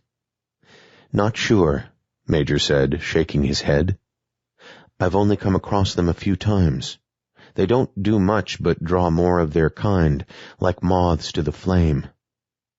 "For fuck's sake, dude, are they canaries or are they moths?" Kole asked. "Tell it like it is, and quit being a fucking drama queen." "He's just trying to explain what's happening, you asshole." The outburst from Mara grabbed Samuel's attention. He saw her shake her head and heard Kole laugh in response. "It doesn't matter, does it, hun? This place is heading to the shitter with zombie tour guides. Your Prince Charming there can slip, but he's got no way of controlling it, and we don't know if he can do it without us. Probably has a small pecker, too." Samuel shifted and turned his shoulders toward Kole. "Everyone, quiet down." Major rubbed his forehead, trying to think and de-escalate the situation at the same time. "Tell the bitch to quit her yapping," Kole said. Samuel took a step toward him, and Kole stood at the same time. The men faced each other, nose to nose. Kole flexed his biceps. "Go ahead, Sammy. You want to crack at me? Go ahead." Samuel balled both fists. He had eased the right one back to his hip when he felt Mara grip his wrist. "Let it be. Don't give the prick the fight he wants. Save your strength." Samuel looked into Mara's eyes, and his fingers eased back from inside his palms. He shook his head at Kole, who hadn't moved. "Why here?" Samuel asked Major, as he stepped away from the confrontation. Kole winked at Mara, and she glared back. "It could be that the Baron draws them somehow, like magnets. It drew us here, didn't it?" "You told me to come here," Samuel said. Major shrugged. "Semantics. You would have ended up here regardless." "What do we do?" Mara asked. "There isn't much we can do. Nobody is planning a Sunday hike anytime soon. We stay here for now." "Genius," Kole said. "Man, you're not helping," Samuel said, snapping. "Look," Mara said. In the flashes of electricity filling the sky, the handful of motionless figures had turned into dozens. Although Major passed through many reversions, he did not have a memory of the horde and did not remember their function, which was to keep the talisman from being used and to immobilize anyone who could use it. As the undead stood shoulder to shoulder surrounding the cabin, Major ordered a watch. Samuel and Mara agreed, while Kole refused to cooperate. His dust drawings had evolved into charcoal portraits, which he drew on the walls using the ash from the fire. During Major's shift, Samuel felt the pull of sleep. He curled into a ball with his head on the hardwood floor. The image of a train returned as a new dream seeped into his subconscious. The track extended to the horizon in one long, loping stride. It curled like a tail around to the east, where the setting sun tore a flaming path in the sky on its descent in a bizarre, retrograded motion. A wind moaned outside the cabin car, the noise signifying to Samuel that he was dreaming. The landscape lay as a flat expanse, with an occasional pile of scree left like crumbs on a table. The dream world contained no trees or man-made structures, as far as Samuel could see. He turned his dreaming eye inward to the passenger cabin. 2 rows of seats sat divided by an aisle, 2 chairs in each row. The dark cloth on the seats hid stains left by thousands of riders covering thousands of miles. Samuel looked up and noticed a single glowing bulb above his seat. The car rattled and hitched as the train pulled it through a slight curve in the track, still bearing east on its unknown eternal voyage. "I'm not leaving here." Samuel turned to his right and saw Kole in the seat across the aisle, smiling and flipping through a pornographic magazine. "I'm dreaming," Samuel said. Kole shook his head and chuckled. "No shit." Samuel sat forward and raised his head above the seats. He looked to the front of the car and then toward the back. "Just the 2 of us." Samuel turned back to face Kole with a look of disgust. I've always hated that song. The single reading light flickered and died, leaving Samuel's dream self with nothing but the silhouette of empty seats and Kole's voice. I don't care, because I die with this place. The sentence drained the remaining frivolity from Kole's voice. What about me? Samuel asked. What about you? I don't know what your trip is, man. I don't know what punched your hole or how you slipped, but I know why I ain't going home. Samuel slid from the window to the aisle seat. He looked into Kole's face and saw a line of moisture under one eye, the darkness concealing everything else. I can't give you absolution, but I can listen. Kole nodded and began. Always shot my mouth off before my brain could catch up. Guess they would have labeled me ADHD these days, shoved drugs down my throat to cure me. Back in the late 70s, I was a simple troublemaker. Knew early on college was not in my future. My older bro got the brains, I got the brawn. Samuel saw Kole glance down at his left bicep. After high school, I started to unravel. Hung out in the wrong places with the wrong people, and sooner or later, that shit catches up to you. My dad warned me. I always knew he liked me the best, well, best out of the boys. My youngest sister was definitely his favorite kid. Anyway, he knew where I was headed. He never told us stories of his childhood, but I had a feeling he'd been up to the same shit, which is why him and I bonded. I ran numbers for a while and scored a stash with low-level dealers, mostly street thugs who would sell you a vial of rat poison and let you die an agonizing death for $10. I found out selling drugs required much less time than running numbers, and if you skimmed the inventory, you could get high for free. That's when I lost control. A low, rumbling whistle emerged as the train continued toward the horizon, now dotted with the first stars of the evening. A sliver of moon poked up from the underworld. Samuel looked at Kole. Drugs make you do shit. They make you do things you couldn't imagine doing. The system is broke. I did 3 stints in county, and none of them were long enough to straighten me out. All they did was make me that much more hungry for the good shit, the drugs you can't get from dealing with the prison guards. The 3rd time I got out is when it happened. Samuel leaned in closer to Kole.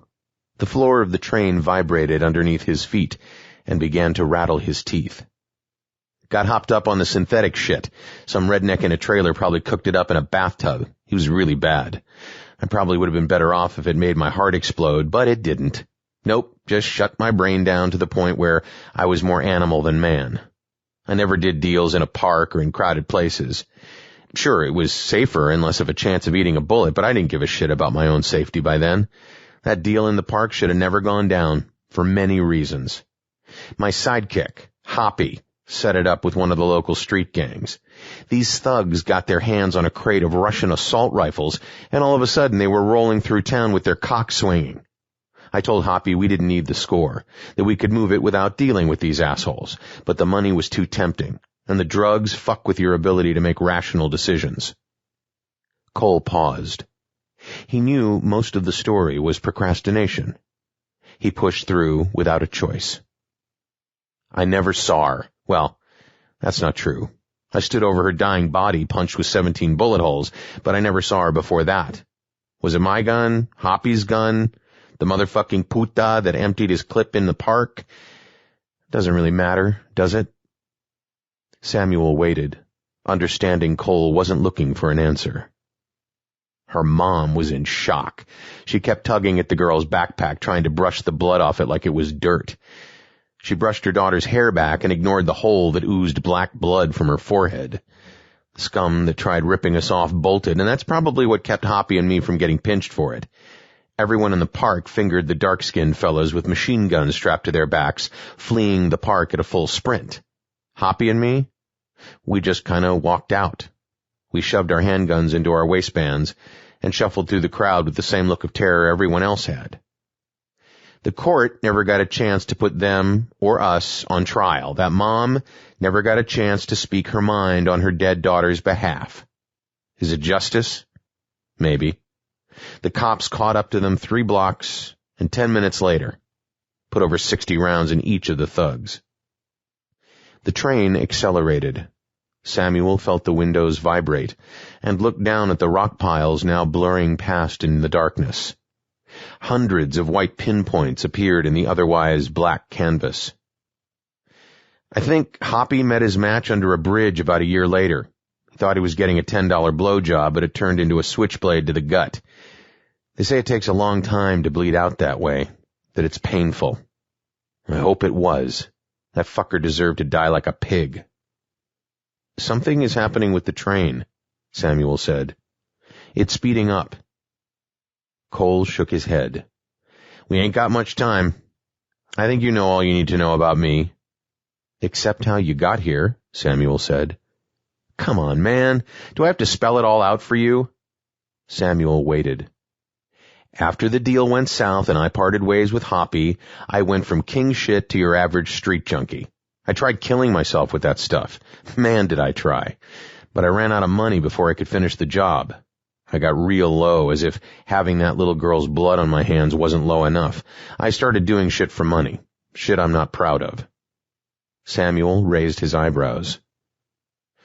Sucking dick, okay? Not like it matters. I'm telling you this now. You don't even know me. But yeah, that's what I had to do to get my money for blow. Blow for blow. Kole watched Samuel stifle a snicker. It's cool, man. I was making a joke. Kole waited for Samuel to stop smiling before he continued. It's never across, always with.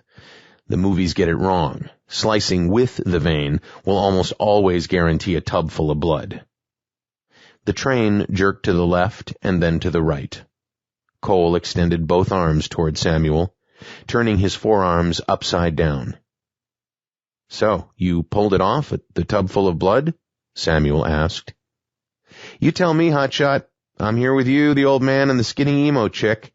This place ain't home, and it's being eaten by a fucking cloud while zombies parade around the cabin that wild wolves left to rot. Did I pull it off?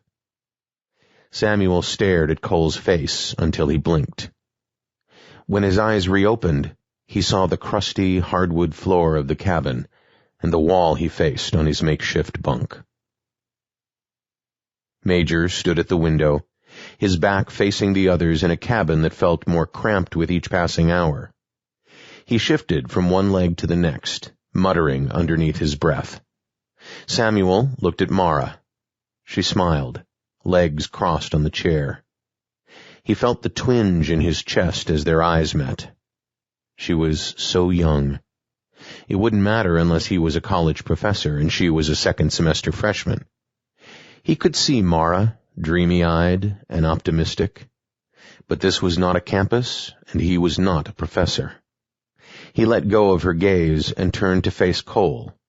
He had run out of charcoal, and so resumed drawing figures in the dust. Kole winked at Samuel and dropped his chin. Samuel raised his eyebrows and turned away. Thousands, probably, Major said. Samuel stood and walked over to him. He used his elbow to smear more grease from the window pane and stooped to look out. The human forms clumped like cattle in anticipation of a thunderstorm. They stood underneath trees and out in the open. The lonely figures canted to one side, always leaning toward the west and the oncoming force of destruction. Others grouped together, huddled in their rags with colorless faces. Samuel stared, thinking the creatures could be confused for statues. He didn't see them move, but realized they had to have arrived there somehow. The barren no longer stretched open and clear to the tree line. The silent forms hid the ground from view. Are they planning an attack? Mara asked from the chair, one hand circling and rubbing her other wrist. I think they're guardians, going to keep us in here, stand guard until the cloud can consume it all. Samuel looked at Major's face and grimaced at his response. Pinning us down with sheer numbers? He asked. Could be. Kole stood and threw a piece of kindling into the corner of the cabin. I'm out, he said, walking toward the door. Samuel stepped in front of him and spun so his back rested on the cool wood of the door. "Nobody's leaving," Samuel said. "Out of my way, cowboy." Samuel looked at Mara, then Major. Neither moved. "I can't let you do that. If you go out there, who knows what they'll do." "Looks to me like they aren't doing anything but making you shit your pants," Kole said. "Get out of my way before I knock you out." Major nodded at Samuel, who stepped to the side and turned a palm up toward the doorknob. "Fine. Go right ahead."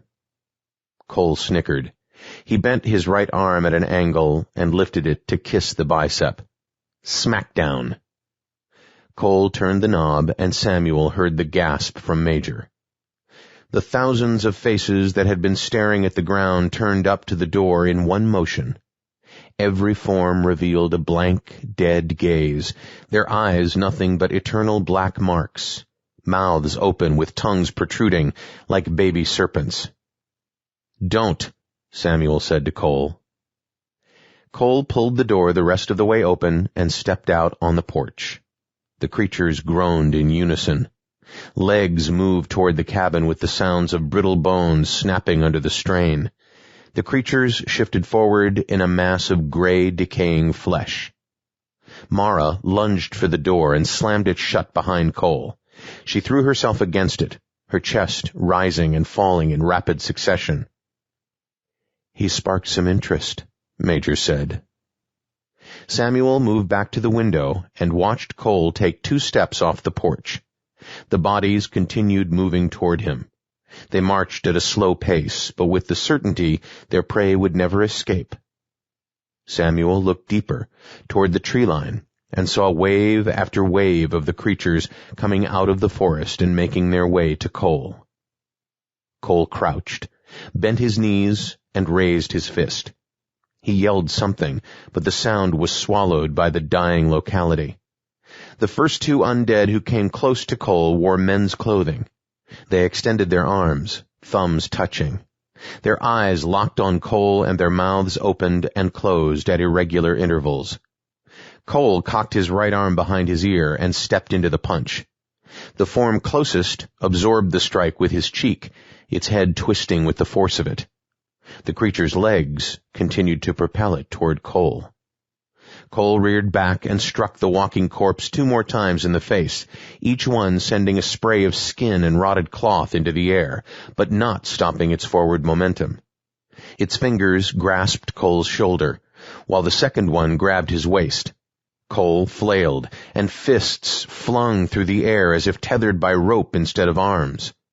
Every landed punch sounded like a sledgehammer striking a rotted pumpkin. Others continued walking toward the altercation, mobs beneath the trees and more coming from the forest. "They're going to tear him apart," Mara said, the nail on her index finger secured between her teeth. "It's what he wanted," Major said. Samuel shook his head and turned back to the fight in the yard. 4 more creatures made it to Kole. "Move," he said to Mara. Samuel nudged her aside and opened the door. He heard the grunts of the creatures and Kole's heavy breathing from underneath their arms. Samuel took 2 strides from the bottom of the steps and into the middle of the undead mob, pinning Kole to the ground. He grabbed the shoulder of one. The creature turned, and Samuel froze. Its dead eyes stared into his, and he felt his heart stammer in his chest. He regained his composure and tossed the creature to the side, where it crumpled to the ground, struggling to stand again. Samuel heard Kole gasp, but couldn't see him beneath the pile of rotted flesh. He shoved a hand toward where he thought Kole might be. "Grab my hand," he said, shoving his arm among undead bodies and ratted clothing. The creatures ignored Samuel and his rescue attempt, determined to rip Kole apart. A colorful sleeve of tattoos reached out, snapping tight on Samuel's wrist. He pulled until there was enough for him to grab Kole's elbow with his other arm. Samuel dug his heels in and yanked again. Kole's head emerged, his eyes frantic. With his free arm, Kole swatted at his attackers, as if they were hornets from a crushed nest. Samuel took another step backward until the resistance dropped, sending him into the railing of the front porch. The impact knocked the air from his lungs. Kole landed on top of him. The door swung open, and Major and Mara each grabbed one of Kole's arms and dragged him inside the cabin. They dropped him in a whimpering pile as Samuel burst through the doorway, slamming the door shut. Major ran to the window. The forms had stopped moving, standing in place, as if shut down by a master switch. "Are you okay?" Mara asked Kole. He brushed her hand aside and grabbed Samuel by the shirt collar. Kole turned his head toward Samuel, trying to force the words over his hitching breath. "Thanks for nothing, asshole," Kole said. He reached back and punched Samuel in the nose. Samuel saw the explosion of color in his field of vision and felt the warm flow of salty blood starting to ooze down his throat. Before he could wince in pain, he lost consciousness. Mara slapped Kole in the back of the head. He stood, wobbled to one side, and backhanded her across the face. The sharp slap bounced off the walls of the cramped cabin. She dropped to one knee, her hand massaging the red mark blooming on her cheek. Major stepped up, and Kole met him in the middle of the room. "Back off, old man," he said. Major saw the fury on Kole's face and knew he could not overpower a man half his age and twice as mad. He looked at Samuel and Mara before responding to Kole. "Sit and calm down." Kole looked at Major and then at Mara. He snickered and slumped down the wall to the floor. "It don't matter. Death by zombie or by reversion. It's all the same to me." Samuel winced as he rolled over and sat up, brushing a lock of hair off his forehead. The heel of his palm glanced off the bridge of his nose, and he felt the pain radiate through his entire body. His eyes watered, and he bit his lip. When his vision cleared, Samuel struggled to see past the swollen mess of his face. Major, Mara, and Kole sat in a circle on the rickety chairs, Major keeping one eye on the window. Samuel stood and swayed, reaching out with both hands to grasp the wall and keep the room from spinning. Dried blood caked in the creases of his face and stained his neck with dark, maroon lines. Samuel touched the bridge of his nose until the pain began to blossom. He grabbed a chair and swung it around until it sat between Kole and Mara. "Sucker punch," he mumbled to Kole. "Whatever," Kole said. "Are you okay?" Mara asked as she touched his forearm. I mean from them, not your nose. That looks pretty bad too, though." "Isn't the first time I broke it. Probably won't be the last." Major glanced over his shoulder and then turned back to the window. "What did I miss while I was bleeding on the floor?" "More," Mara said. "You can barely see anything but the tops of their disgusting heads. Filthy, stringy hair as far as you can see. They sway back and forth like long grass in the wind, but none of them move. It's like they're filling in the gaps so we're packed in here." Samuel stooped and leaned over Mara to look out the window. He saw countless, empty, dead faces staring back in the maddening silence. Samuel thought it wouldn't be so bad if they made noise or screamed or pounded on the door. The silence of this decaying place, combined with the ominous approach of the cloud overhead, sent a chill up his spine. "They won't move unless one of us tries to leave the cabin. Then their brittle bones shuffle ahead in one mass." "The fuckers wanted a piece of me," Kole said, never taking his eyes off the window. "No," Major said. He shook his head. "They were holding you down. I don't think they were trying to harm you." "Nice to know I risked my ass and took a sucker punch to the nose for nothing." Kole looked at Samuel's nose and then at Mara. "Got your pity pussy all worked up. You should thank me for that." Mara sent a glare of disgust toward him. Major pushed back on his chair until the front two legs came off the floor. "I don't know how we're supposed to fight through so many of those things, but I do know if we don't, the cloud will reach this cabin soon, and the reversion will take us with it. If there is any hope of survival, we have to get out of here." Mara reached out again and placed a hand on Samuel's arm, while Kole shook his head, and snickered under his breath. The fire smoldered over the coals, the heat failing to dispel the chill from the cabin, as if the flame itself was losing its will to exist. Mara stirred a wooden ladle of broth inside an iron pot with a steady, mindless motion while staring at the wall. Kole and Major sat next to each other on their respective chairs, shoulder to shoulder, casting long gazes across the undead landscape. Samuel walked over and stood next to Mara. He inhaled and recognized the scent of her hair. He thought that when the reversion dulled the rest of his senses, he might lose his mind. A chuckle escaped his lips as the term cabin fever rolled around in his head. "What?" she asked. "Nothing." "So you laugh at random times about nothing? Are you psychotic?" "I remembered a phrase that made me laugh, that's all," he said. Kole stole a glance over one shoulder and decided the rotten horde was more interesting than Samuel and Mara's conversation. "Do you remember stuff?" Samuel asked. Mara stopped stirring and let the ladle rest against the side. "More than I care to," she said. "I get snapshots. I see a picture from my past, and the story fills in around it. 1 second my past doesn't exist, and the next an image brings back a chunk of it." Mara shrugged. "If this reversion is really the end and those things aren't letting us out, I'm not sure it really matters. Not sure anything does." "I agree." "I don't think this," Mara said, with an arm spinning to unfold the cabin, the Baron, the locality, the entire situation. "I don't think this matters. It's not in our control." "Kind of depressing." "Kind of true," she said. Major and Kole remained seated and silent, their eyes following the swaying bodies. Samuel felt a desire for privacy, a need to have Mara's conversation all to himself. He looked about the cabin and its 4 menacing walls which seemed to creep in further toward the center. He remembered his dream and the conversation with Kole.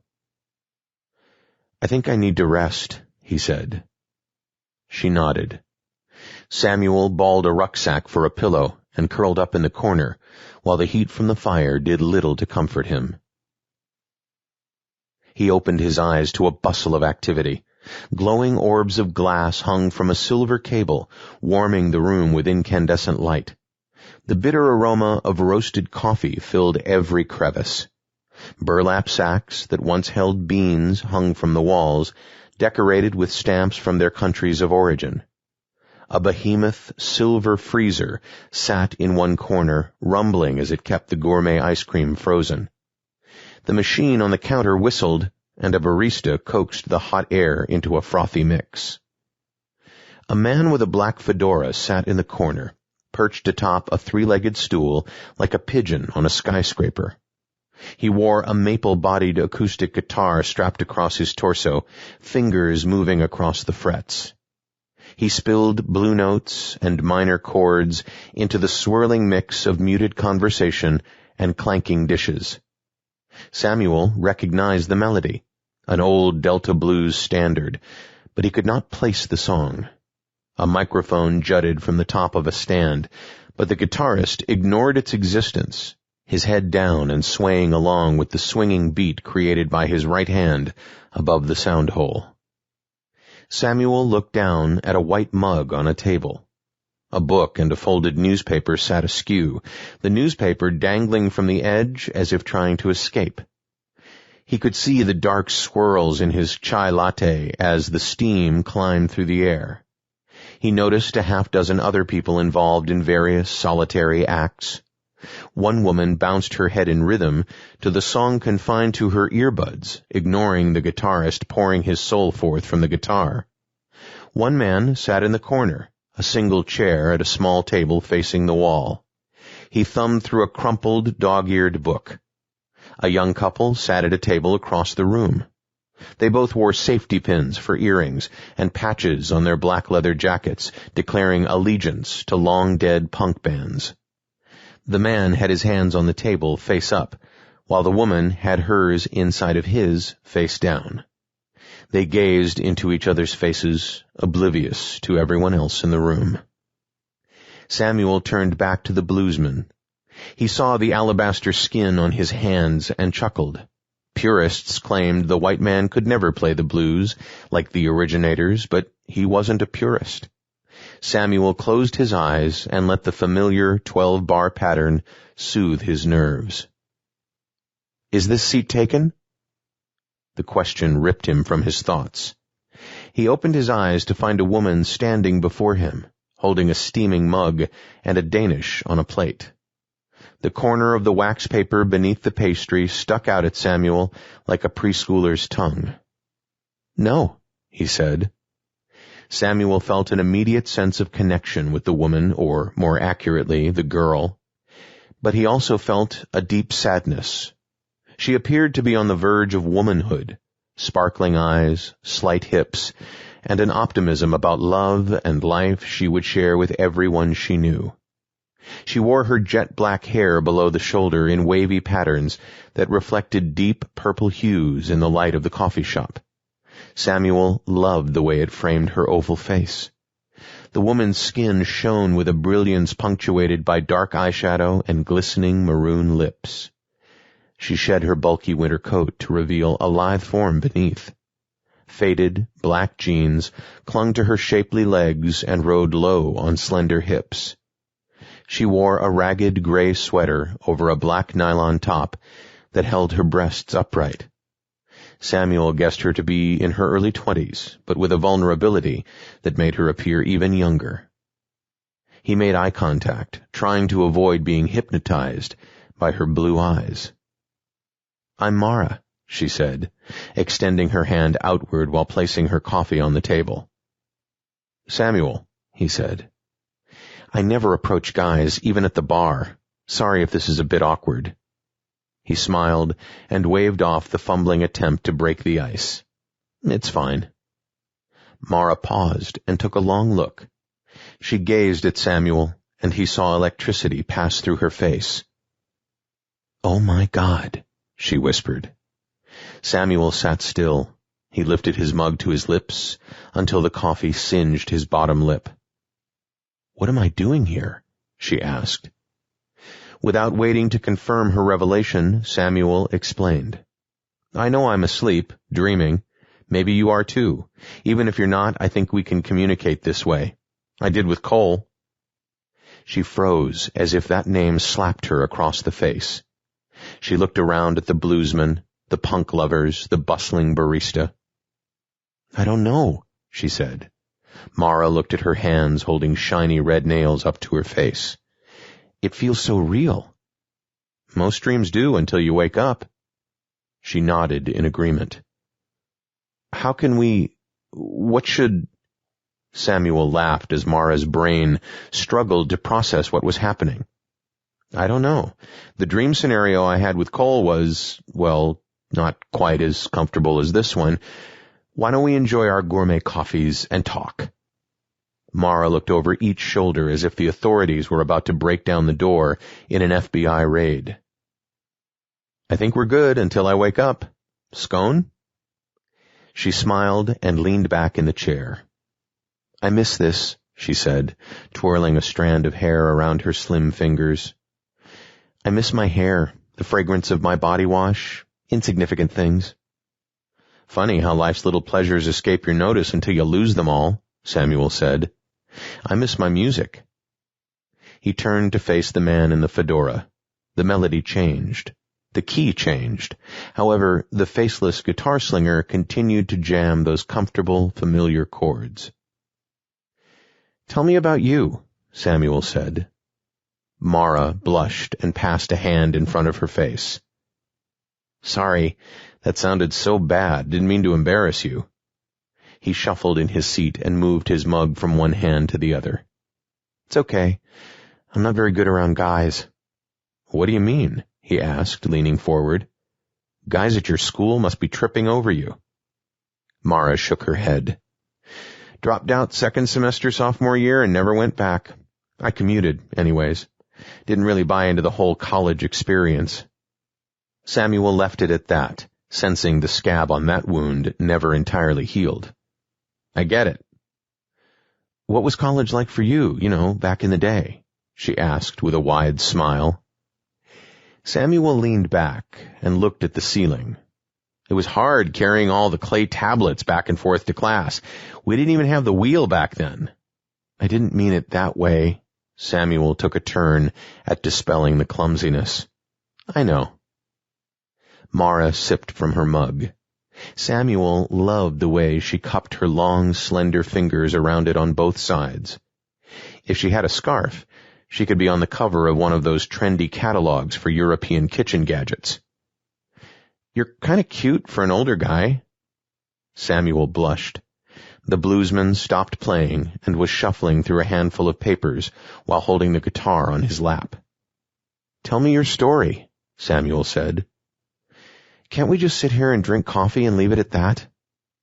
He sensed reluctance in her voice, but felt a pressure to force the issue. I don't think that's why we're here. I think I'm getting these dream opportunities for a reason. It must have something to do with the reversion. The last word made her shudder. It pulled the curtain back on the coffeehouse facade, which Mara had convinced herself was the new reality. Fine, she said, a new coldness emanating from her face. Samuel waited. He drummed his fingers on the table as the notes spewed forth from the guitar again. The punk rockers brushed past with a mixture of leather, espresso, and jasmine incense. We didn't have much. My dad worked the factory. He turned a nut on rods or some bullshit like that. We never really knew exactly what he did, but it kept him at 60 to 70 hours a week. He'd work a full 8-hour shift on Sunday and be home by noon. She let the statement hang and gave Samuel time to do the math. Didn't leave much quality family time. My mom babysat, which made me and my brother feel even less special. On any given day, 10 or 12 kids would be running through the house. My dad would come home after a 12-hour shift, and the chaos would eat at him. I swear you could see it in his face. The guitarist shifted into a down-tempo shuffle that reminded Samuel of Stormy Monday. He thought of the dark cloud propelling the reversion forward and the title of the song before pushing it from his thoughts. I'm telling you this because it had a lot to do with me leaving school. My mom got sick and couldn't watch kids anymore, and the factory started losing contracts to overseas companies, which meant my dad lost hours and eventually his job. I took over parenting for my younger brother, and I couldn't do that and keep up with my studies at the same time. I wonder how many other women have been in that same situation. Samuel meant the comment as a token of empathy, understanding, but Mara simply shrugged and continued. Tommy, my little brother, was late that night. I was going to pick him up from hockey practice because my dad was already asleep and my mom had taken too many of her little sleep helpers to even consider getting behind the wheel. I remember thinking how crazy it was for a 12-year-old kid to be at hockey practice until 11 o'clock on a Friday night. They don't call Detroit Hockey Town for nothing. Hearing the name of the city ignited a synapse in Samuel's dream brain. He felt an ache behind his forehead, trapped in a place where it would gnaw and fester. I think it was December. It had already been dark for like 7 hours, and a heavy, wet snow had been falling for the past 2. Detroit was in dire shape. They couldn't afford to put police officers on the street, let alone rock salt or sand from a plow. If you live there, you accept it. So I was on my way to get Tommy, cranking some killer metal on the car's CD player. Samuel nodded. Then he held up his hand, flashing Mara the devil horns, an international sign for heavy metal. I don't think Dio started that, but it's fine if history thinks so. Samuel raised his eyebrows and smiled. His mind flashed to a Judas Priest concert he attended as a teenager, and he couldn't remember any fans that even remotely resembled someone like Mara. He would have gone to many more if they had. Yeah, so the car is really warm and the music is really loud, 2 things that wouldn't be happening in our house. My time in the car was as much of an escape as I could manage. I guess it's why I never complained too much about chauffeuring Tommy around. He gave me time alone to think and listen to metal. He was waiting for me on the curb with his stick held like a sword in one of those high fantasy movies. I remember him being the only kid sitting out there on top of his hockey bag. He came running over to the car, toward the trunk. I pulled the latch, and it rose like the opening jaws of a monster. He swung all of his weight around to get the bag to clear the bottom of the bumper. He pushed the rest of it in, and then shoved the stick on top. I heard the muffled thump of the trunk shutting. Tommy yanked on the handle of the passenger side door, and I shook my head. He was a skinny kid, and not heavy enough to sit in the front, with the airbag laws and stuff. Samuel nodded. The more Mara talked, the more he shifted in his seat. The delicate strumming of the bluesman started to erode his patience. Tommy climbed into the back seat and started immediately yapping about practice. I turned the music down to let Tommy have his say. It's not like Mom or Dad was going to ask him about practice when we got home. I made a right out of the parking lot and eased onto Route 24. The 4-lane cut right through our hometown. Strip malls and used car lots straddled it with an occasional stoplight thrown in to allow greedy idiots out of the big box stores with their plastic crap. Samuel smiled. He wiped a bead of sweat from his forehead and began shooting glances about the room. The patrons continued on their individual pursuits, and the notes coming from the guitar strings felt like death by 1,000 cuts. Like I said, it was December, dark and cold, with snow, but that wasn't really a factor in it. A wheeze escaped Samuel's lips. I passed through a busier section of 24, closer to the stretch with the car dealerships. They were all closed, but there was an Italian restaurant across the street from one that always served dinner late. We were driving at about 45, keeping the limit. We had some old-school Metallica jamming. Pretty sure it was Ride the Lightning, probably Fade to Black. Tommy and me, we loved that song. The dynamics are brutal. There weren't many cars on the road, but enough to keep the headlights dancing in the mirrors. Tommy shifted into the center area of the back seat, finding some way to do that while keeping the seatbelt fastened. He knew I'd friggin' flip if he didn't have it on. Mara shifted in her seat and drew a breath. She had doled out as many of the inconsequential details as she could, and now it was time to tell Samuel what he wanted to know. There was a car in front of me, maybe 100 yards or so, and nobody behind. We were in the left lane with nothing but faded lines on asphalt to separate us from the traffic going the other way. Mara could no longer look at Samuel. Her vision clouded from the tears oozing from the corner of her eyes. So, anyway, the car in front hits the brakes hard. I see the flash and think he probably wanted a lasagna and pass the parking lot going 45 or 50. But then I got that feeling in my gut, the kind that probably comes from evolutionary instinct, if you believe in that kind of thing. The car fishtails, and by now I've closed the distance and I've taken my foot off the accelerator. Dad always got pissed when I used the brake to slow down on the highway. He said, if you remove your foot from the gas, you'll slow down and won't scare the shit out of the people behind you. By now, the car is spinning on the slick roads, and I see the side of some featureless sedan. And as soon as it crosses to the right into the slow lane, I saw the headlights from a car coming in the opposite direction and crossing the double yellow line. The blues player stopped strumming. The barista stood with a dirty dish rag in one hand and an empty mug in another. Everyone inside the coffee shop stopped and stood like motionless creatures trapped in a dying world. Samuel's eyes shifted from one to the next as their skin, hair, and clothing morphed into a grayscale curtain of despair. He watched as teeth fell out and eyes turned to obsidian voids. The oppressive silence of the Reversion swallowed the hustle of the coffee shop. The smell of incense and roasted coffee disappeared as well.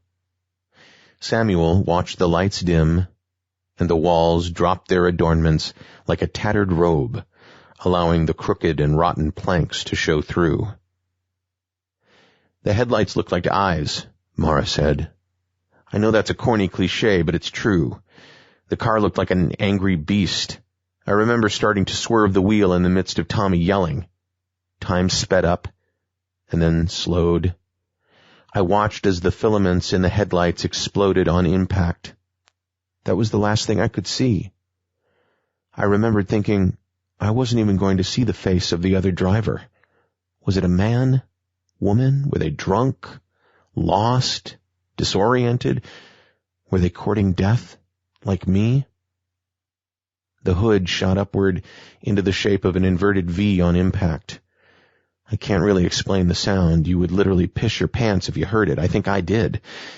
I felt it more than I heard it. It was like the oncoming beast was eating my car. Mara paused. She put a napkin to each eye while Samuel stared at his folded hands. More and more of the creatures from the dying locality appeared in the coffee shop in complete silence. They stood next to the table and behind Mara. Samuel tried not to look into those lost faces. I was short, Mara said, stumbling over her existence within an unknown world buried in the dream of another. The seatbelt locked, and I felt the burn on my neck. Samuel lifted his head and saw Mara tugging at the collar of her shirt. She pulled it down far enough for him to see the bruise he noticed when he arrived at the Barren. And then, blackness. I don't remember pain. Not sure what happened to Tommy. What happened to anything. The tears came freely, without Mara using words to plug the dike. I can't even remember how long there was blackness. When I opened my eyes again, I was here, she said, using an arm to scan the room of the standing undead. Well, not here, but here in this locality. Where? Samuel asked, unable to speak more than a single syllable. Wandering through that fucking forest, the one where nooses hang like leaves from the branches, the one you came from. He paused and put a hand over his mouth. Do you think you're dead?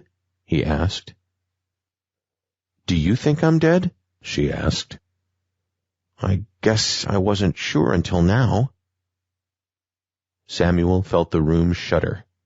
The forms in front of his face shimmered as if the entire room were submersed in water. He lifted his shoulders, sensing what was coming. I'm waking up. He reached across the table to grasp Mara's hand. She extended hers and looked into his face through puffy red eyes. Samuel blinked the sleep from his eyes, staring at the back of Kole's head as he slept on the floor of the cabin. Major glanced down at Samuel, and then returned his stare to the window and the undead sentinels on the other side. Chapter 11. The four of them sat like prisoners within the walls of the one-room cell. Major shifted every so often, bending and craning his neck to acquire a better view of the army of undead soldiers surrounding the cabin. Their presence destroyed the Barren and any hope of exploring it further. Mara and Samuel sat on their respective chairs, across from each other at the table, while Kole remained slumped on the floor, running his finger through the dust. One lonely pot of gruel remained, which they hoped would last for as long as they needed it. Major saved 3 cloudy bottles of water, now positioned at his feet. The harbinger of the Reversion, the looming cloud, blotted out the sky. It devoured the tops of the trees and crept ever eastward in the march toward the end. Swirls of gray and slate slurry moved through the silent, roiling mass. Any light Samuel could remember from his arrival in this place had become a distant memory. The standing human remains continued to sway back and forth as if caught in a slight breeze. Mara held her chin low on her chest and fidgeted with her hands. Samuel saw her fingernails and winced. Ragged lines of red ran down her cuticles, raw from her own teeth and saliva. Her once luxurious black hair, which radiated the ambient light of the coffee shop, lay in greasy, clumped masses, flakes of dandruff speckled like maggots on rotting meat. Samuel could not see her eyes, and he thought it was probably better this way. He didn't think he could handle the sorrow contained in them. Every so often, Mara would sigh and shake her head, never raising it. "We're running out of time," Major spoke, the most he had in days, if days could still be measured here. "They've got us pinned down. You saw what happened when Kole tried getting through?" Kole looked up at the mention of his name and shrugged his shoulders. "What's the cloud do?" Mara asked, head tilted upward, but face covered in stringy hair. "It's an eater of worlds. It leaves nothing behind." "Will the creatures kill us? Can they kill us?" Samuel asked. "Death by zombie, eh?" Major asked with a chuckle, like running out to a cop and waving a gun in his face. "This is the land of suicide."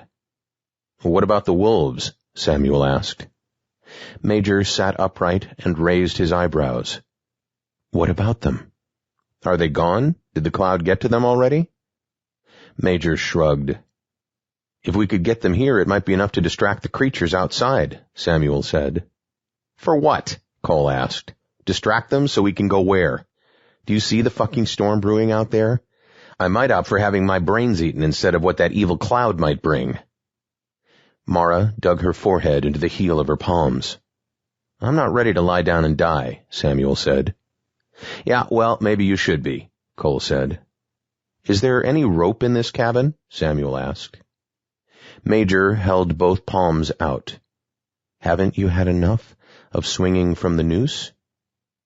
"Listen," Samuel said. "I'm climbing to the roof, and then with rope and the low-hanging branches, I'm getting out in front of the horde." "They're as far as the eye can see," Kole said, referring to the undead swarming the land. "But they're slow. If I can get out in front, there might be a chance."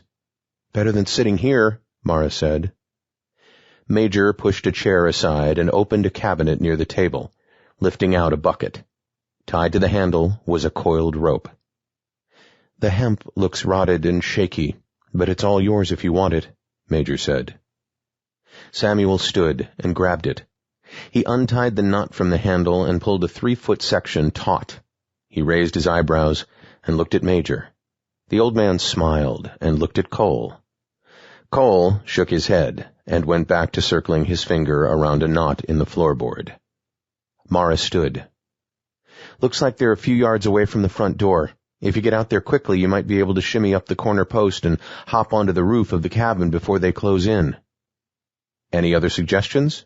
Samuel asked, trying to keep the glimmer of hope from overtaking reality. "Yeah, send the bitch first," Kole said. Samuel ignored him. He set the rope down on the floor and began to pull it through his hands, a foot or two at a time.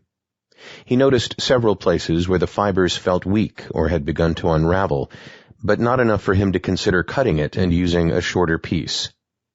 Samuel guessed he had about 20 feet of rope he could depend on, and another 10 that could snap under pressure.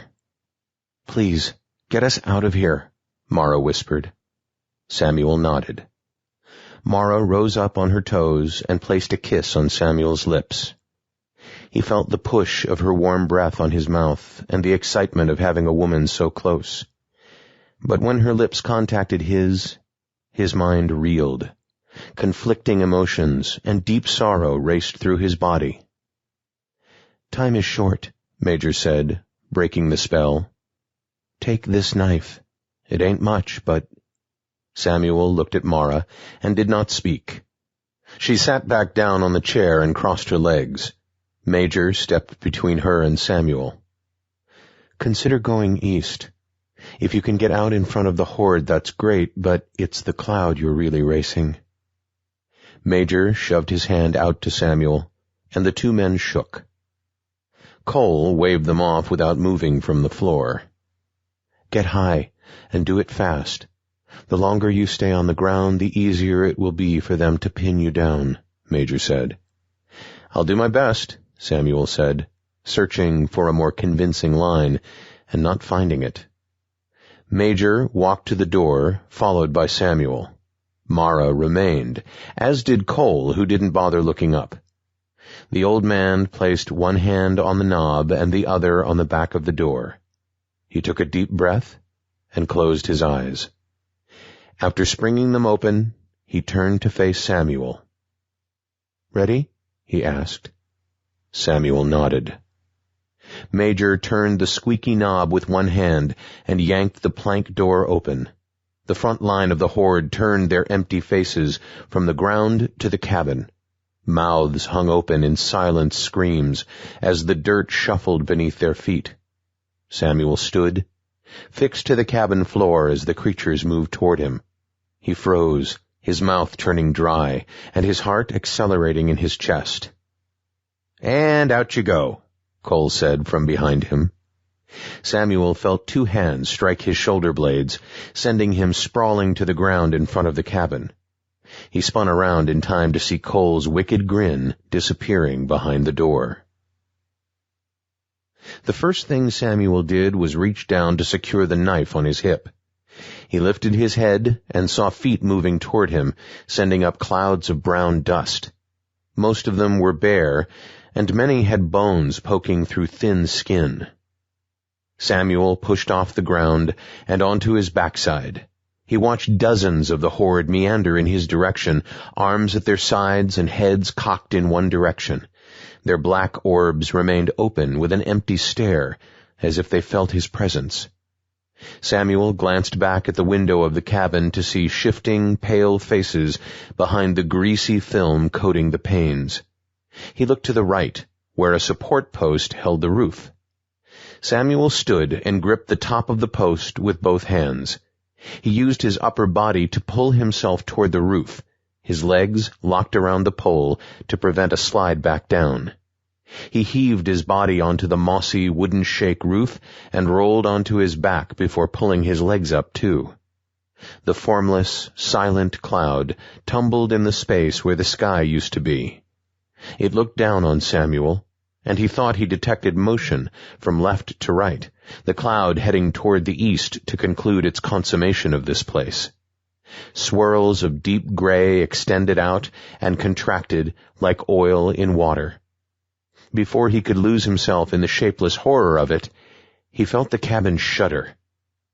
Samuel leaned over the edge and gazed out upon a sea of creatures shambling toward the cabin 10 feet below. He watched countless heads with tufts of tangled hair pushing forward like a crowd at a rock concert. They nudged and leaned on each other, but never stopped moving forward. He noticed they didn't try to open the door or break the window. They had no concern for those inside, the ones the Reversion would swallow whole.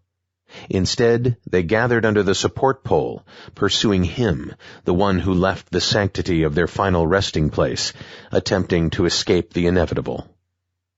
Samuel looked down and watched as hands reached into the air like the filaments of a jellyfish, slim, random movements in an ocean of certain decay. The horde either could not or did not want to climb. Samuel considered the roof his temporary haven and sat down to think. He unfurled the rope and took one end in his hands. He wrapped it around his waist and tied the best knot he could before standing and assessing the trees. A tall oak stood about 20 feet from the edge of the roof, far out of his reach. However, one of its major branches sagged low, angling 5 feet from the cabin. He spun in a circle to verify this was the only tree close enough to attempt what he knew had to be done. Samuel tied the loose end of the rope into a bulge of knots. If he could toss it over the branch and have it swing back like a pendulum, he might be able to grab it and pull himself onto the low-hanging branch like an adventure seeker gripping a zip line. He moved as close to the edge as possible, prompting the horde to flow to that side of the cabin. Most kept their heads down like obedient cattle, but several began raising their bony arms, reaching for him. He cocked his arm back and let the rope fly. It smacked off the bottom of the trunk, nowhere near the branch, and swung low over the heads of the creatures on the ground. They could not react fast enough to grab it, but their shuffling became more rapid, as though they sensed what he was trying to do. He reared back again. This time, the knotted end cleared the branch, but he missed it when it came swinging back underneath.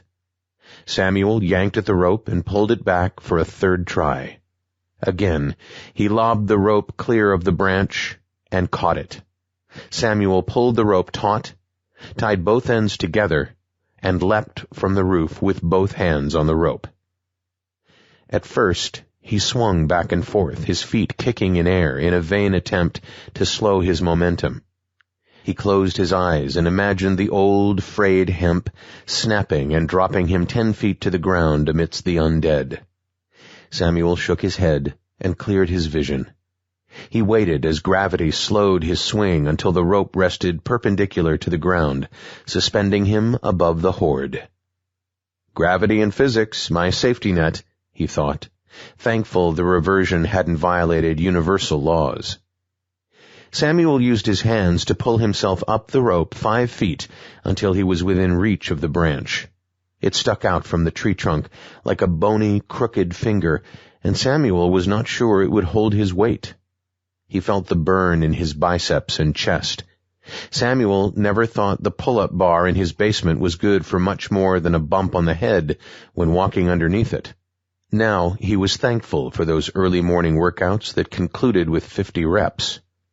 He clawed the bark until he had enough room to swing his left leg over the branch.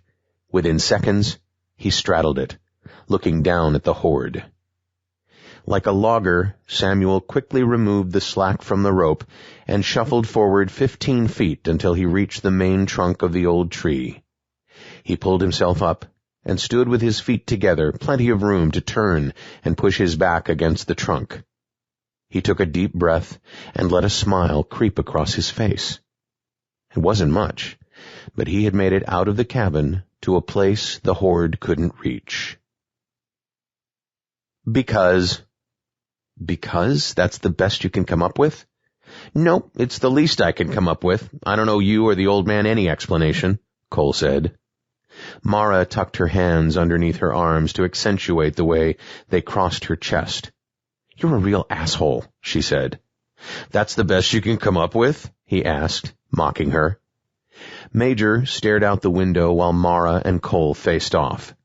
He shook his head and mumbled to himself when he no longer heard Samuel's feet above. He's off the roof, and the creatures are moving toward that tree. Mara and Kole stooped to have a better view, jostling like brother and sister. Do you think he's going to make it? Mara asked. Make it where? Kole asked. Before you get your panties all wet, consider where we are. I don't see him, or us for that matter, outrunning that fucking cloud, do you? It might be possible to survive it. Kole looked at Major after he spoke and shook his head. What are you talking about? Major sat back and looked into Kole's eyes. He could see the darkness eating the man from the inside out. Like surviving a tornado or a flood. Even though the disaster lays waste to the land, people survive it. Somehow, people always survive it. Kole reared back, his fists balled and blood rushing to his face. I'm done with you. I'm done with your cryptic bullshit. If there is more about this place, those fucking creatures, anything, if there's more, I want to hear it now, or I'll split your fucking head open with my bare fists. Mara stepped in front of Kole, her face inches from Major's. Tell us. There are ways to slip out of a reversion. I've done it before, Major said. Samuel scanned the horizon, above the cabin and as far as he could see in the empty gloom brought by the cloud. He looked toward what he thought was the east, hoping to find a glimmer of ambient light, struggling to break through the darkness, but he saw nothing. The shapes of nearby trees stood out in relief against the cloud, the leafless branches scratching at the sky with bony fingers. He could see over the barren and cabins. He thought of Mara. He saw her at the table, sipping a mug of coffee and enjoying the outlook of optimistic youth. He felt a twinge in his chest and pushed his emotions aside. The horde had reconfigured.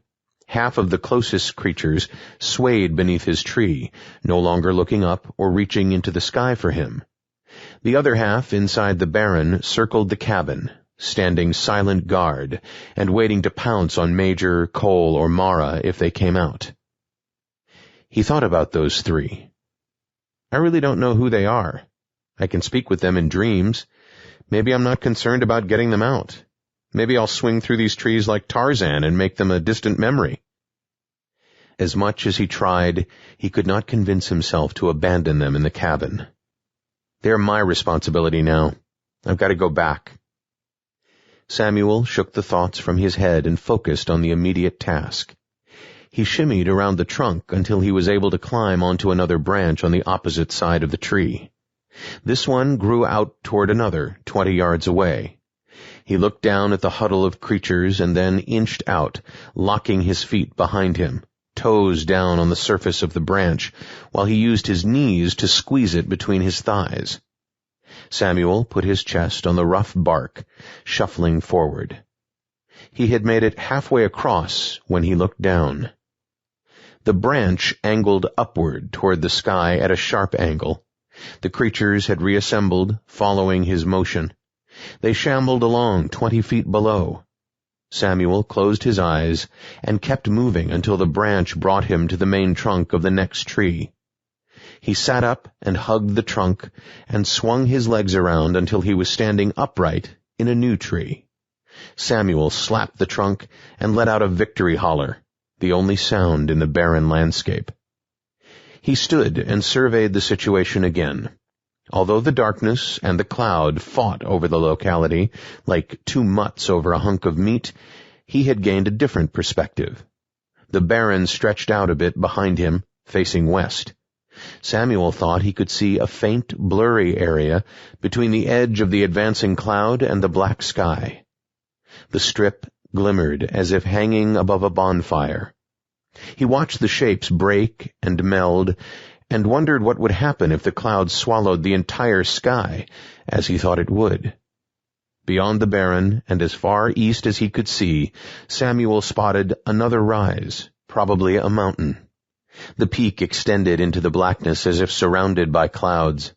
He strained to see a fine line meandering down the tree line and into the valley at the base of the mountain. Whatever it was, Samuel believed it was proof something other than the horde created a path beyond the barren. He committed as much of the landscape to memory as he could before sitting on the branch and resting. He looked down at the swaying heads of gray flesh and bone beneath him. They attract each other like powerful magnets, he thought. Too many to fight. There has to be another way. Before his mind had time to contemplate the thought, a swift motion caught his eye. The cabin door was flung open. "You think if he gets out in front of those monsters, he's going to repel the cloud, stop the reversion, and come back to save you? How fucking romantic," Kole said.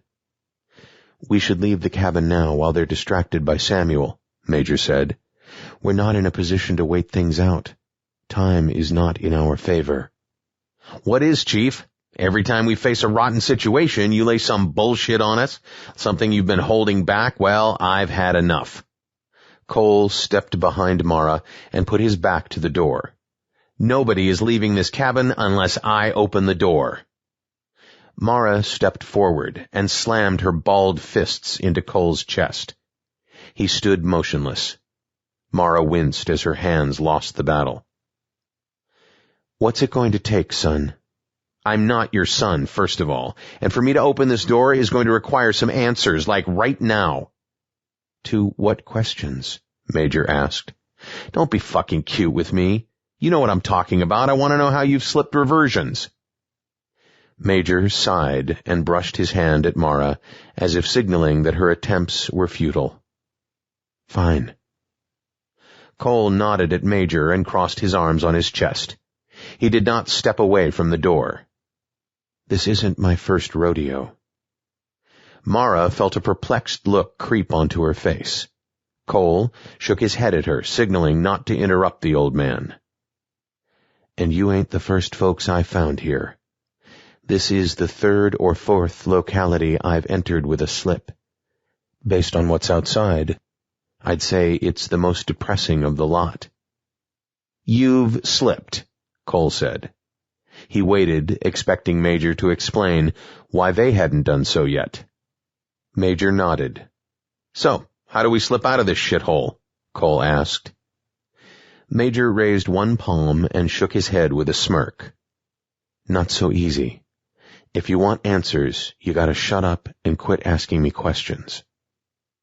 Mara smiled, and Kole closed his mouth. "The last one had only wolves, not the horde. It felt more like winter than whatever the hell we're in here, and it was forest as far as you could see. No mountains, hills, valleys, just trees. I came across 2 people in that one. 2 men. Older. They had the growing paunch and shrinking hairline of middle age, although they didn't seem to know each other. I found them arguing on a path that led to the Barren." "This place?" Mara asked. "No," Major said. "It was a series of caves, but I think it served the same purpose. The men called it the Barren, and so that's what I called these cabins when I found them." Mara shook her head. "Don't know if it's the slips or the fact that I'm always landing in a locality that happens to be fighting a reversion, and I don't remember how I got there or where I came from, but I do know I didn't slip from my birth locality, what you guys might think of as your real-world existence. Anyways, the wolves eventually became like the undead, and they served the same function. Whatever runs the different localities must reformulate in different ways because the wolves did the same thing. They pinned us down inside the cave. If someone went out, they pushed him back in. I know what you're thinking, Muscle Man. I can see it in your eyes." Kole smirked. "I searched every square inch of the inside of that cave, and it was solid rock, no way out." Kole stopped smiling. "So we're in the same boat. One of the guys decided he would make a run for it, not sure if the wolves would get him or not." "The wolves are here too, aren't they?" Mara asked.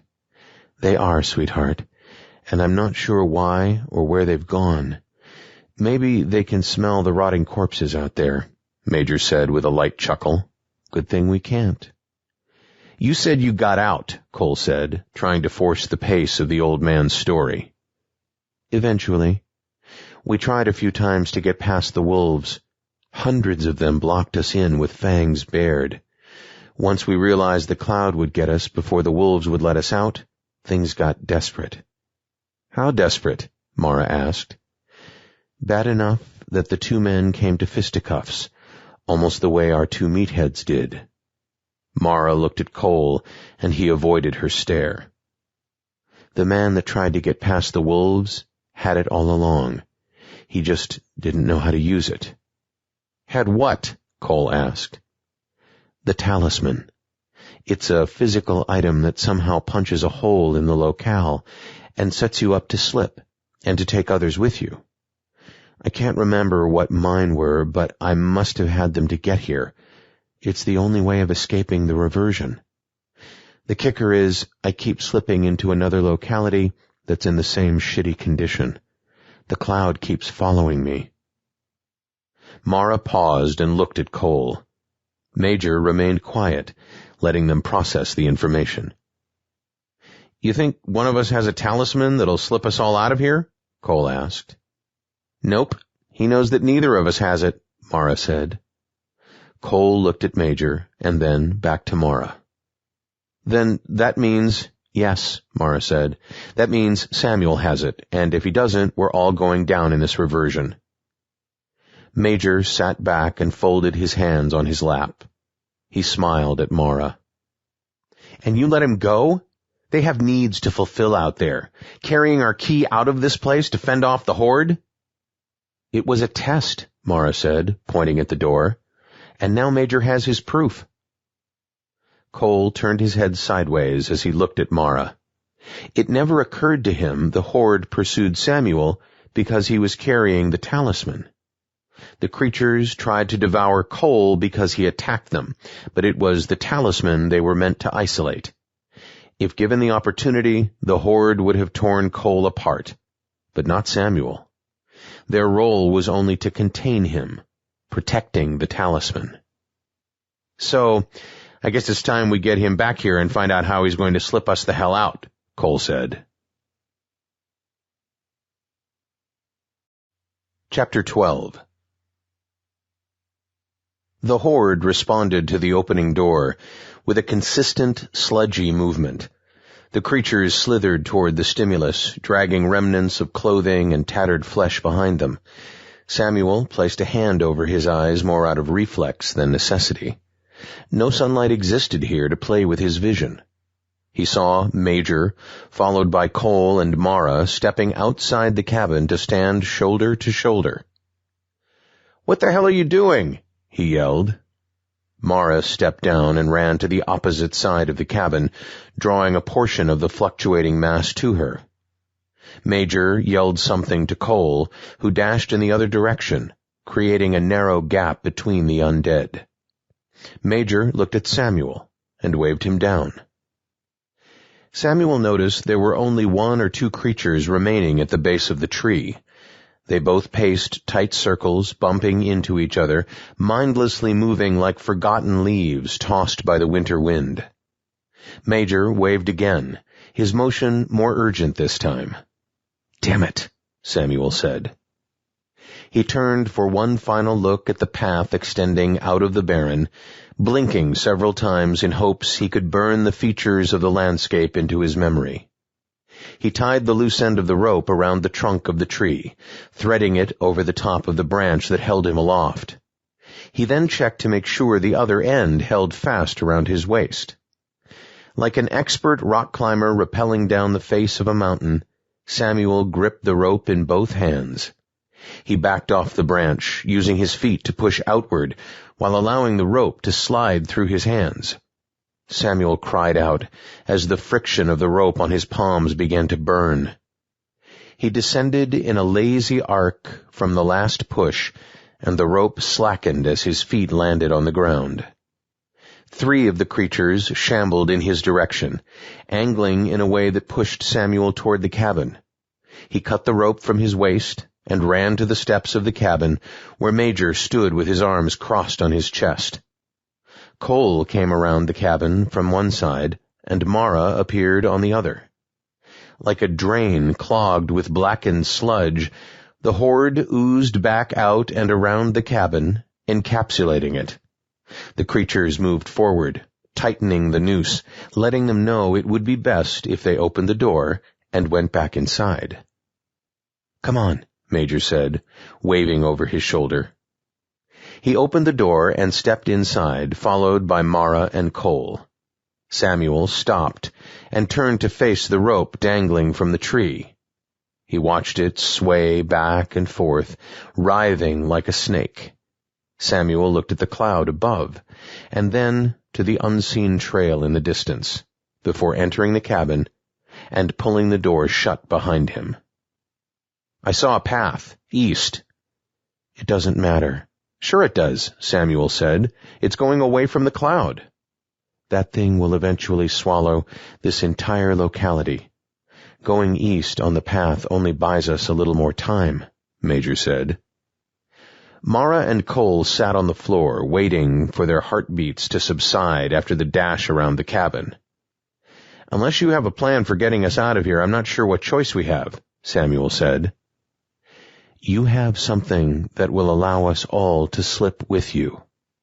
Get us out of the path of the Reversion and land you in another locality. It might be a world degenerating faster than this one, but it'd be a different locality either way," Major said.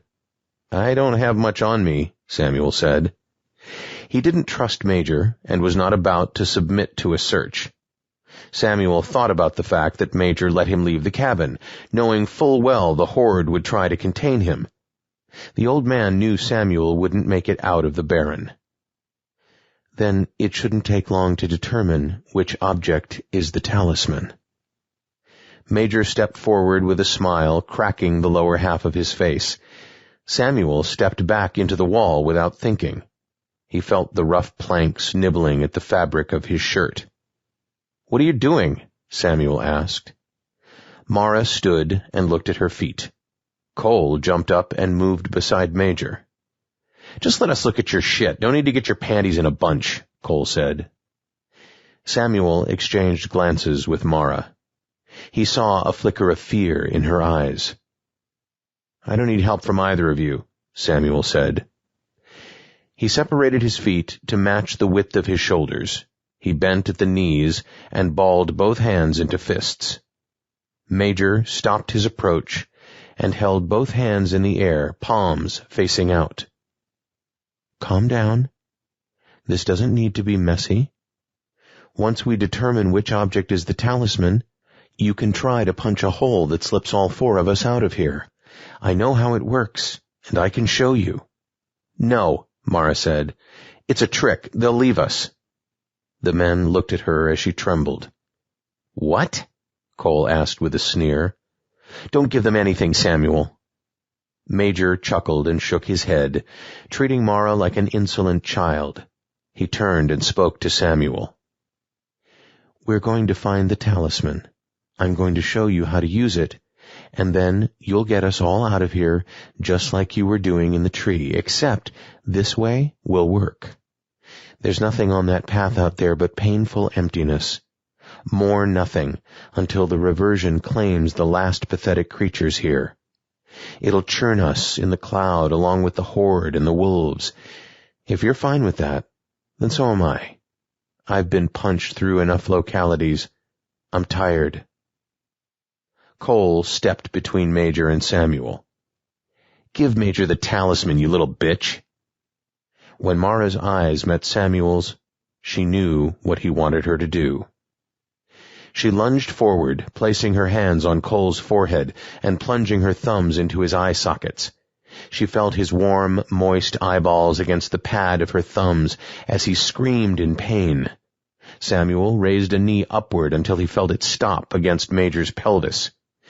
The old man dropped to the floor and pulled his knees to his chest while writhing in the fetal position. When Samuel looked back at Kole, he was on his knees with Mara draped over his back. She removed her thumbs from his eyes while dragging her nails across his face. Samuel watched the crimson lines appear like whiskers. Before Mara could utter a sound, Samuel grabbed her by the wrist and spun for the door. He pulled it open to reveal the horde exactly where they had left them. Black orbs in grave faces lifted at the change in the environment. Samuel dashed forward, pulling Mara with him. They stepped outside the cabin, and before Samuel could slam the door shut, he heard Major. "They won't let you leave," Major said. His voice sounded shaken, defeated. "We can try climbing the trees and get back on the path to the other side of the barren." Samuel knew this would not work, but he was not going to give up or let Major determine how he was going to leave the reversion. Samuel would rather be torn apart by the horde than leave his fate in Major's hands, and he was not about to leave Mara to Kole's wrath. Major's laugh slid into a ragged, choking cough. Kole remained on the floor with his hand over his eyes, blood seeping through his fingers. "I'm not talking about the undead." Samuel looked at Mara with his head sideways and eyebrows raised. Before they could speak, a distant, muffled howling came from the west, riding the black cloud that hovered above the barren. "We'll never catch up to them." Major pulled himself upright and placed a hand on Kole's shoulder. "We won't have to. The pack will eat their flesh and leave the rest." Kole rocked back and forth, his eyes running with a watery pink mixture of tears and blood. He blinked and wiped his face with the back of his hand. The lines drawn into his flesh by Mara's nails turned black as the blood coagulated and dried on his skin. "She's not like us. We knew the time would come when we'd have to force the situation. We can't slip 3, Major said. Kole huffed and dabbed his face with the collar of his shirt. "She tried gouging my eyes out. I want to hurt her. Bad." Major stood and swayed as the nausea radiated from his groin into his lower abdomen. He sat down again. "Samuel is like us," Major said, ignoring Kole's desire to inflict pain. "He slipped into this locality under the same circumstances as we did." Kole shrugged, nurturing his wounds and festering revenge. "So what?" he asked. "Nothing. I'm not sure it means a thing," Major said. "But unless you or I get our hands on the talisman, well—" Major's voice trailed off. More distant howls reverberated off the mountains, resonating back to the Baron, trying hard to puncture the oppressive silence. "They're coming," Major said. "Did you call them?" Major leaned his head back to rest on the wall of the cabin. He did not answer. "That means you did," Kole said. "I sure hope you know what you're doing, old man. Ain't like these are trained canines sniffing for drugs." "Well, I've been trying to dig my balls out of my abdomen since he kneed me. Do you have any better ideas?" Kole wiped another drop of blood from behind his ear and decided to shut up. Major had been beaten down by a man, but he had been bested by a woman, a flimsy girl.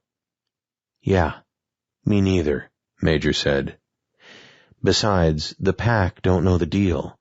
They're only working on animal instinct." "You sure about that?" Kole asked. "What's it matter?" Major said. "Don't stop," Samuel yelled as they dodged the oncoming horde that tried to reconfigure itself and block the path. They sprinted for the tree, but several of the undead arrived first, making it impossible for them to climb the rope. Samuel recalled the view of the landscape, adjusting the altitude to fit where he was on the ground.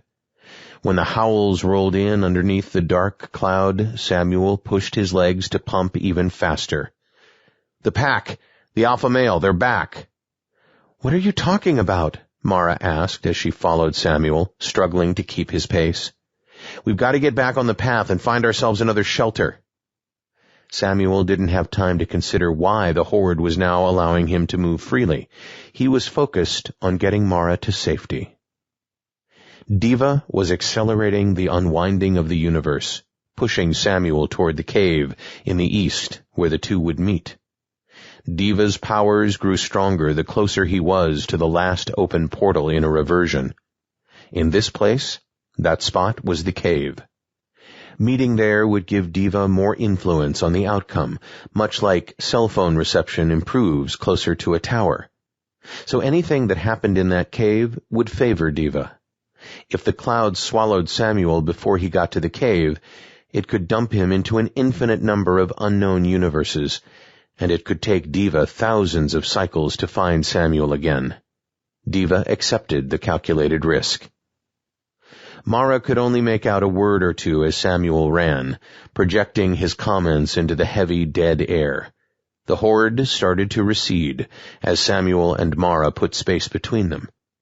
No new creatures appeared from the west, which led Samuel to believe they could outrun the horde created by the cloud. He pushed the image of the alpha male from his mind, as well as the inevitable reversion that crawled ever eastward. He kept on the path, which was only visible for 10 or 15 feet into the distance. Samuel thought if a new group of the undead stumbled upon the path, he'd have no choice but to run at them. "Up there," Samuel heard Mara say as he dodged right to miss a low-hanging branch. He saw the outline of a structure about 10 feet from the path. Samuel traced the shape with his eyes and knew it was another cabin, almost identical to the ones he already discovered in this locality. When he took a few more strides, his hunch was confirmed. Samuel slowed and let go of Mara's hand. She leapt to his side as they both stood in front of the door.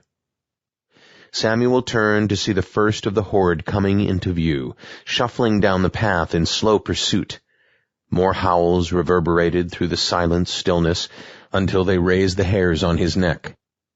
Mara looked at Samuel, and they made a decision without speaking. Samuel stepped into the inky blackness of the cabin, pulling Mara behind him. He slammed the door shut, her sweaty hand in his and his heart hammering in his chest. Major opened the door to a desolate and empty scene. He had become so accustomed to the horde occupying the space that the Baron felt like an underwater realm, filled with a formless void of darkness and silence. The locality held no trace of its occupying army of the undead. It had pulled up stakes and set off on the path, following Samuel and his talisman.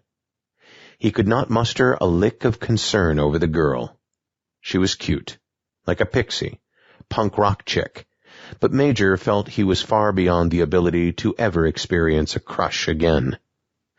While he felt no direct animosity toward Mara, he would gladly remove her if she was in his way.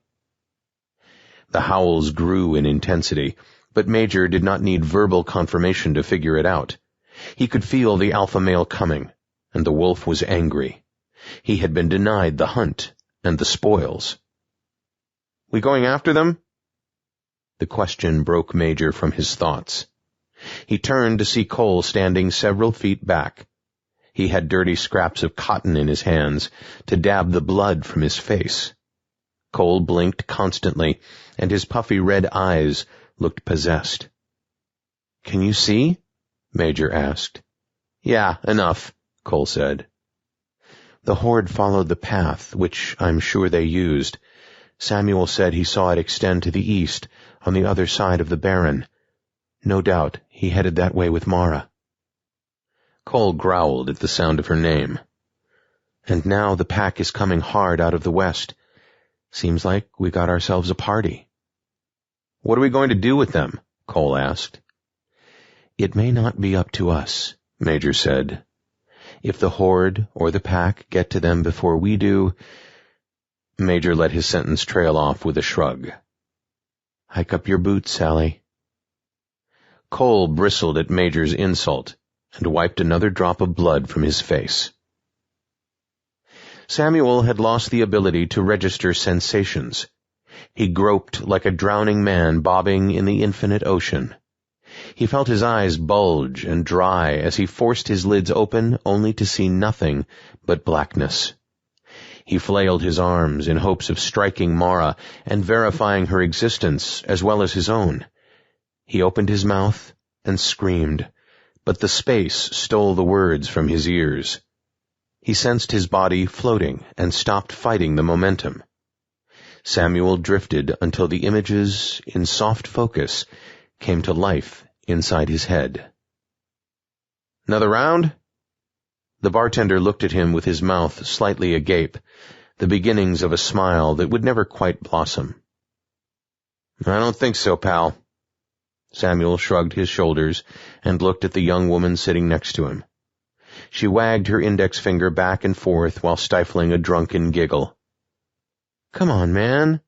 One more for me and the lady. We're walking through campus after last call, not like we're getting behind the wheel."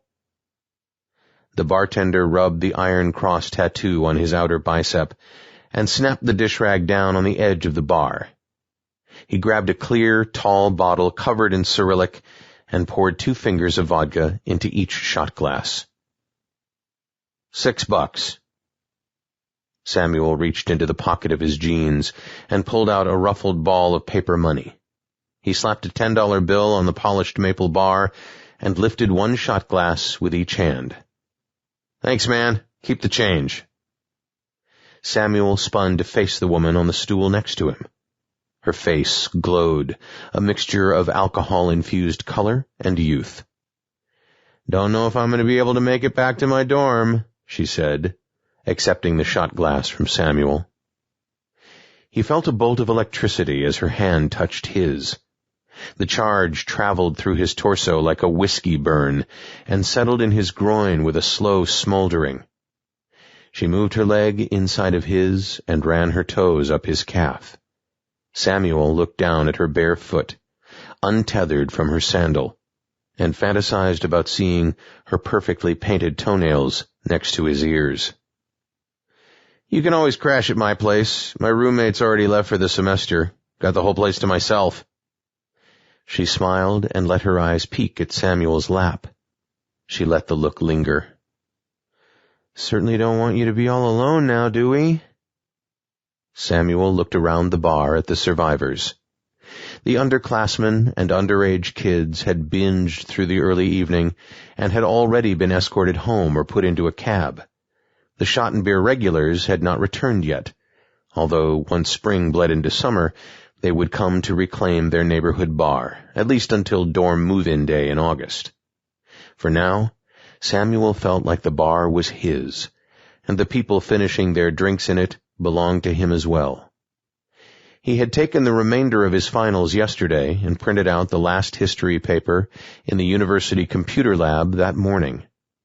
Samuel's parents wouldn't be expecting him home for another week, and it would be a week after that before he'd be back on the assembly line at the factory, making enough money in the summer to pay for his books in the fall.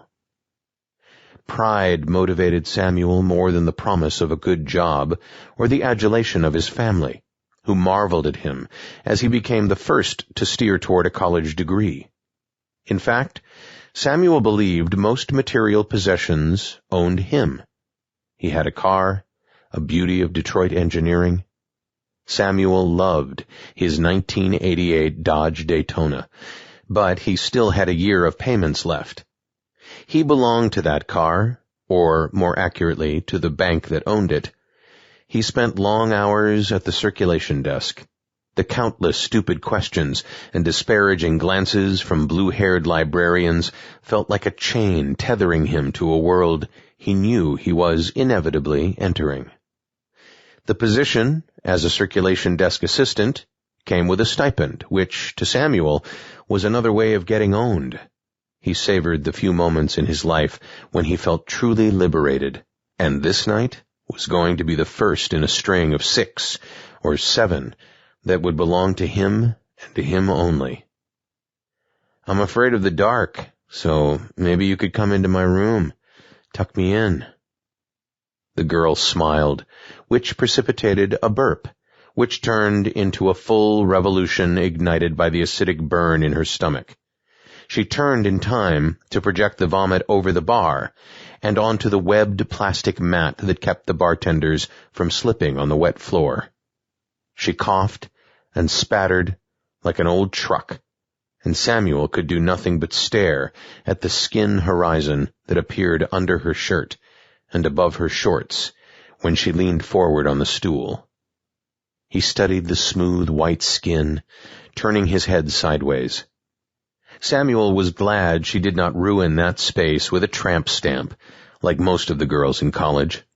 He knew the 90s were just the beginning for tattoos, and he really liked the hot biker chick look, but on this lady, he was hoping to slide in behind her and enjoy the unobstructed view of the beads of sweat that would collect in the small of her back.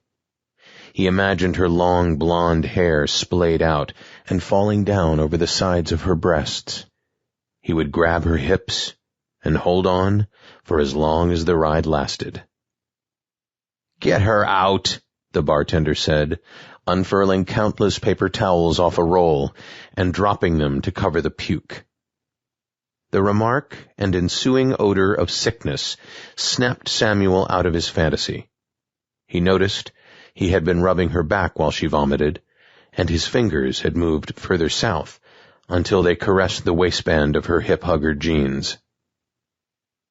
Samuel blinked, returning him back to the present and his mental prison. He took shallow breaths, knowing the memory was not finished. He thought of Mara, wondering if she was being forced to relive a time from her past, the reopening of wounds that had never quite closed. He felt the warm, penetrating feel of her tongue in his mouth. Samuel pulled her closer with 2 hands on her hips. The alcohol killed the taste of vomit on her lips, but did not protect his nose from the odor of summer trash coming from the dumpsters in the alley. "Right here. I want you right here." Samuel put his hands on her breasts and pushed them up, feeling the stiffness of her nipples through the thin t-shirt. He looked into her eyes and saw the hazy glaze of 3 a.m. in them.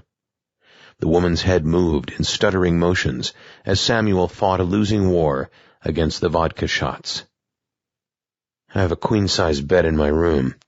We can do all kinds of stuff on that. She grinned and slid her hand inside his jeans.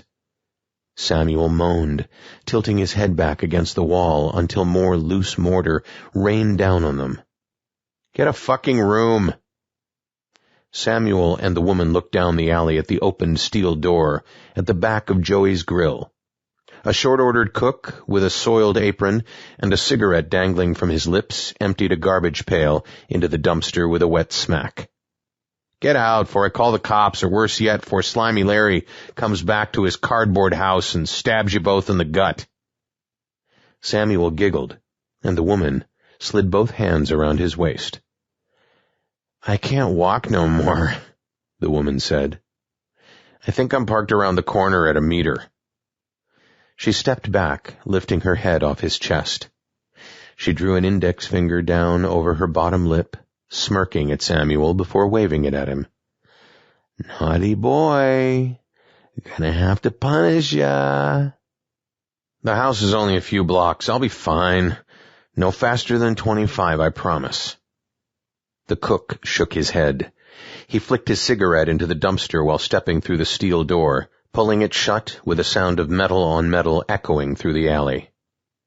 "'Kay," the woman said. "But hurry." Samuel led her to the sidewalk. A few lonely souls skulked by, caught in drunken limbo. The bars had last call, and the breakfast restaurants hadn't opened yet. He glanced to his right and watched the neon sign of the bar flicker into cold darkness. He turned in the other direction and stared until he saw the taillights of his Dodge, the 20-inch tires snuggling up to the curb. He had done this before, many times. Samuel knew the drill, knew his limitations like every good drunk. He would ease into the street, stay slow, and keep to the residential streets. Avoid traffic. That would allow him to reach home safely. Intellectually, Samuel understood the risks he was taking, but the young college girl pawing at him skewed all of the statistics. He would return to his room, and they would explore each other like first-time lovers. It was the aroma that drove him mad. Samuel could smell her. "Let's go, silly," she murmured, placing a hand in his lap. Samuel shook his thoughts loose and put the key in the ignition. Fear slid across his face until he realized it was the wrong key. After 4 more tries, Samuel discovered the ignition key and started the car. The Dodge came alive with a throaty rumble after he pushed the clutch to the floor and pumped the accelerator 3 times. Pearl Jam's Oceans came through the speaker system, and the woman fumbled for the volume knob, turning it until Samuel felt like Eddie Vedder was singing to them from the back seat. "Album of the year," she said. "This is killer. Not sure how Pearl Jam is going to top this record." Samuel fastened his seatbelt and looked over both shoulders before easing into the empty street.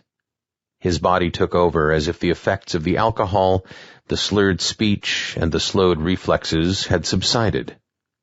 He looked at the girl and pointed to her seatbelt.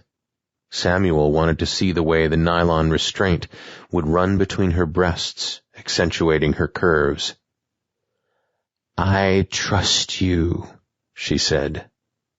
The woman closed her eyes and leaned back against the headrest. Samuel put the Dodge in first gear and eased from the curb. The parking meter stared at them as they drove past, its cyclopean eye red and menacing. He coasted underneath the first traffic light, which blinked yellow in the pre-dawn darkness of Fifth Avenue, the main strip dissecting the quaint college town. The next set of lights swung red in the gentle summer breeze. "What's up with these?" he asked. The girl just mumbled. Samuel waited and looked back and forth, wondering why the second intersection's lights had not gone to blinking yellow, and, more importantly, why they were red in his direction. Before he could contemplate the answer, a dagger of light pierced his rearview mirror. By the time Samuel reached to flip his mirror to the nightshade angle, The vehicle was beside his. The chrome side mirror captured the reflection from the copper streetlights in a way that made it look alien. But it was the 1977 Chevy Corvette attached to the mirror that made Samuel forget about the sexual tryst he had in the works. The tinted windows and T-tops made him think the vehicle had to be from California. They did not have the need or the legislation to make that happen out here. Chrome side pipes ran from the back of the front tires underneath the door until they flared out at the rear. The black paint job glistened as if the car were wet. The vet slowed at the intersection until 4 inches separated the passenger side window from Samuel's. He waited as the vet's window came down with the slow lurch of a handle turn. "Dodge," said a voice from inside the Corvette. Samuel paused and looked over at the girl. She smiled and then winked at them. "Ain't even close. You got 16 pistons under that hood, over 300 horses. Go pick on someone your own size," he said. A voice came from inside the Corvette, hidden in the blackness. "No balls. I get it." Samuel gripped the leather covering on his steering wheel. "I can handle the lady, too, seeing as how you ain't got what it takes to satisfy her." Samuel looked at the light and back at the empty void of the Corvette's window. He nodded and turned his attention back to the dangling traffic light, anticipating the turn to green. He set his left hand on top of the steering wheel and dropped the right on the gear shift set between the seats. He revved the engine a few times and used his left foot to push back into the seat. Samuel took his right foot off the brake and teased the clutch with his left until he felt the gears of the manual transmission edging forward, pleading to open up into a full gallop. When the light turned green, Samuel slammed the accelerator to the floor and popped the clutch with his left foot. The Dodge lurched forward, and he heard a giggle from the woman sitting next to him. The engine drowned out the passionate wailing of Eddie Vedder as the CD player moved on to play Release. The rear tires of the Dodge screamed, and the acrid smoke of burning rubber reached his nose as the Dodge pulled him underneath the traffic light and down the right side of the street, now serving as a drag strip. The Corvette appeared to hover next to Samuel's car, teasing and taunting him like an angry sibling. It stayed locked in position, using the oncoming lane as its own. Samuel heard laughing coming from the passenger window until it closed, drenching the Corvette in inky blackness. Samuel glanced at his gauges, the needle pushing towards 60. The blinking yellow lights at some of the intersections faded like fireflies in the summer night. He tried not to think about the people stumbling from the bars, witnessing the race. Samuel loved this college town. They knew him here. They knew his car. The Corvette roared, and Samuel saw it lurch forward. He smiled and shook his head, frustrated by the driver's decision to toy with him, and, at the same time, impressed by the sheer brutality of the Chevy's 305 block. He feathered the clutch to bring the RPM gauge back into the red before shifting gears. Samuel watched the taillights of the Corvette move forward as his own speedometer broke the century mark. The two cars rocketed down the sleepy street like 2 bullets from a gun. When the Corvette jacked low and dipped a shoulder into the highway on-ramp, Samuel realized he had to concede. He knew the Daytona did not have the handling of the Corvette, and he pulled the car to the curb, feeling the effects of the alcohol replacing the adrenaline of the race. He picked up the woman's purse and searched through her wallet until he found her ID, complete with home address. Samuel glanced at the woman, and he turned the car around. He drove toward her apartment where he would most likely need help to take her safely inside. The race left him dizzy as its effects receded. Samuel would have to lick his wounded pride and forego the physical satisfaction of a sexual conquest. He found no solace in doing the right thing. He felt her hand in his, tiny and vulnerable. She squeezed to let him know she was still there. The room came back into focus, and he recognized the same indistinguishable furniture that had been in the other cabins. Samuel's breath hitched in his chest. He stood in the middle of the room, with Mara at his side. "Did you see it?" he asked. She nodded and wiped a tear from her face. "I should have learned from that. It was so close to being a catastrophe." Mara turned and trailed a finger down his cheek. "We all fall short. We all screw up." Samuel brushed her hand aside and walked to the window. Blackened film covered the window panes as it had all of the cabin windows. He tried seeing out of one, hiding the rest of his tears from her. "Where are we?" he asked. "Another cabin, probably a little further down the path, but not too far from the Baron." The moments preceding his visceral memory flooded Samuel's head. He recalled the shuffling horde of the undead and the distant but closing sound of the pack howling at the dead sky. "Major and Kole, what do they want?" "Not sure," Mara said, shaking her head. "I think Kole wants to inflict pain, and he doesn't care who he hurts. But Major? Yeah, Major wants something more." "More than what?" "More than hurting you. He wants out of here. We all do." Kole and Major ambled along the path, weaving in and out between the creatures. Major expected to be blown back by their rotten filth, but the sense of smell had all but disappeared in the locality. Along with the loss of sound, he knew the reversion was almost complete. "Can we get to them?" Kole asked. "Yep," Major said. "Looks like the walking corpses will keep 'em pinned down. Won't hurt 'em none." Kole nodded and kept walking, occasionally sidestepping a group of the creatures. He passed one on his left, looking deep into its face. Kole shuddered when the creature turned its blank eyes on him. He felt the desperation there, the pain. "Think the next cabin is over that ridge," Major said. Major pointed along the path in the direction the horde was traveling. A throaty howl broke through the silence and made the horde stop in their tracks. Major and Kole turned to face the alpha male, striding along the path as the creatures parted, the wolf's eyes never leaving the staggering undead. Kole and Major stood between the wolf coming from the west and what was left of the place in the east, with the undead lining the path like folks at a parade.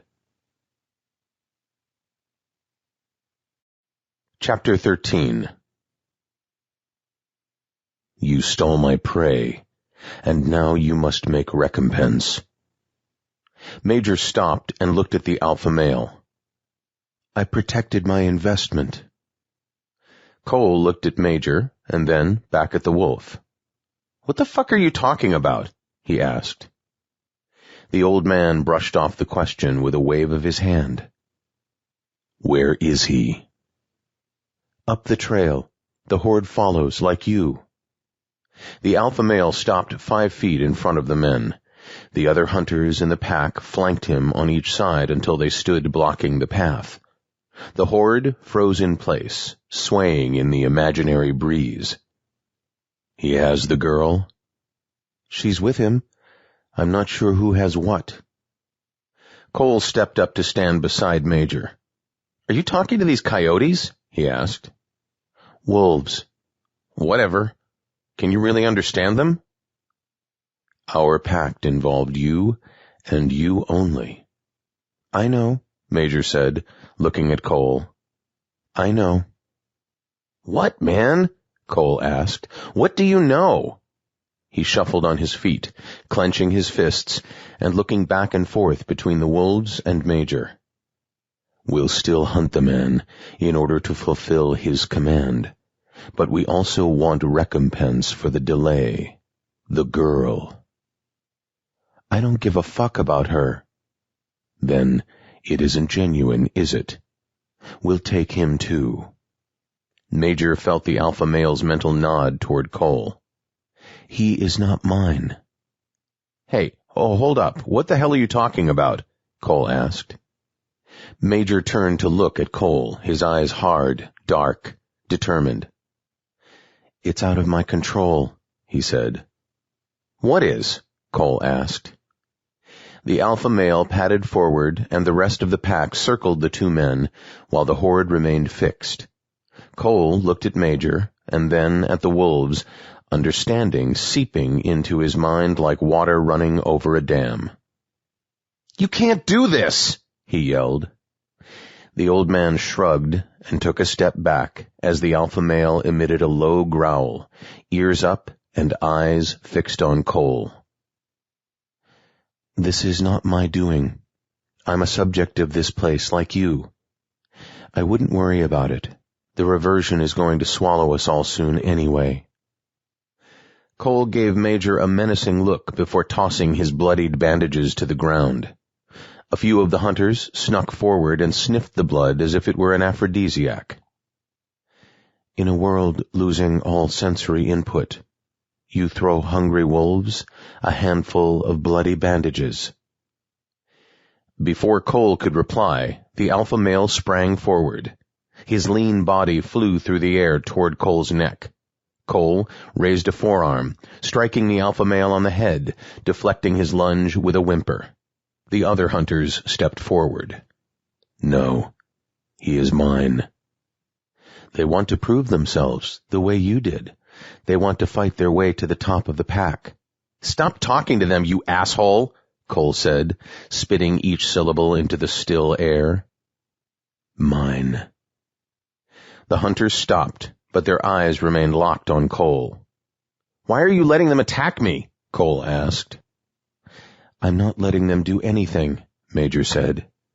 "They have needs to fulfill, like all of us, and they have beliefs about the reversion and what might stop it."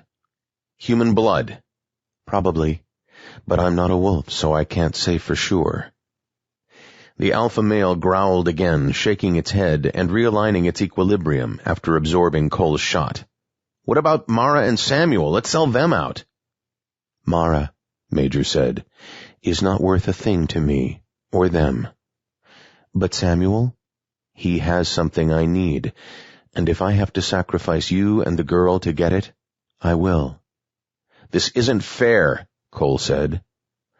"Of course it isn't, you spoiled little shit. You've slipped into another locality, one damned for all time, or at least until the reversion eats it. You were nothing but a disgusting human being in your life. Why do you think you're owed any decency now? Be happy you didn't slip into a place more violent than this. The alpha male will tear out your throat, and you'll be dead in minutes. Trust me. There are worse fates for those like you." "Enough."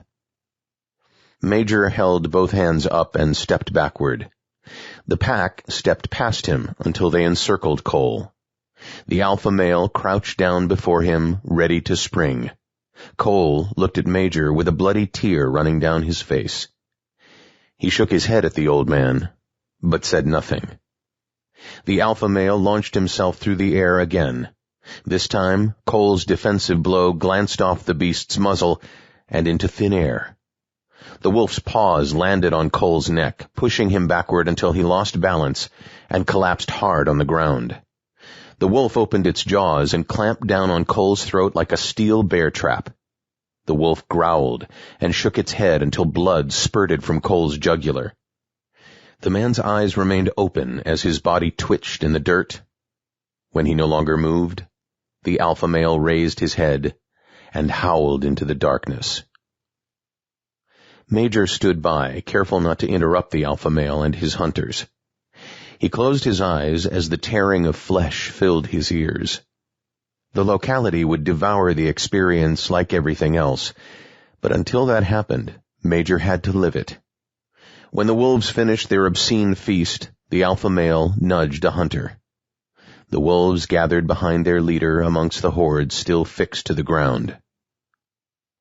"And now, the other. The female is of no consequence to me. She has no power."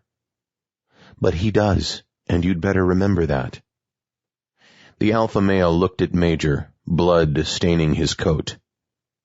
"I know, I felt it last time, but that was before. I have become more powerful since. So has he, Major said. So has he. I think we're here for a different reason. I think we have work to do, people we owe, Mara said. Samuel nodded, taking deep, long breaths. Redemption? He asked. Of sorts. Do you trust me? Mara asked. I guess. Give me your hand. When Samuel's hand landed in Mara's palm, she threw a shoulder into the door and exited the cabin. The horde surrounded them, but they stood motionless in place. Why aren't they coming at us? Samuel asked as they sprinted down the path and away from the Reversion. A force has held them temporarily. They won't remain immobile long. Hurry, let's get some distance. Samuel looked at Mara for a moment, realizing there was more to her experience in the Reversion than what she told him. She let go of his hand. Mara ran down the path, her dark hair swaying against her back. Samuel followed her as she continued moving east. The trees hung over the path like dangling flypaper, ready to snag them at any moment. Mara kept moving through the darkened landscape until the path opened on a plain that stretched as far as she could see. Long wheat stood still and silent. Samuel looked up and saw the Reversion in the sky, constantly moving east toward the endgame. They're not behind us, Samuel said. They will be. Come on. Mara sprinted again, this time through the field toward a black hole on the other side. As Samuel drew closer, he realized they were heading for the gaping maw of a cave embedded in the deep rock of a mountain. The opening appeared as a solid wall of jet-black fabric. We're going in there? He asked. She ignored his question and slowed to a jog. As she approached the entrance to the cave, the wheat tapered off until there was nothing but undisturbed dirt. Samuel felt the muscles in his body tighten, and he had to fight to keep his bladder under control. It feels evil, he said. It probably is, Mara said, but it's our last chance to escape the Reversion and the wolves. As if on cue, Samuel heard another round of howling. He looked over a shoulder and saw the first shapes shuffling from the tree line into the field. He recognized the gate and knew the horde was back on their trail. Mara looked at him and took his hand again. She looked at the cave and back to the undead. It's your call. I can't make you. Samuel nodded and followed her through the opening into darkness that penetrated him to the core. I could use the horde to draw him out, Major said. The undead. They avoid that place. I know, which is why we must get him to give up. You and your pack are not great enough in number to pursue them through the labyrinth. How did the girl know about it? Major felt an accusation in the unspoken question. They have been running for their lives to the east. The Reversion has pushed them there. The wolf licked his teeth and circled back around to survey the hunters. The old man was right. You have bait he will take? I have many tools at my disposal, Major said as a smile spread across his face. I don't know if he'll leave the girl, but he will be disoriented at the very least. Go. I will wait for you. But realize time here is short, and the Reversion slows for nothing. I will not suffer another cycle by failing him. Major nodded and stepped past a throng of the undead as they approached the cave. He tried not to look at their faces as he contemplated a strategy for luring Samuel out, and he needed enough time to find the talisman before the alpha male tore the flesh from his bones. He couldn't remember when he struck a deal with the alpha male, because communicating with the wolf was always tedious. The animal spoke with a limited vocabulary and used its few words in the wrong context. Major remembered enough to know the alpha was doomed to another Reversion without capturing Samuel, and Major couldn't escape without the talisman. The wolf would get Samuel's flesh if Major received the talisman. What appeared to be a black hole from the outside softened within. Ancient stalactites and stalagmites bit into the cavernous space. The old rock glowed with a dull, heavy cast of gray light, as if it came from the final throes of a dying sun. The floor of the cave was covered with a fine powder, dry, and unlike the heavy, moist soil of the forest. Passages extended in all directions, heading into the depths of the mountain. Several of the walls wept. Trickling streams of water followed grooves etched in the stone over eons, the droplets crashing into puddles on the ground like cannon fire echoing throughout the space. Mara stopped and looked at Samuel as they stood shoulder to shoulder, their backs to the entrance. She looked into his face, shuddering at the pale complexion brought on by the inner glow of the cave. When she turned to look at the cave entrance, she saw the darkness of the locality brought by the reversion, making it seem like a heavy curtain had been drawn across the last remnants of their world. Samuel's eyes met Mara's. He let his breathing slow while surveying the inside of the cave. The glow of light produced phantom shadows that slithered over the pockmarked stone. He felt the cold, moist, subterranean air on his face and detected the faint aroma of wet limestone. The open passages reached out to Samuel like bony fingers threatening to pull him inside the mountain. "Now what?" he asked. Mara looked back to the entrance. She jogged to an outcrop of rock against the north wall of the cave, Samuel running behind her. She placed her back against the cool wall and then stood upright when it chilled her to the core. "We can hide," she said. "From who? For how long? I don't see how—" Mara cut him off by placing her index finger to his lips. "The Horde hates this place, and I don't know why. I remember seeing them standing out front before, a long time ago when I first got here. Kole and I were hiding in the trees, and we saw Major coming out. But the undead, they weren't in here." "What about the wolves?" Samuel asked. "I don't know." The air within the chamber changed as a slight breeze raised gooseflesh on their arms. "What's the point?" The question came from the cave's entrance, echoing off the walls until reaching their ears in a concurrent reverberation. "You're only delaying the inevitable," Major said, his words drawing nearer. "Come on," Mara whispered. She grabbed Samuel's hand and sprinted around the side of the outcrop. The two rushed headlong into the nearest tributary and raced through the kinked maze of stone until it ended in a solid wall of rock. Mara turned and ran back toward the main cavern, towing Samuel by the arm. She ducked into another passage, only to end up at another dead end. "Go ahead and try them all. I'll wait. But the wolves, eh? Not so sure about their level of patience. And the undead? Not sure if they even understand the idea any longer." Major's voice came through the air with clarity. He was getting closer.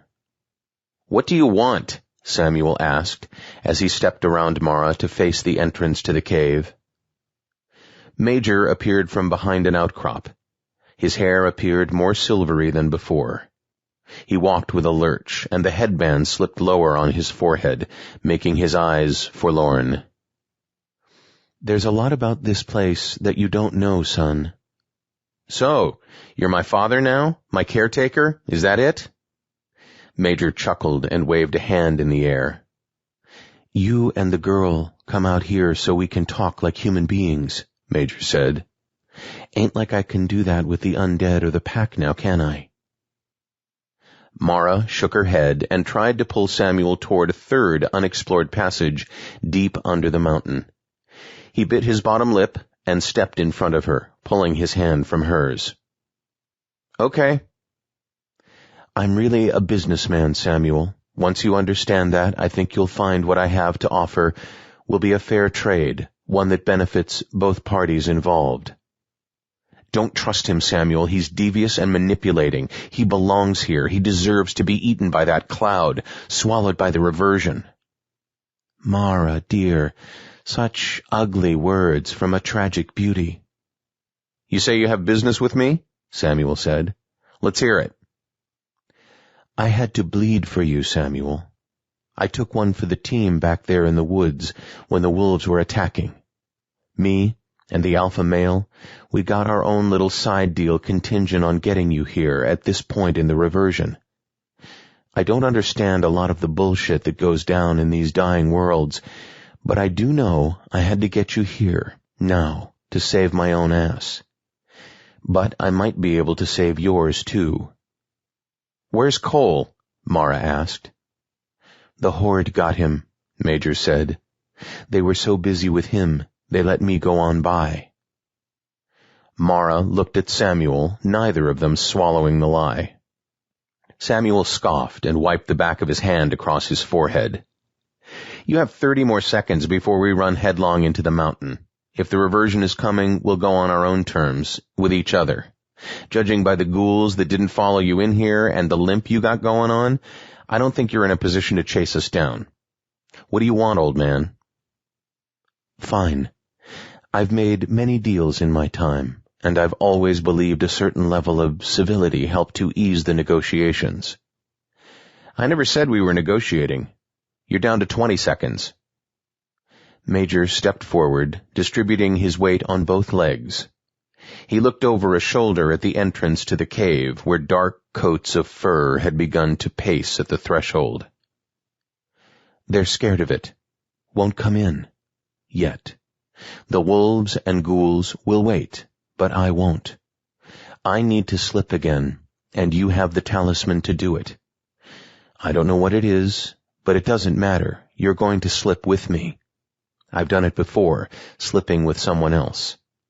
It's risky, sure, but no more risky than remaining here in this dying place. And the girl, well, it would be good business to leave her for the wolves. She's flickering out one way or another." Mara shivered and reached for Samuel's hand. "I don't even know if I can slip with another. And if I did, why would I take you? I can take Mara with me." Major laughed. His voice echoed throughout the cavern and brought a yelp from one of the pack that strayed too close to the entrance.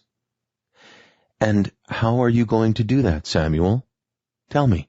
Exactly how are you going to slip into another locality, let alone find a way to take her with you? You may have the talisman, but I have the know-how," Major said, tapping the side of his head with his index finger. "You got the car, but I got your keys." A dark, greasy smile spread across Major's face. "You're an evil son of a bitch," Samuel said. "We don't have time for empty insults, young man. You get the knowledge of the slip in return for my ticket and the girl. Take it or leave it." Mara glared at Major. "How do I know you really know how to use the talisman to slip this locality? How can I be sure you're not tricking me?" "You don't," Major said, fighting laughter. "You can't be sure. When do you ever get certainty in life? Thought you'd at least wised up to that in your time here." Samuel turned and tucked his chin to his chest. He used the back of his hand to caress the side of Mara's face. She closed her eyes and pulled his hand closer with her own. "Can you trust me?" he whispered. Mara nodded without speaking.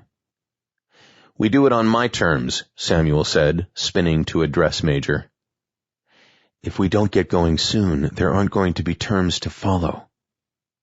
Samuel took a deep breath and nodded at Major. "First thing you need to do is stand with your arms outstretched," Major said. Samuel followed the old man's instructions. He walked to the center of the open cavern while Mara remained with her back to the limestone. "Good. Now close your eyes and visualize another place. Think white, sandy beaches and palm trees. Any locality without a fucking cloud would be perfect." Samuel closed his eyes and his face wrinkled as if he were devouring lemons. "I can't. My mind is racing. I can't think." Major stepped closer and spoke under his breath, so only Samuel could hear. "If you can't do this, big man, that little tart of yours is going to become a meal for the pack, and you and I won't be far behind. Close your eyes and try again." Samuel clenched his fists and brought them down to his waist before stopping and letting them fall against the sides of his legs. He concentrated, trying to clear his head of the distractions in the cave and the desperation of his situation. The air surrounding him lightened, and he felt a faint breeze blow across his face. "Don't open your eyes," Major said, as if reading his mind. "That'll break the connection. Keep going." Samuel forced his mind to clear again, and this time a pinhole of light appeared. He watched it grow behind his eyelids and dart back and forth like a chaser in his vision. Samuel could see the edges becoming fuzzy and rolling back from the center, like sand pulled out by the tide. He lost sensation in his limbs and could no longer tell if he was standing or lying in the limestone dust on the floor of the cave. Major's voice cut through as if the old man were inside his head. "You got one, boy. You grabbed onto another locality. Now let it open up, and make sure it's not all brimstone, lake of fire, or any of that other biblical bullshit that keeps Christians in the pews every week." Samuel blinked within his vision without opening or closing his eyelids. He watched the center spread until the fuzzy border pushed out to his peripheral vision. Samuel had to remind himself to breathe. He stood on the shore of a narrow, long lake. The water sat like a sheet of ice, reflecting the towering mass of earth above it, as if another mountain existed inside the lake. Tall pine trees bordered water that cut its way through a high mountain pass. Patches of snow clung to the ground in places hidden by shade. He saw the wind push the pine trees, nudging them into each other with a gentle shake. Samuel couldn't hear a sound, and he was about to tell Major he saw no sign of life when a dark dash pinned to a deep blue sky came across his field of vision and stopped at the top of the tallest pine. He watched the bird spread its wings and take flight in the opposite direction, and Samuel was able to identify it as a hawk. "Is it alive?" Major asked within his head. "What?"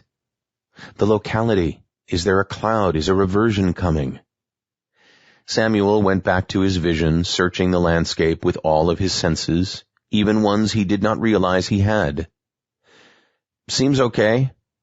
Major laughed, and Samuel heard the slapping sound of his hands coming together. "Perfect. The next thing you need to do is focus on a point inside that locality. Find a rock, a tree, something physical you can latch onto. This is your coordinate for the slip, in a manner of speaking." Before Samuel did that, he spun around inside his vision to find the best perspective possible before attempting anything. When he faced the west, Samuel felt it before he saw it. The unmistakable baffle choking the light and life from the sky. He saw tendrils of slate swirling in the blue sky, turning it gray. "Yeah, this place looks perfect. Let me find us a decent landing pad." Major snipped with excitement, and Samuel felt him temporarily exit his mind. He hoped Major would not take it upon himself to serve Mara to the wolves. "I'm almost ready," Samuel said. "What's next?" "Walk to it. Touch it. Hell, lick it if you have to. Get yourself a physical connection to the object there, which will help target the slip. We won't land on that fucker like Plymouth Rock, but we'll be damn close. Make sure it's not too close to the water. I don't want to get my hair wet." Samuel realized he could shut Major out, like closing a door or hanging up the phone. He reached out to Mara, still inside the cavern. "Hey," he said. "Samuel?" she asked. "Listen and don't speak. When he gets close, push him in the back." "But I don't know what you mean." "Mara, stop. We don't have time. When he gets close, push him. Do you understand?" Samuel felt her head nod. He switched communication from Mara back to Major. I will not miss the howling of those wretched beasts, and the goddamn horde can rot in hell. Let's do this. The portal from inside Samuel's head hovered above the ground inside the cave. The opening rose up 10 feet and expanded to a length of 12. He felt as though he was sitting on top of a cloud, looking out of a bay window on another world below. The ambient sunlight spilled from the portal and illuminated the cave, chasing the wolves even farther away from the entrance and forcing their retreat into the forest. Major and Mara held their hands over their faces to protect their eyes from the blazing light they hadn't seen for so long. Mara stepped forward and made eye contact with Samuel. He winked and then turned to face Major. Sure is a beauty, eh? I knew once you conjured the portal nothing would stop you from slipping this locality, not even your little goth princess over there. I'm sure you wouldn't mind some young pussy, but even that ain't enough, right? Just do it, Samuel said. I want out of this filthy place. Major nodded and lifted his chin at Mara. Let's go, hun. You belong to the alpha male now. Sammy and I are going to send you a postcard. Don't worry. Mara dropped her head to her chest. When she raised it, tears streamed down her face. Can I just look at it for a minute before you two go? I don't see no harm in that, Major said, lifting his shoulders at Samuel. Samuel shrugged and stepped back from the edge of the portal to allow Mara and Major space to step up to it. Take a look at that beautiful, virgin land, Major said, gazing upon the eastern end of the distant locality. Mara inched forward. She shook her head, more tears following. Major stepped to the side and put an arm around her. He whispered into her ear. Could be dinosaurs with 8 heads in there somewhere. But you know what ain't there? This place. This stinking shithole ain't. Major stepped forward and spread his arms as if to embrace the vista. He tilted his head back and let the natural sunlight ease the tight scar tissue on his face. Now! Samuel yelled. Mara had taken 2 steps back from the edge and 1 to the side, positioning herself directly behind Major while he was basking in the glow of the portal. With her dark, straggly hair covering all but her piercing eyes, Mara lunged forward with both hands. Her palms struck Major's black overcoat like a slap to the face. She locked her elbows and extended her arms, driving her weight through the push and forward toward the open portal. Major gasped as the shove knocked the air from his lungs.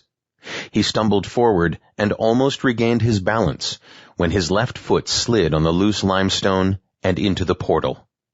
His left leg dropped, and his body torqued to the side as whatever force ruling the portal sucked Major in like gravity would from the precipice of a cliff. Samuel saw the shock and anger in Major's eyes as his body slid farther into the portal, alone. His fingers grasped the fuzzy edge of the vortex, and he pulled his chin up to them. "You fucking liar!" he shouted. "I swear to God I'm coming back for you, you son of a bitch!" Samuel closed his eyes again. When he reopened them, Mara stood by his side, both of them staring at the cavern wall where an open portal to another locality used to be. Chapter 14. He will not trick me again. The hunters from the pack circled their tails, first clockwise, then counterclockwise. Strands of saliva fell from their muzzles, turning the dark soil even darker. Some hunters growled, while others kept their gazes low to avoid signaling a challenge to the alpha male. The wolves' yellow eyes cut through the darkness with laser precision. The alpha male pulled back from the cave entrance when he no longer felt the elder's presence, fearful of what it could mean. He is gone from here, banished. The pack kept moving, agitated and weary. The end arrives soon. The horde had gathered at a safe distance behind the pack. More creatures emerged from the trees, off the path, and from other hidden places within the locality. They clumped together, swaying back and forth, blotting out the trees and the ground with their swelling numbers. The horde became a living organism comprising thousands of unthinking beings. The edges oscillated like a giant cell membrane. The Reversion kept advancing from the west, raking the horde to the cave like a pile of leaves. The alpha male trotted to a rocky outcrop several yards from the cave entrance. He wound his way up the shards of stone until he stood 15 feet taller than the rest of the pack. The wolf looked out over the field, where the horde replaced the wheat, still teetering back and forth as if pushed by an invisible hand. So many. The hunters paced underneath the outcrop while waiting for the alpha male to come back. "We must pursue. We must descend into the womb." The hunters wailed, gnashing their teeth and snapping at each other's tails, all the while knowing none among them could challenge for leadership. "What did you do to him?" Mara asked. Samuel stood still, staring at the dark gray wall. "I gave him what he wanted." She shook her head. "How did you do it?" "I'm not sure," Samuel said. "Can you do it again?" "I'm not sure," he said again. Mara turned and took a few steps toward the front of the cave. She approached until the yellow eyes of the wolves danced in the darkness beyond. "Between the wolves and the horde, we're not getting out of here." Samuel nodded. In a recess, he noted an array of angles foreign to rock. Samuel stood and walked toward them. As the inner glow of the cave cast light on it, Samuel discovered a small pile of broken tree branches and twigs. He gathered them in his arms and walked back toward Mara. He dropped the bundle and began to arrange them into a leaning pile.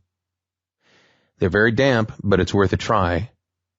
Mara smiled when she realized what he was doing. She helped arrange the wood as Samuel dug in his pockets for the lighter.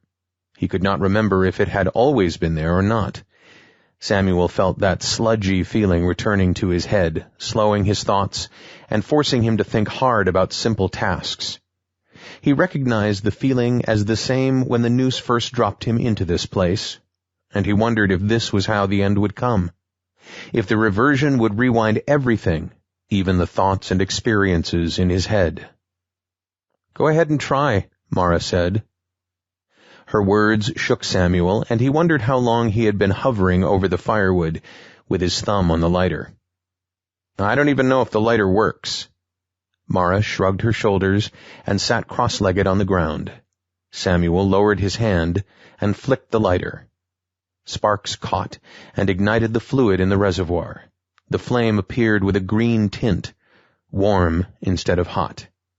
He touched the flame to the smallest pieces. The wood cracked and sizzled, but failed to catch. "It was a nice thought," Mara said, her face betraying her words. "Not sure how long it would have lasted anyway. It's not like there's a stack of firewood in here." She nodded in consolation. "It was there, too," Samuel said. Mara waited, sensing Samuel was speaking to himself as much as he was to her. "I saw the cloud in the portal, which is why I knew I was slipping him into that one.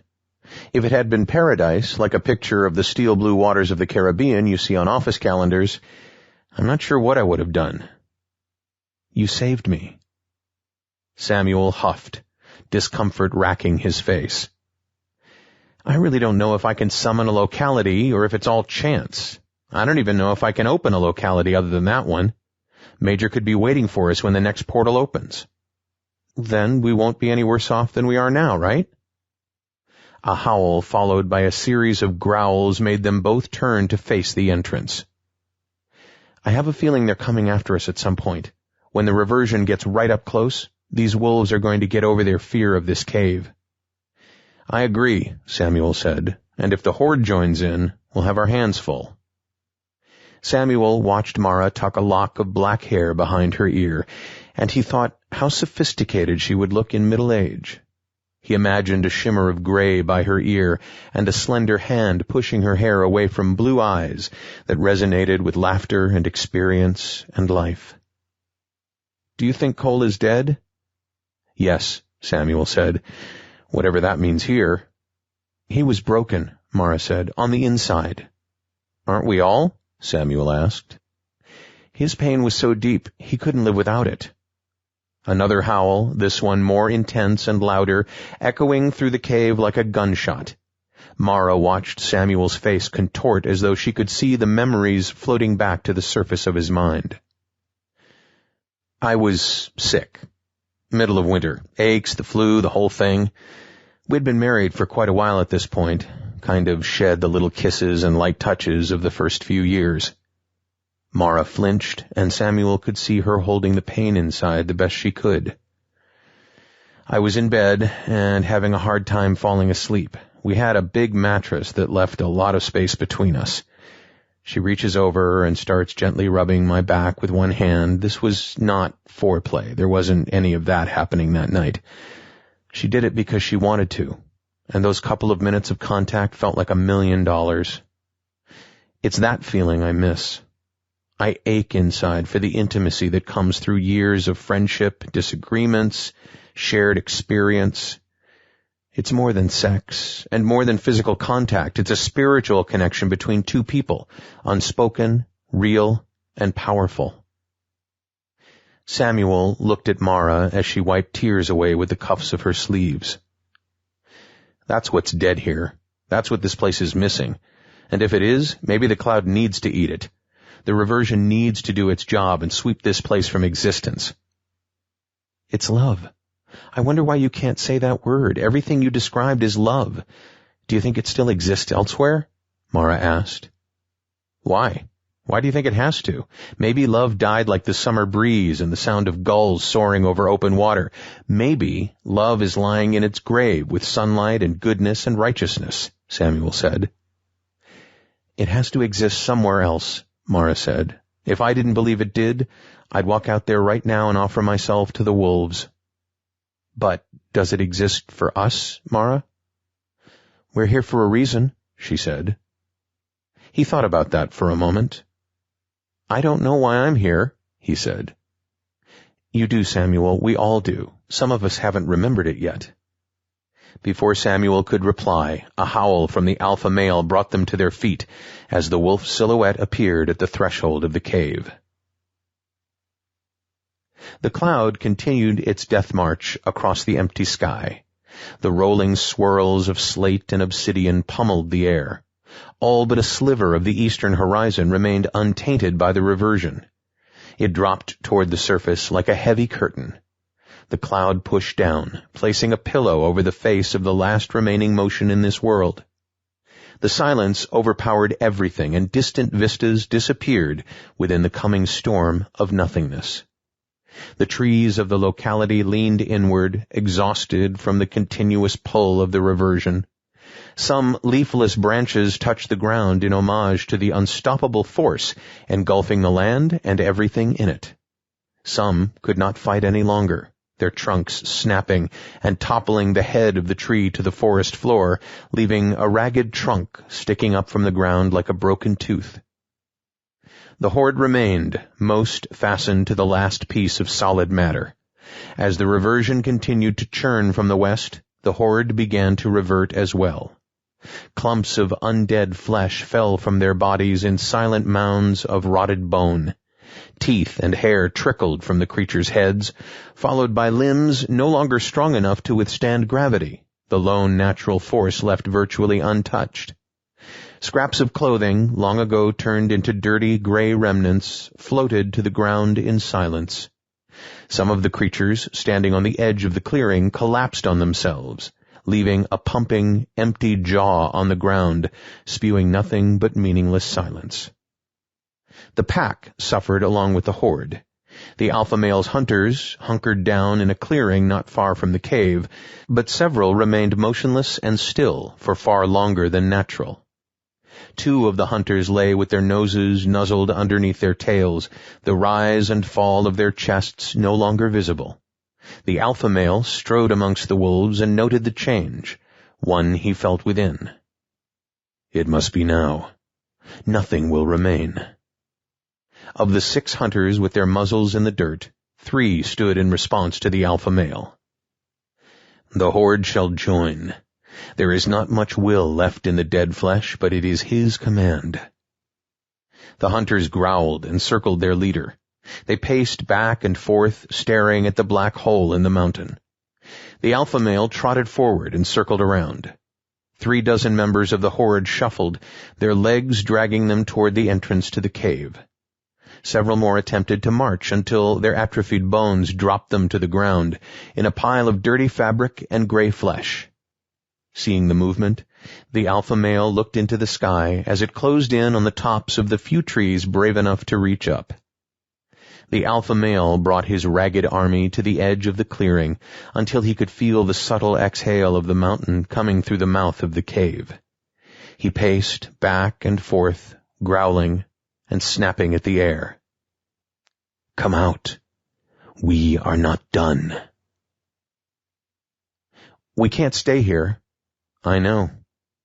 Mara lowered her head and wrapped her arms around her torso. Samuel moved closer to the entrance, where silent movement caught his eye.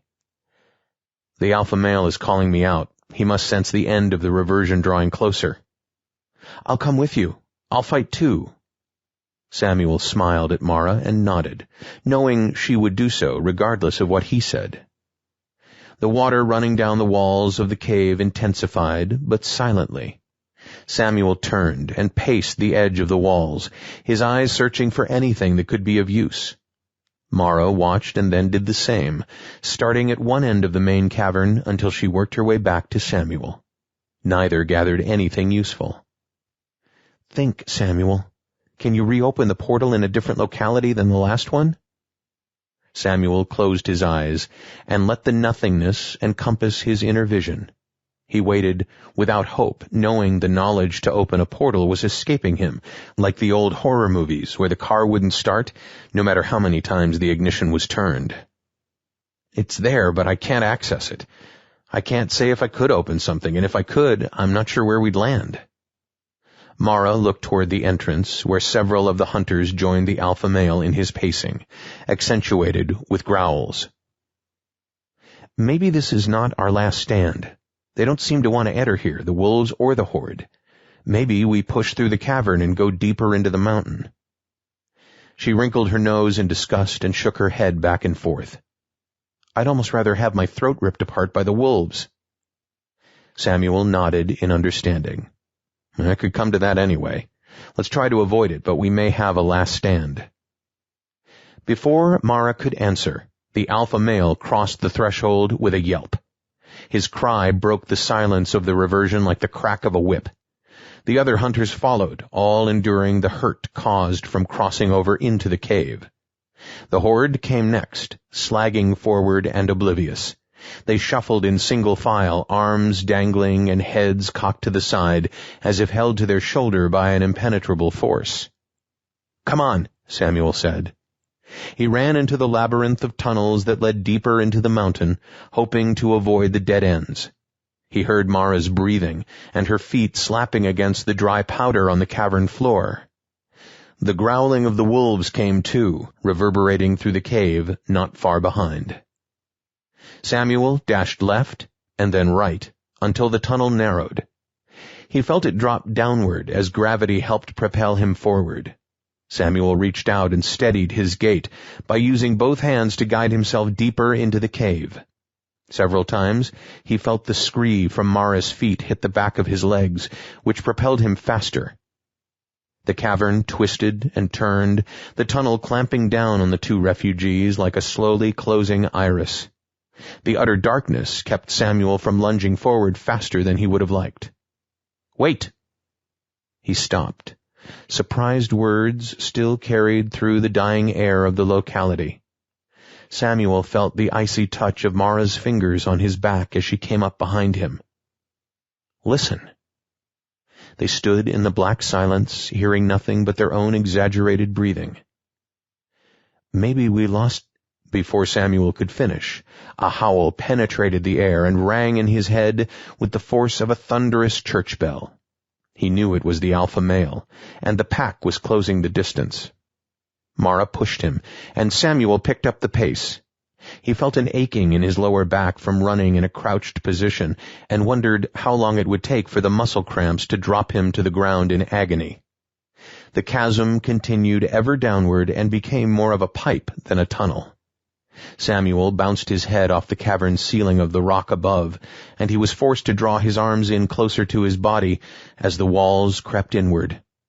He felt Mara behind him, and he also felt her impatience.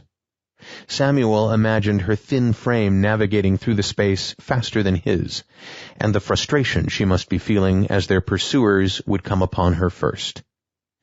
He pushed on as the jagged edges of the rock drew blood from his battered knuckles.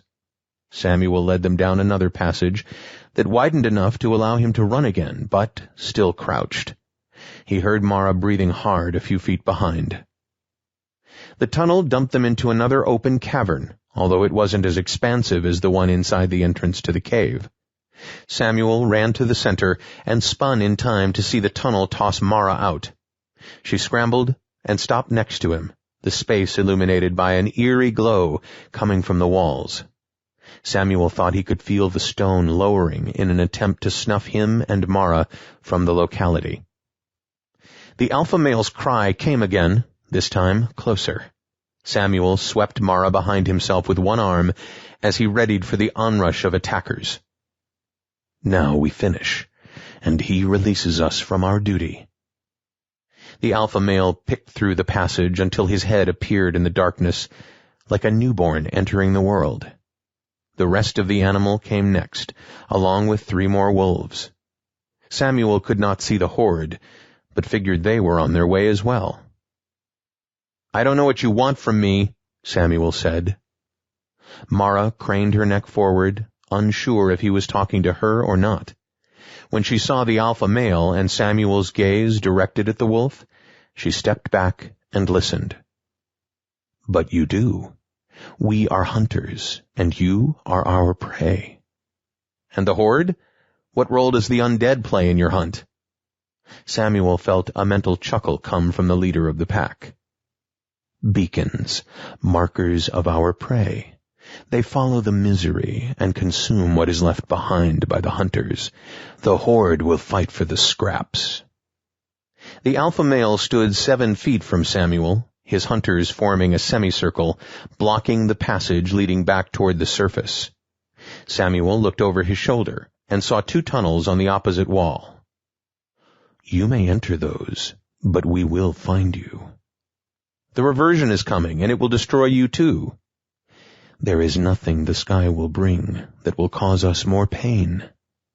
"Back in the cabin, you attacked—" Samuel let his words hang, unsure whether or not it was a question the alpha male could answer. "It only delayed this meeting." "So you expect us to lie down while you tear out our throats?" He felt Mara's hands on his hips as she moved closer to him. "No, but it shall come to that." Samuel shifted, his muscles tensing and adrenaline flooding his system. "What have you done with the Scarface?" Samuel smiled, sensing what could be a slight crack in the wolf's stone will. "Banished. Opened a portal and sent him through it." "He will return. He has unfinished business with you as well." "Not without me, he won't." "You will go to him, whether you desire it or not." Samuel caught motion beyond the wolves. He looked at the black velvet curtain of darkness and saw a humanoid shape breaking through. The first of the horde appeared, one arm missing and another dangling by a strand of ligament. The creature's head sat askew, with the top portion missing, as if one of the pack had torn it away. Mara came closer. Samuel could feel her nervous fingers gripping the back of his shirt. "I am sure you are not." "Let's go," he said, turning and pulling Mara with him. They sprinted for the tunnel on the left and dashed through the darkness. "You will tire." Samuel ignored the alpha male and pushed through the passage until it narrowed to a place where he was forced to drop to his knees. He imagined the pack coming upon them, lunging with full force while they supplicated. "What did he say?" Mara asked. "More of the same," Samuel said. The passage emptied into another natural space. This one, however, appeared to be circular, without another corridor or passage springing from it. Mara and Samuel stood, his back creaking with the motion. They spun all the way around until they realized there was no way out. The alpha male padded around several smaller rocks and stopped, waiting for the rest of the hunters to flank him again. "Now?" Samuel shook and balled his fists at his sides. Mara walked backward until she felt the frigid stone on her back like the breath of the dead. Within moments, the first members of the horde entered the space and remained behind the alpha male and his hunters. The subterranean tunnels continued to glow with an ambient light that allowed Samuel and Mara to see the shapes, but it dimmed significantly from the aura cast closer to the surface. "I would rather try to slip anywhere than let you taste our blood." Go ahead." Samuel closed his eyes, unsure what mental capacities he used to open the portal for Major. He felt the frustration mount as if he were a diligent pupil disappointing his teacher. Mara began to cry softly, holding the sobs to her chest with both arms. The alpha male turned his nose to the ceiling and barked at the hunters. They stepped forward and pressed closer to Samuel and Mara. "Enough. It is time to finish." Samuel bent at the waist and crouched, his feet and shoulders spread. He raised his fists into position and stepped toward the alpha male. The two warriors moved to the center of the space while the rest watched. "Wait," Mara said, stepping from the wall. "Wait, Samuel." He turned to face her, and the alpha male cocked his head sideways. "Come here." She extended her hand, palm up. Samuel looked at the alpha male, the hunters, and the horde. He looked back at her and saw the conviction in her eyes. "Please, Samuel, come here." He reached out and felt the power pulse through his body as their hands locked. Chapter 15. "Another round?" Samuel blinked and looked down at his folded hands on the polished mahogany bar. He blinked again at Mara sitting next to him on the stool. She wore her hair bundled on top of her head, curls dangling on her cheek like onyx earrings. The dark mascara accentuated her eyes. Her red lipstick could hypnotize any man. Samuel looked at her foundation, delicately applied to her porcelain skin in a way that defined Gothic beauty. He felt satisfaction, contentment, even a peaceful calm emanating from her. "Where are we?" he asked.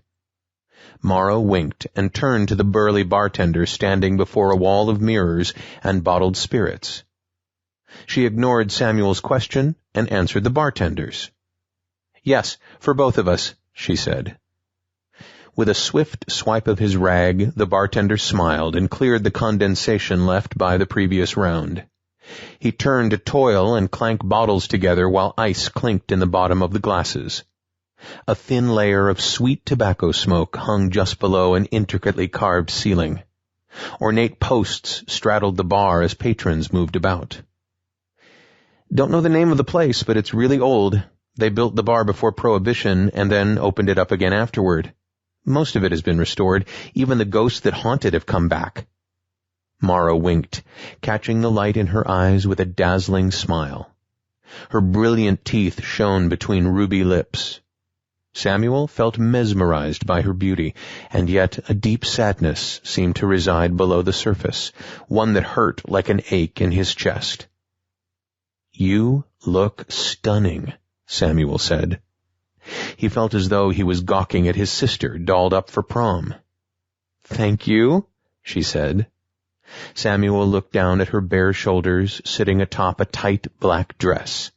Mara wore ankle bracelets and toe rings that glistened in the light. "Are we still in the cave?" he asked. "This is it, Samuel.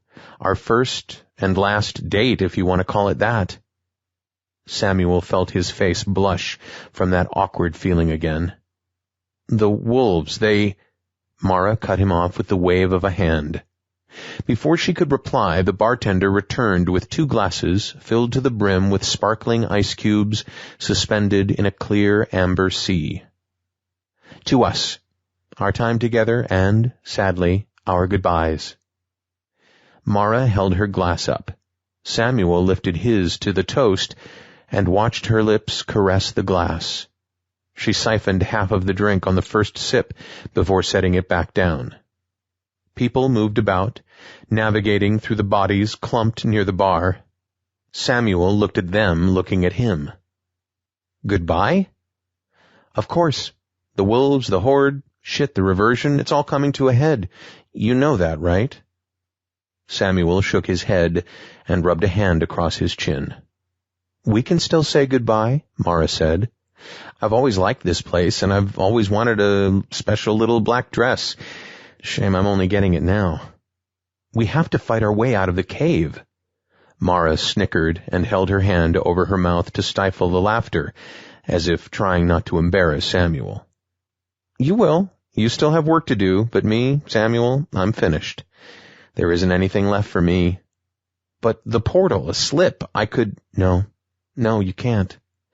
I'm not leaving the cavern, Samuel. I won't be able to slip with you and try my luck in another locality. This is it for me." Samuel looked around again, feeling as though everyone in the bar was about to yell, "Surprise!" as party hats appeared in the room. He felt the tension of secrecy and the pain of being left out of it. "How do you know that?" he asked. "I got word. I know. I've done what was asked of me, and now I'm out. That's how it works. You'll see." Mara drew another sip of liquor over her glistening lips and winked.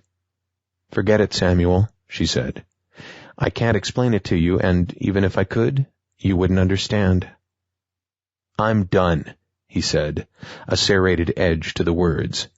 "The date is over, and this entire bar can fuck off. Put me back in the cave with the wolves and the undead." "Done with what?" Mara asked. "That's one thing about us Americans, right? We want everything tied up perfectly. No loose ends. We want all the answers and logical reasons for everything." He sat back as Mara's eyes began to shed tears from each corner. "We demand a happy ending, and for shit to make sense. Well, let me tell you something. It ain't like that. Sometimes you don't get to find out why. Sometimes shit doesn't belong to you." Mara slammed the glass down on the bar. Samuel looked around and noticed the place was now empty. Even the bartender had disappeared. "I didn't mean to—" "I know what you meant to do," she said. "I know what your intentions were. But that doesn't matter either. You know what they say about the path to hell and how it's paved. And if you don't, you know now." When Samuel looked up at her face, he saw the healthy shine of her hair degenerate into the filthy, sweaty strands lying on her forehead. The eye makeup disappeared, as did the layer of foundation that accentuated her smooth skin. The sexy black dress morphed into the rags that hung from her emaciated frame. "Wait, Mara, I don't understand what you want from me." The mirrored walls slid downward into the pools of mineral water gathering at the base of the cave wall. Ornate columns and brass poles turned into teeth of rock hanging from the unseen ceiling of the cavern. "Nothing, Samuel. I don't want anything from you. It's about what you're willing to give, not what is demanded of you." He blinked once, and the cavern snapped back into view. Mara stood by him with tears in her eyes and his hand in hers. The alpha male crouched low, his hunters surrounding him, with the horde continuing to march into the space until enough appeared that Samuel could begin to smell their rotting flesh. "If you give me your neck, I will make it pass quickly." Samuel shrugged and shook his head at the alpha male. "I don't know what it is," he said while casting a confused look at Mara, "but I know I can't lie down for you. If you want me, you'll have to fight." The hunters growled and snapped their long teeth into the air. Mara let go of Samuel's hand and stepped backward until she felt the wall behind her. Without warning, the alpha male lunged at Samuel. The hunters stepped closer while the horde remained in place, swaying even in the absence of wind. Samuel spun and raised his hands into a defensive position, using his fingers to grab the alpha male's coat while turning to the right. The movement took advantage of the wolf's momentum and allowed Samuel to toss him to the side. The alpha male yelped as he crashed into the stone wall. Samuel reached a hand to the empty sheath, still attached to his leg, and cursed the reversion. Samuel could not remember losing the knife, yet it was gone. Mara stepped to the side, and the other hunters stayed with her. Samuel struck at the alpha male with his foot. The kick connected with bony ribs, which elicited another cry from the wolf. "You are not leaving this cave." Samuel felt the pain in the wolf's telepathic communication. He shook his head and lunged forward. This time, the alpha male anticipated the kick, dodged to the side, and locked his jaws around Samuel's ankle. The wolf snapped its head back and forth while ripping Samuel's pants below the knee. Mara cried, and Samuel turned in time to see the 3 hunters on top of her. He saw her legs kicking and arms flailing as the beasts attacked. "No!" Samuel yelled, dragging the alpha male across the floor toward Mara. The alpha male released his grip on Samuel's ankle, which brought an immediate wave of relief, followed by the cold burn of torn flesh exposed to the air. Samuel felt blood pooling in his shoe and fell to the ground when his leg would not obey the signals sent by his brain. "I must leave you both to him." Samuel sat up, his left hand clamping around the pant leg, now saturated with his own blood, looking at the shuffling horde. "What are you saying?" The hunters moved back. The alpha male barked, and they continued past the standing undead and left the cavern. "We have done what was asked of us. We have released her. I would have rather eaten the flesh, but that command will not be given." The alpha male trotted by Samuel and around the undead. The wolf stopped in the tunnel and looked back at Samuel. "He that commands will fulfill the contract and release us from the grips of the reversion. The other beasts, they seem to be destined to be eaten by the cloud." The alpha male stared at him for another second before turning and disappearing into the darkness of the cave. Samuel looked at the horde. The creatures inside the cavern remained in their animated sway. He clawed at the dirt, dragging his injured leg behind as he crawled next to Mara, whose breathing came in ragged gasps. The wolves had torn ragged chunks from her arms and legs, which bled openly. "I'm going to save you," he said. Mara smiled, even as he recoiled at the sight of her wounds. "I'll last longer than you think. The reversion, it slows even death." Samuel smiled, his face contorting between sadness and pity. "Deal with the horde." Samuel took her hand and looked up at the sentinels standing in the cavern, their lifeless orbs staring back at them both. "I don't know what to do." "You'll figure it out." Mara winced, trying to staunch the flow of blood with strips of fabric ripped from her pants. "I need help. You know things about this locality, this place." "It's time," she said, as the creatures came toward them. Samuel slid his left arm underneath Mara's right arm, and she grabbed his shoulder as they both hobbled on injured legs. With his right, he grabbed a crooked stick from the ground to use as a club. Samuel took a deep breath as he felt the blood pulsing in his ears. "This is the only way," he said. "Go on," she said, gritting through the pain. The first 30 feet through the passage proved to be the most difficult as Samuel tried to keep his balance. A creature appeared occasionally, arms outstretched, until Samuel would strike it with the club. He struggled to climb the rising incline of the passage while supporting Mara. He shifted as best he could, but their pace was slow at best. When he reached the first intersection inside the mountain, Samuel glanced back at the horde behind him. New arrivals came through the tunnels at a trickle, giving him time to strike and then step over them. "Hurry," Mara said. "Not much time left." Samuel moved forward into the tunnel that led upward toward the surface of the locality. Samuel thought about that and wondered what good it would do to race to the surface of a world about to be demolished by the Reversion. Before his rational mind could answer, he took more steps toward the surface. He let the club swing next to his right leg as he climbed through the tight passages. Samuel turned several times, Mara slowing with each step. When he reached another tunnel, Samuel stopped. He let Mara slide to the ground, careful to keep a hand near the back of her head to prevent it from striking the stone wall. He placed his hands on his knees and drew as much air into his lungs as he could.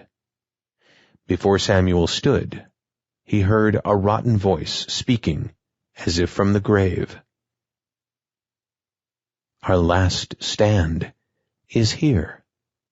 We cannot let you pass." Samuel gazed at the form slathered in darkness. The voice felt different, yet it retained a familiar timbre. With another glance at Mara, he stepped forward, gripping the makeshift weapon in his hand.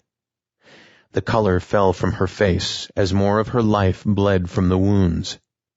The entity stepped to the side and into the glow cast by the cave. Samuel shook his head and wondered how long the ambient light would last as the Reversion bore down. With a quick glance, he looked at Mara's wounds, which appeared deeper and more serious than his own. "You remember?" the form asked. "We spoke of ahimsa, moksha, and rebirth on the edge of the marsh," Samuel said. The creature nodded and stepped closer.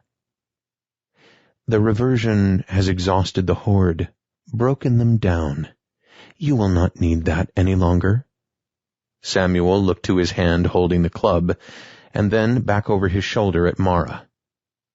"Nothing will attack her," the creature said, following Samuel's eyes. "You're different." "Than you?" "Yes, but different from the horde, too," Samuel said. "You speak with more authority in your voice, more experience." "Maybe you hear that as less threatening. I came to you in the marsh to try to explain the universe, or as much of it as you could comprehend. The others?" The creature waved a hand in the air. "The others are bound by their duty, their dharma." The last word hung in the air, and Samuel felt the familiar twinge of memory. He thought back to his conversation with this entity. "Aren't you as well?" "Yes, but not the same dharma." The creature stepped closer and motioned for Samuel to sit on a wide, flat rock near the wall of the cave. He looked at the opening and then back to the rock. "It is swallowing what's left as we speak. You are free to run into that if you so desire." Samuel shook his head and sat down. "Some call it the path of righteousness, but I find that misleading. It has nothing to do with right or wrong, only duty." "What can I call you?" A smile burst upon the creature's face, contorting it into a grin reserved for Halloween jack-o'-lanterns. "You may call me Diva." Samuel nodded, waiting for Diva to continue. "The Buddhists, Hindus, Jains, they all incorporated Dharma into their belief systems, but it is much more ancient than that. Those in the West like to call it fate, but even that is a misnomer."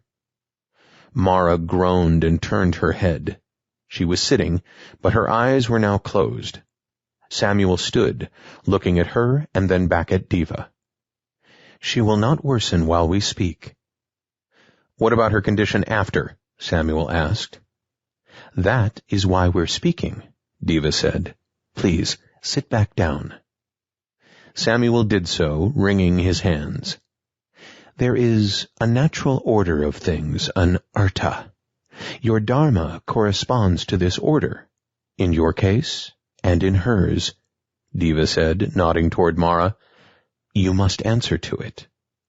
Of course, the Hindus used moksha to reinforce the caste system, which put thousands of people into the gutters of their cities. But the idea behind moksha was you would be rewarded for pursuing your own dharma. In the Rig Veda, the teachings claim that dharma is not just law or harmony, but it is pure reality. Verily, that which is dharma is truth." Samuel watched Diva smile again, as if his own words began to reawaken a lost humanity inside. "What does this have to do with me, with the reversion?" Diva nodded, feeling chastised for his own intellectual indulgence. "Your dharma includes the woman, as well as the man you sent through the portal. Until you deal with both of these souls, your dharma will not be fulfilled." "I don't know how I'm supposed to deal with either of them," Samuel said. "Neither do I," Diva said. Samuel stood and kicked at the limestone powder coating the cavern floor. He put his hands over his head and rested them on top. "Major's gone," he said. "He's coming back," Diva said. "What about the Horde?" "They were to bring you to this moment, this place. That is why they no longer serve the locality." "The alpha male and his hunters too?" Diva shook his head but did not elaborate. "When the moment arrives, you will fulfill your dharmic responsibility, or you will be reborn in the cycle tied to your fate. It is how the universe will be. It is how it has always been."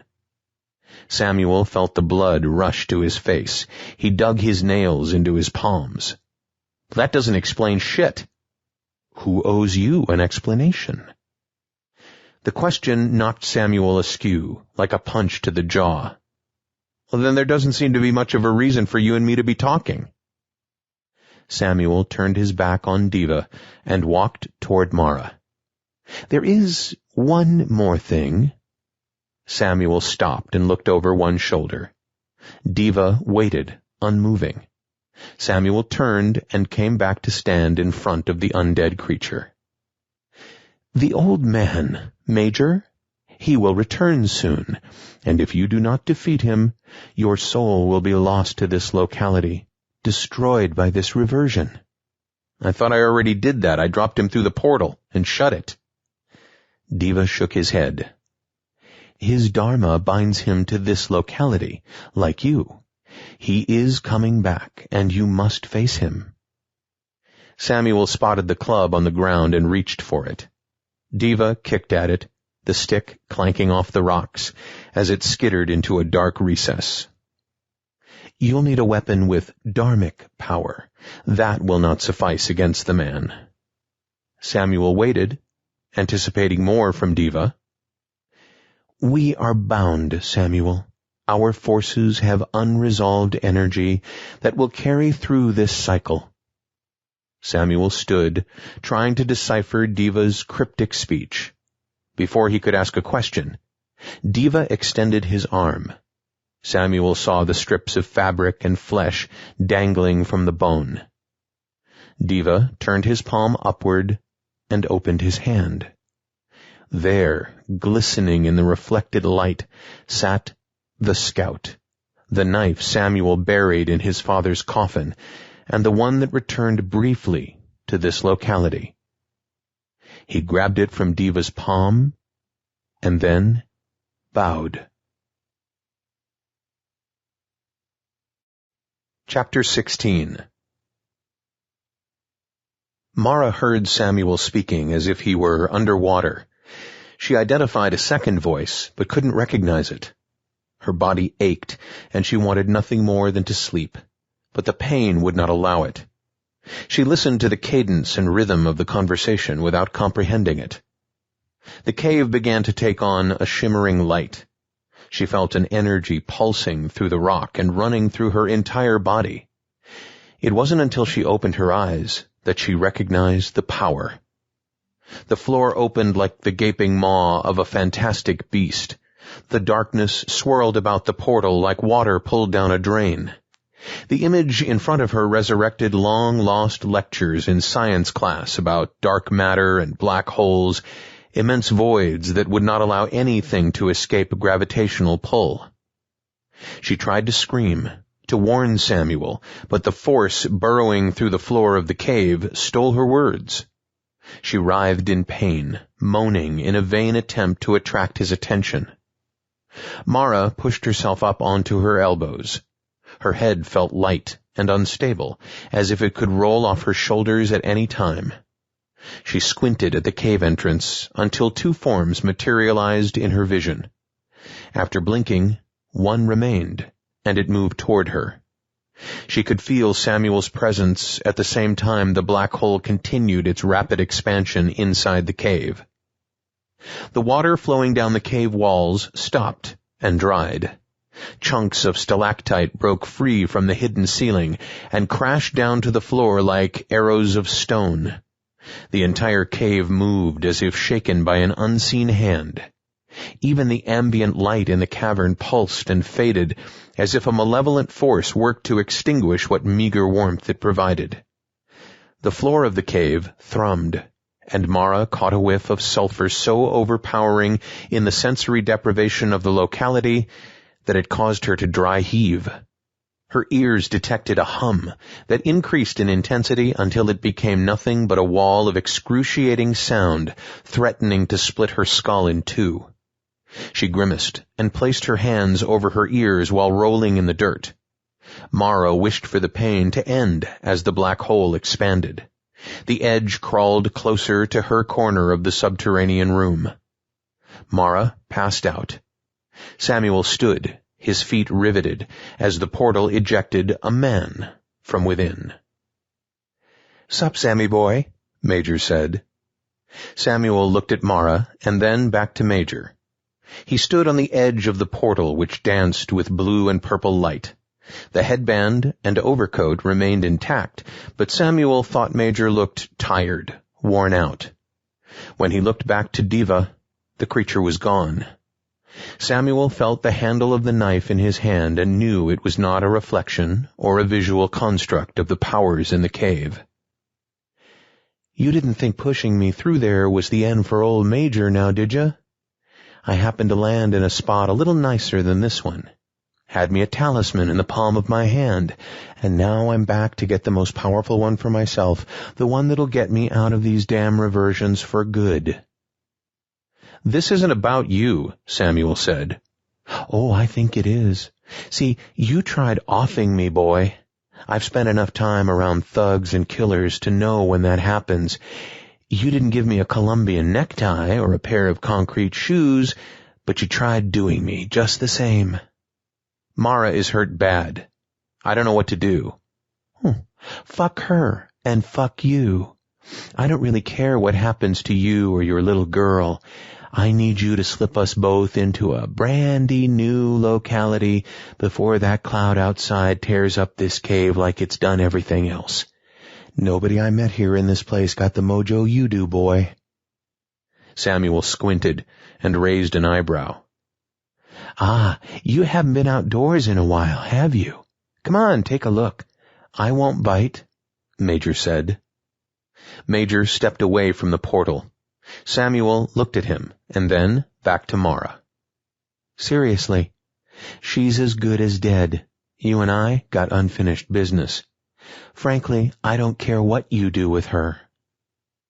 Samuel nodded and walked toward the entrance to the cave as if he approached the edge of a city skyscraper roof. He felt the empty blackness before he reached the threshold.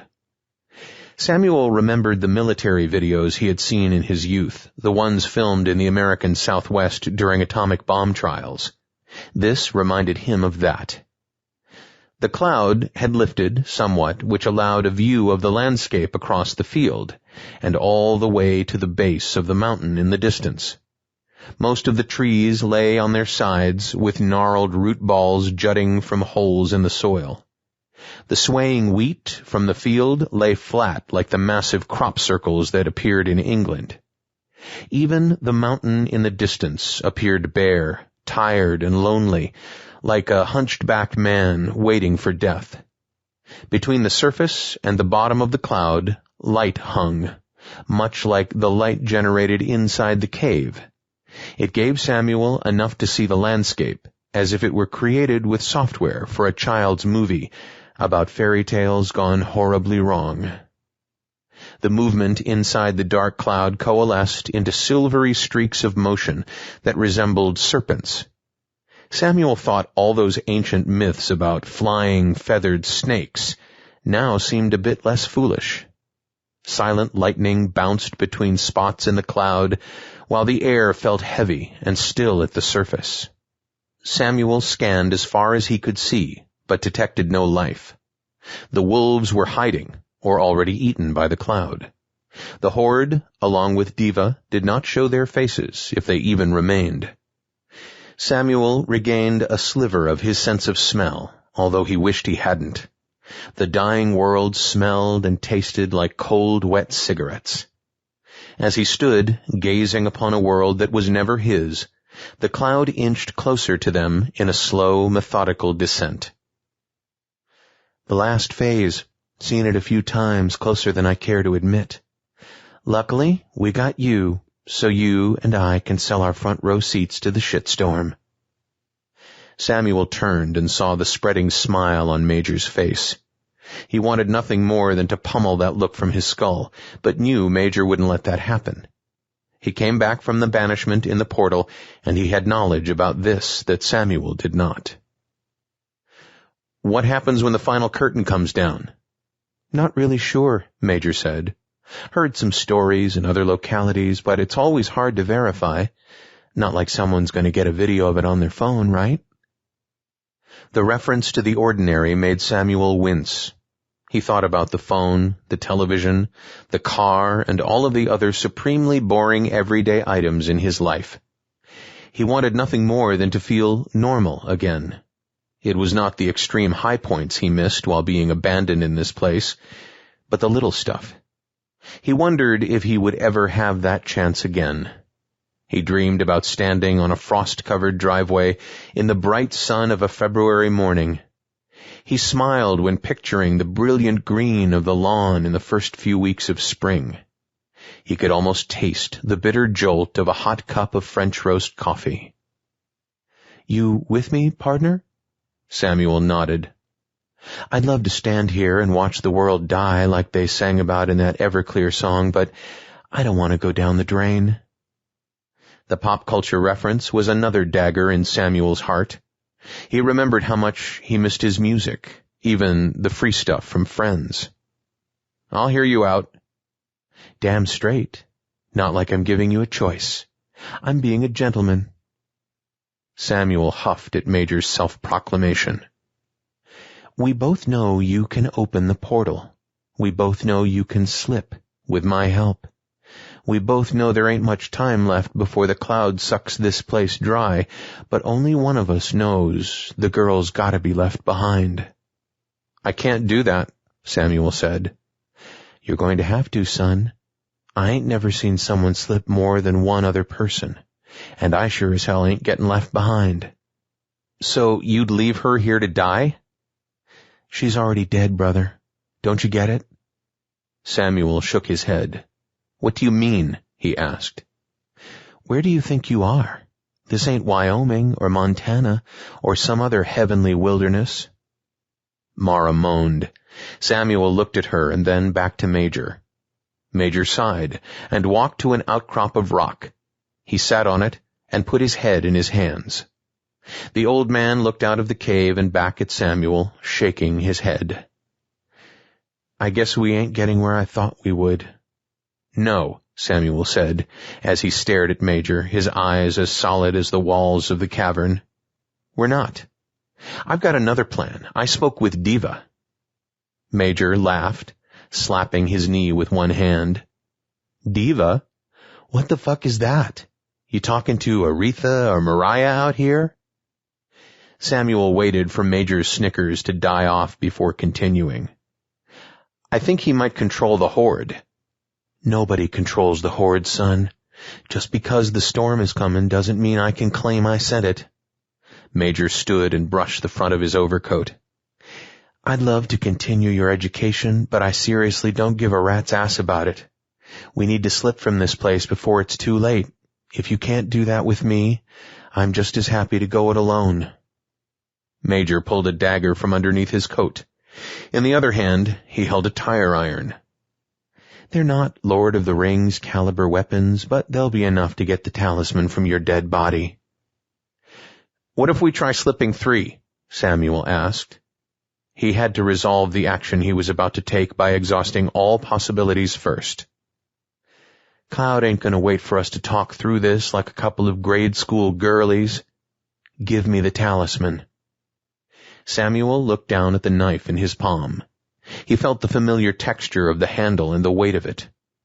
He knew the blade was no match for the dagger in Major's hand, but he had youth and fitness on his side. "That's not going to happen, so I guess there isn't much left to say," Samuel said. Major nodded and spread his feet shoulder-width apart. He crouched low, his beady eyes peering from beneath the edge of his headband. Major held the dagger in front of his face, while the tire iron dangled from his other hand. Samuel gripped Scout in his hand and took a step toward Major. He looked at the old man's face and waited, giving one last pause. Samuel had not been in many fistfights as a kid, but he could never forget the concoction of fear, anxiety, and adrenaline that surged through his veins before one started. He felt his tongue stiffen in a dry mouth, and the muscles in both his arms twitched. When Major shook his head, Samuel knew the time for negotiations had ended. Major swung the dagger in a lazy arc, cutting the air with the sharpened blade. He brought it back and forth, carving a safe space between him and Samuel. The tire iron waited, the cold metal knowing the time for bashing would come soon enough. Samuel stepped closer, keeping his blade upright in a defensive block, although he thought one full swing from Major's dagger would break his own blade. He bent down to pick up a rock in his left hand. "You're desperate, boy. Last chance." Samuel ignored Major's words and swung hard with his fist closed around the knife. Major stepped back to dodge it and came around with a kick to Samuel's knee. The blow from his boot made him wince. Major watched as he dropped the rock to grab the damaged ligaments. When Samuel squatted, Major came across his shoulder with the tire iron. Samuel fell sideways, and his head crashed into the powdery dirt of the cavern floor. The tire iron felt like it had cut a burning hole in his shoulder, which helped to distract him from the pain in his leg. Major stepped back and waited. Samuel writhed on the ground as Major waited for him to stand. When he did, Major brought the tire iron into Samuel's midsection, where it struck his ribs. They both heard the bones crack before Samuel felt the searing pain. Samuel doubled over and dropped Scout on the ground. Major stood and straightened his back. He glanced at the entrance to the cave, looked at Mara's still body, and then at the back of Samuel's head, now curling in toward his knees as he lay in a fetal position on the ground. "There ain't much time left. If you don't slip us now, I'm going to kill you and take my chances flying solo." Samuel lifted his head. He looked at Major's eyes through a wall of silent tears, but did not respond. "So be it," Major said. He brought the tire iron up above his head, lining up the back of Samuel's skull. As he held it aloft, Samuel flipped over and threw the rock into Major's groin. The old man let out a muffled cry as the chunk of limestone collided with his most sensitive area, causing him to drop his arm, but not the tire iron. Major staggered backward as the blow stole all of the breath from his lungs. He turned sideways to spew what little remained inside his stomach. Samuel recognized the lull as his last opportunity to survive the fight. He pushed himself up into a hunched position, willing his injured leg to withstand the weight of his body. He drew his good knee back and drove it upward into Major's abdomen. The old man didn't see it coming because he was puking. Major fell backward into the dirt, as did Samuel when his leg gave out under the strain. Samuel crawled closer and spotted Scout in the dirt. His fingers clenched the handle of the blade. Samuel aimed the point at the back of Major's right leg. He reached forward and sliced across the back of Major's boot, just above his heel, severing the Achilles tendon. Major screamed and dropped his weapons as his hands went toward the wound. Feeling on somewhat more equal footing, Samuel rolled backward to avoid Major's random flailing weapons. He pulled himself into a sitting position and tried to breathe through the fissures in his ribs. He thought about the countless stories he heard about hand-to-hand combat where a broken rib punctured a lung and the combatant drowned in his own blood. Samuel rubbed his hand along his side, hoping the pointy bones were not poised to do the same to him. Major could not hold back his cries. He blinked, determined not to let the pain overtake him and force unconsciousness. The thudding force in his abdomen caused several more dry heaves, while the burning pain above his heel made it difficult to even roll over. Major reached for his dagger and brought it to his chest while forcing himself over onto his back. He used his palms to push up into a sitting position, with the cave wall supporting his back. Samuel rose to his knees and then to his feet as his injured leg threatened to send him crashing into the floor. He held Scout in his hand and locked eyes with Major. "I guess this is how it's going to end for you," he said to the old man. Major shook his head. "The girl. I think she may have stopped breathing." Samuel looked over his shoulder at Mara. He had a hard time making out her form as the cloud descended even farther, the blackness spilling inside the cave like slow-moving black ooze.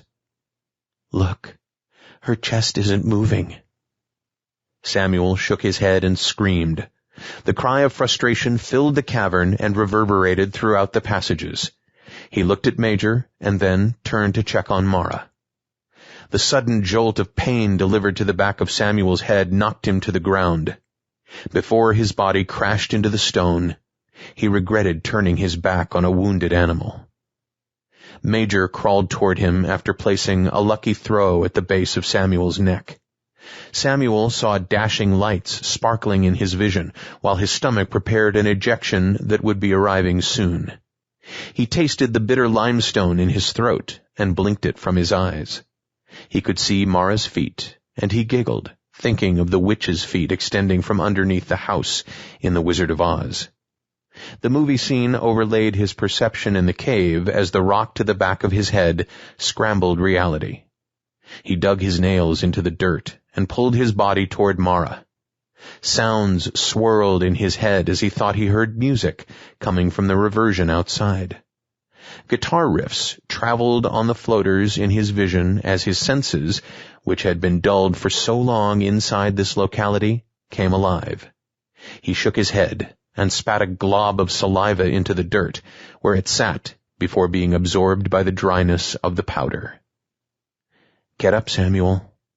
Get up now, or Major is going to finish you off and leave this locality over 2 dead bodies. Get up." He heard the voice in his head as loud as if it were being yelled into his ears. It sounded like everyone and no one at the same time. The voice felt familiar but otherworldly. He managed to turn his body over and blink as his double vision registered 2 men crawling toward him on their knees, each holding a dagger in his right hand. Major staggered and stood, using the tire iron as a makeshift crutch. He slumped to one side like a shanty amidst urban decay. He raised the dagger, deciding to use the force of gravity to drive it through Samuel's chest. "We are running out of time, my boy, and I don't think I've got another lucky throw in this tired arm." Samuel blinked as the blow to his head turned from disorienting to painful. He tasted more dirt in his mouth and hoped to spare a few more seconds until the ringing in his ears subsided enough for him to think. "You got a hell of an arm," Samuel said, his words slurred. Major winced and recalibrated his stand. The tire iron was not long enough to provide the support he needed for his severed tendon. Samuel watched the man's eyes and knew the pain was dulling his appetite for conversation. "It's too bad you weren't interested in having me as a travel partner. Think we could have had some times," Major said. Samuel watched as the dagger came up higher. Major bent his knees like a swimmer on the block, waiting for the sound of the starter pistol. Samuel gripped Scout in his right hand, where cold sweat gathered along with the adrenaline.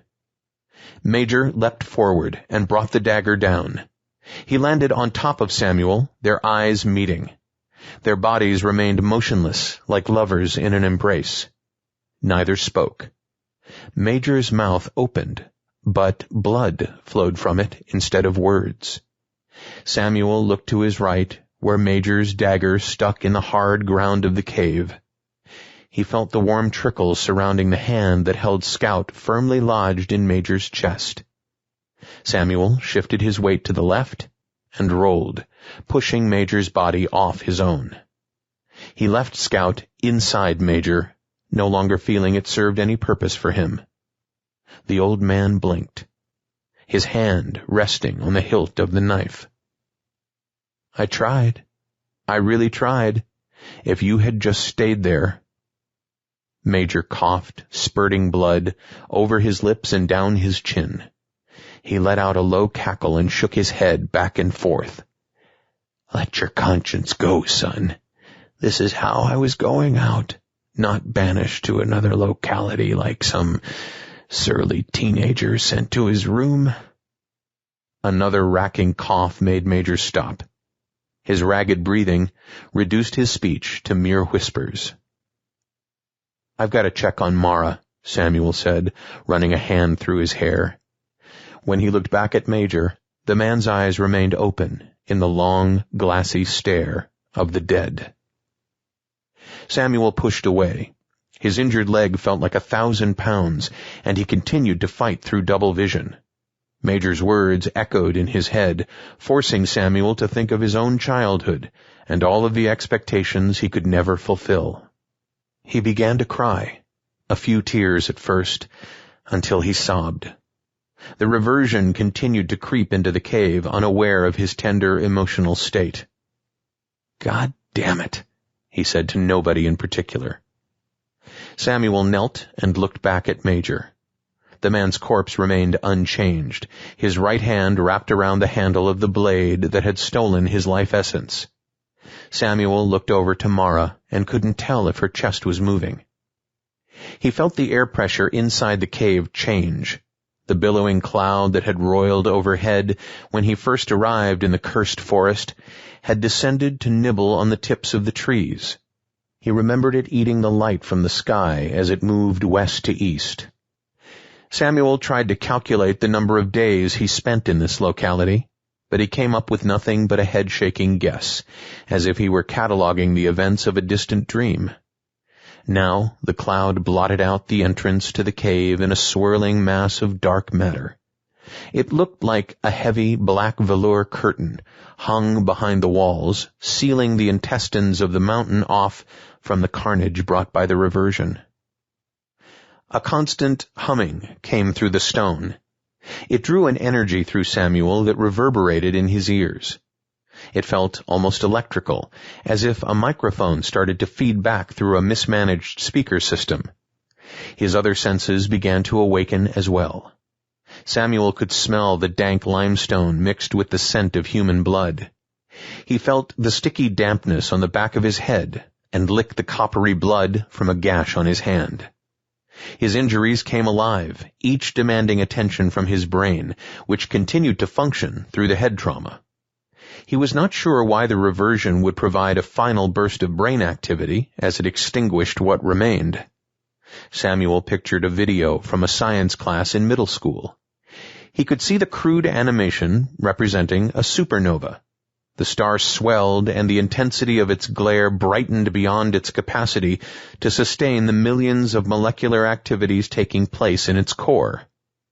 Samuel remembered how the dying star bathed the surrounding void of space with brilliant light before it contracted upon itself. He shuddered at the thought of the implosion that would eventually create a black hole, a negative energy so strong that not even light would escape its grasp. Whether or not he believed he could escape, Samuel chuckled at the thought of the reversion sweeping through this world, turning it into a real black hole. He shook his head and shuffled toward Mara. Samuel did not think she had moved since he fought with Major. He knelt down at her feet, collapsing to his knees. The vibrations coming through the cave walls intensified and began to pressurize his ears. He opened his mouth wide and held his nose while exhaling, trying to release the pressure as if he were on a commercial airliner. "Samuel?" He flinched and looked up from the ground. Mara's eyes fluttered in the dying light. Samuel reached for her hand. "Hold me," she said. Samuel waited longer than was necessary. Mara gasped, inhaling the air as if it were full of thorny barbs. He glanced back at Major's body before smiling at her. "He attacked me, threatened to kill me and find the talisman on my body." She nodded. "He's gone?"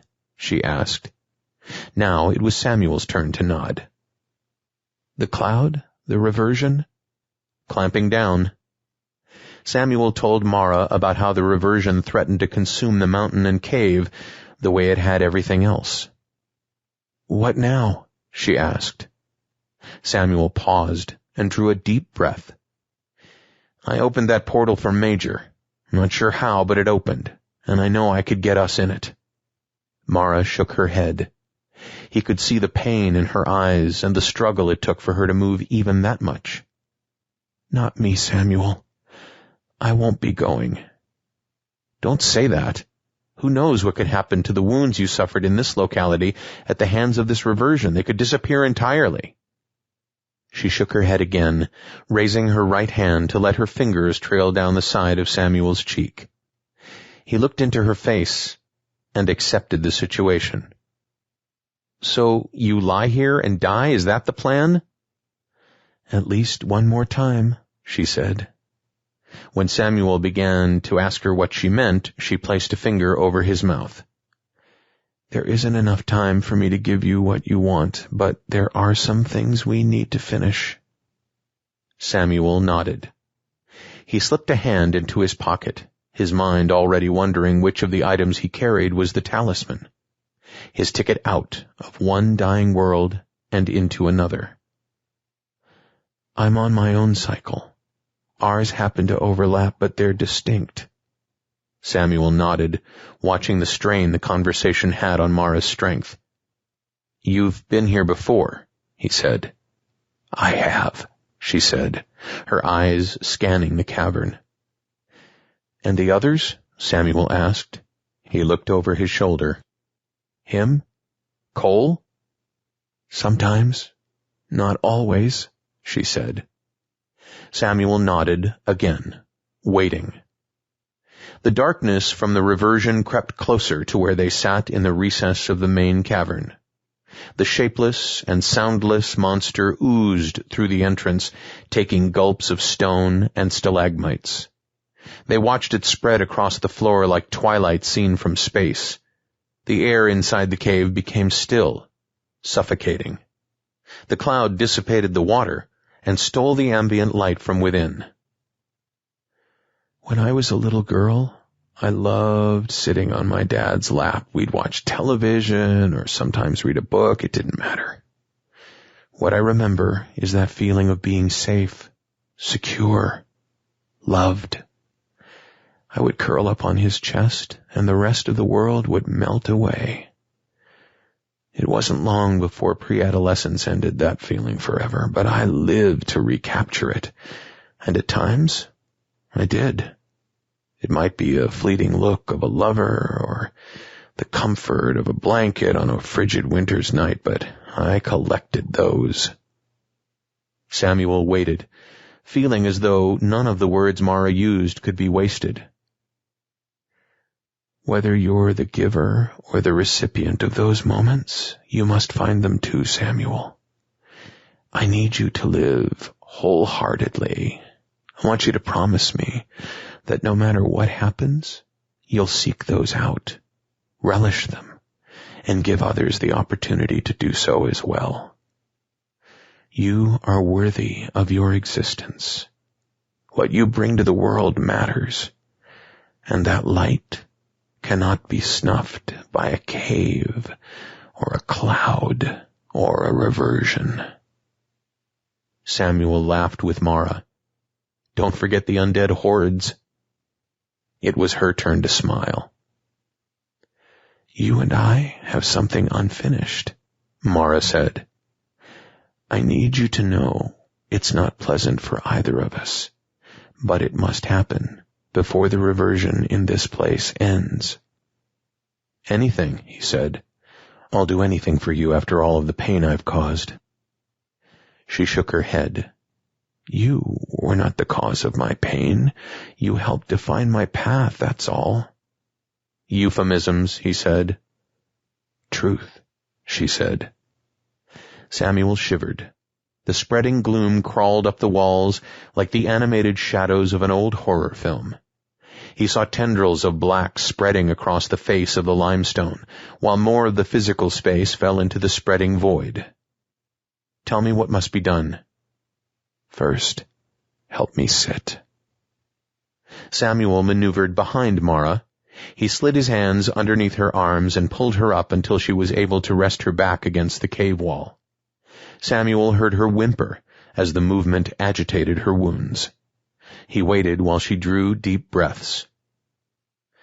Do you remember our time in the coffee shop? In the dream? Samuel grinned. He pictured her dolled up in maroon-red lipstick and hip-hugging black denim stretched across all of the right places. Yes? Good. I wish I could say we're going back there, but we're not. But we have to do the same thing to go somewhere else, a place you'll find painful. Samuel looked at the black fingers silently scratching their way down the wall. It will wait until we're finished, she said, following his gaze. What should I do? He asked. Nothing. Let me lead. Once we're there, you'll know what to do. Where are we going? I can't answer all of your questions, Samuel. You'll need to trust me. Can you trust me? Yes, he said, nodding. But I'm coming back alone, aren't I? Mara smiled. Take my hand and don't let go. Samuel maneuvered his hand into hers. He felt her cold, clammy skin, and he shuddered, imagining what it would feel like in the near future. Mara's skin looked translucent, as if her very essence was fading with the approach of the reversion. Her hair looked greasy and thin, and her eyes were sunk deep into their sockets. I'm going to close my eyes, and when I do, you should too. We'll be somewhere different, and yet we'll still be here. I can't explain. He squeezed her hand. Are you ready? She asked. Mara, he said, I hope the crossing of our paths helps you. I hope you get peace. We all deserve peace, she said. Mara closed her eyes, and Samuel followed her lead. He felt the ground sway, and the electrical thrumming returned to his feet and shot through his legs to his torso. Samuel heard a brush of air move across his skin. The breeze felt different than the air in the cavern. Mara's hand pulsed in his, a quick jolt to let him know she was still there. Samuel arrived in his not-so-distant past. Come on, Sammy, 'tis the season. He looked into his friend's face, red and swollen from Christmas cheer in the form of whiskey bottles and wine carafes. I can't, man. I have to get home. Kim's going to be worried sick. John held up one finger while the other hand came close to letting the aged whiskey jump the lip on his glass and land on the expensive Berber carpet in the boss's living room. The chilly Detroit December made it even more difficult to leave the party. Samuel looked around the room and chuckled. A few of his co-workers were making obscene gestures with ornaments they grabbed from the tree, while the shy ladies of the office sat on a couch, sipping mint schnapps stirred with candy canes. The aroma of ginger and chocolate floated by on the notes of John Lennon's famous Christmas melody.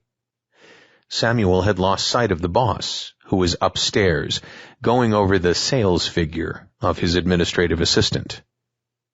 "Check it," Johnny said. He held a black plastic object in one hand. "One of the new smartphones, no more shitty signals for me, got the full voice and data plan." "That's sweet. How's coverage?" Samuel asked, slipping into the tech talk that came so naturally to him. "Everywhere. Try it out. Call Kim and let her know you're fine." "I gotta go." Johnny rolled his eyes. "Dude, just call her and get yourself another whiskey sour." Johnny handed Samuel the phone and began picking his way through the people hovering near the natural gas fireplace. Samuel made more small talk with the group before pushing toward the den, where the hired bartender stood with a gaping yawn. He dialed his number, and the digits on the LCD display made Samuel squint at the device. 1 ring, 2 rings, 3 rings. "Hello?" The voice came through the pinhole on the earpiece. "Hey, hon." "Sam, what time is it?" He looked down at his watch with the company logo crested in the middle of the face. "Early evening, I think." As soon as he said it, Samuel cringed, knowing he should have been more precise to prove his sobriety. "Everything okay?" Kim asked. "Yeah, fine. Johnny gave me his new smartphone to call you. It's one of those—" "Sam?" Kim said, cutting off his excitement about the newest gadget he would have to own. "You're leaving now, I assume?" "Sorry. Listen, I'm going to hang here with the guys telling office jokes and making fun of each other's 9-irons. Gonna be a bit later." The pause forced Samuel to look at the phone's touchscreen display to make sure it had not dropped the call. "Kim?" "Get a cab," she said. "Honey, I'm fine. I've already started on the black coffee," Samuel said, looking at the whiskey in his opposite hand. "Samuel," she said with a tone that made his heart ache. "Really, I'm fine. Keep the back porch light on." He heard the rustling of the comforter on the other end. Samuel could see her dark hair spread across the black flannel sheets they put on the bed for winter. He could smell the conditioner in her hair, which would have been blown dry and brushed. Samuel could almost feel the smoothness of her skin from a leg shave in the tub and moisturizing bath salts. He felt his mouth go dry, seeing his wife's naked body buried beneath the mounds of bedding like a gift, waiting for his arrival. "Please be careful." Samuel took a deep breath and nodded until he remembered Kim was not in the room. "I will. And Kim?" "Yes."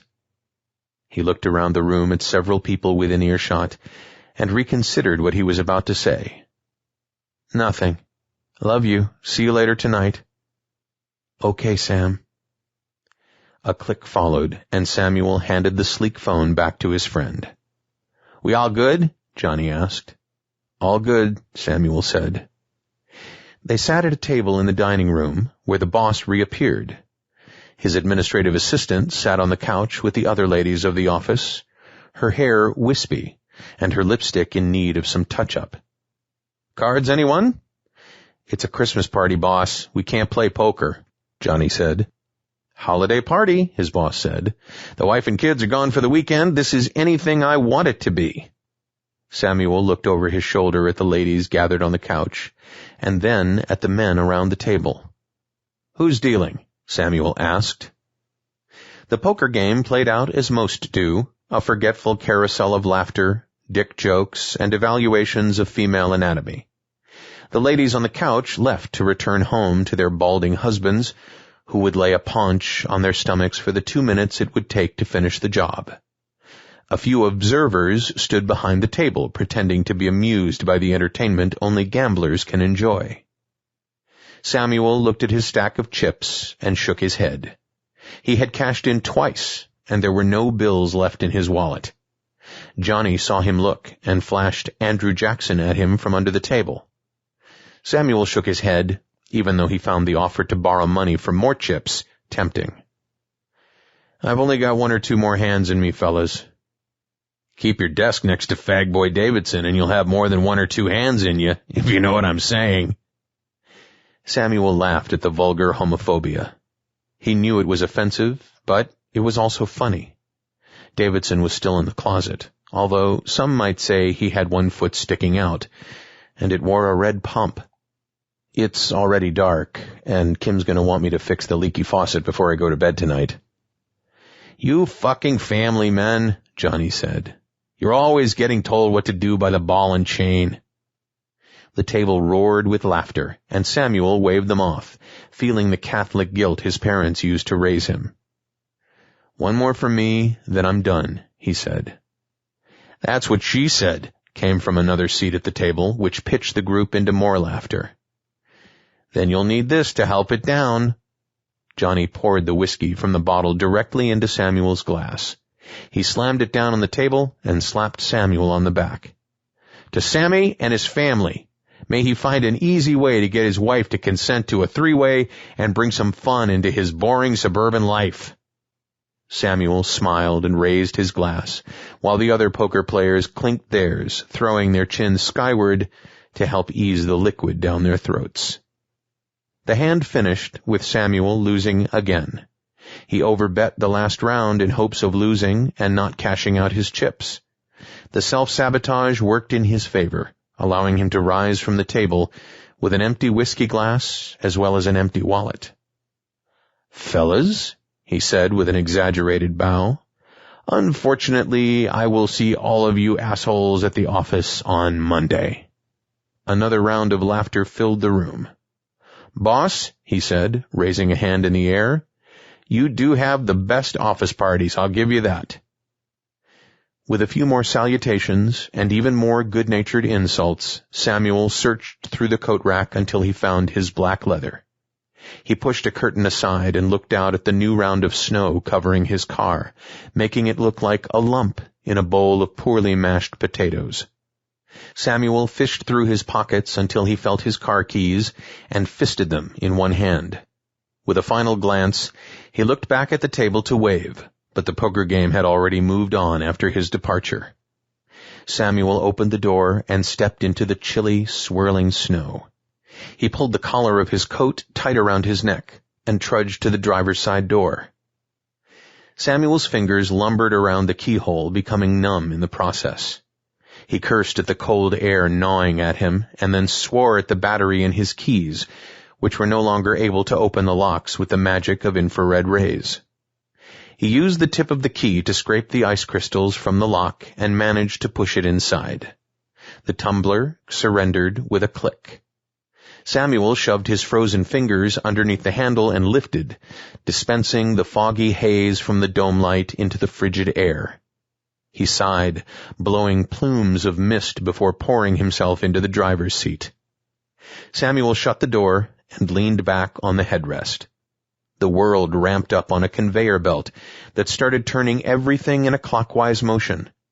He opened his eyes and focused on the steering wheel until the car stopped spinning. "The cold air," he said.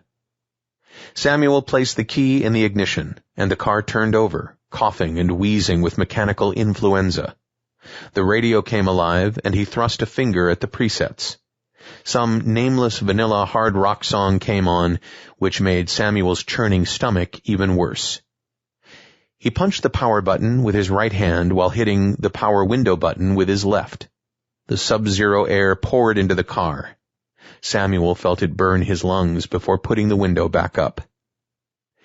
He gunned the gas pedal several times and released the parking brake. Samuel thought of Kim, but their conversation was an inkblot, dark and formless. He decided she would want him home on a night like this, where he could spoon with her, both of them staying warm. That thought brought a smile to his face. "I can do this. Been drinking coffee all night long." "You fucking dog," he said to the empty car. "You have, but you've been dropping whiskey with it." Samuel laughed at his own dishonesty before putting the car into drive. He had already pulled from the curb before he realized he hadn't cleared the snow. The hard white precipitation covered his windows and protected him from the reality on the other side. Samuel put the windshield wipers into motion. The motor hummed and then rattled, but the wipers remained buried in the snow piled at the base of the windshield.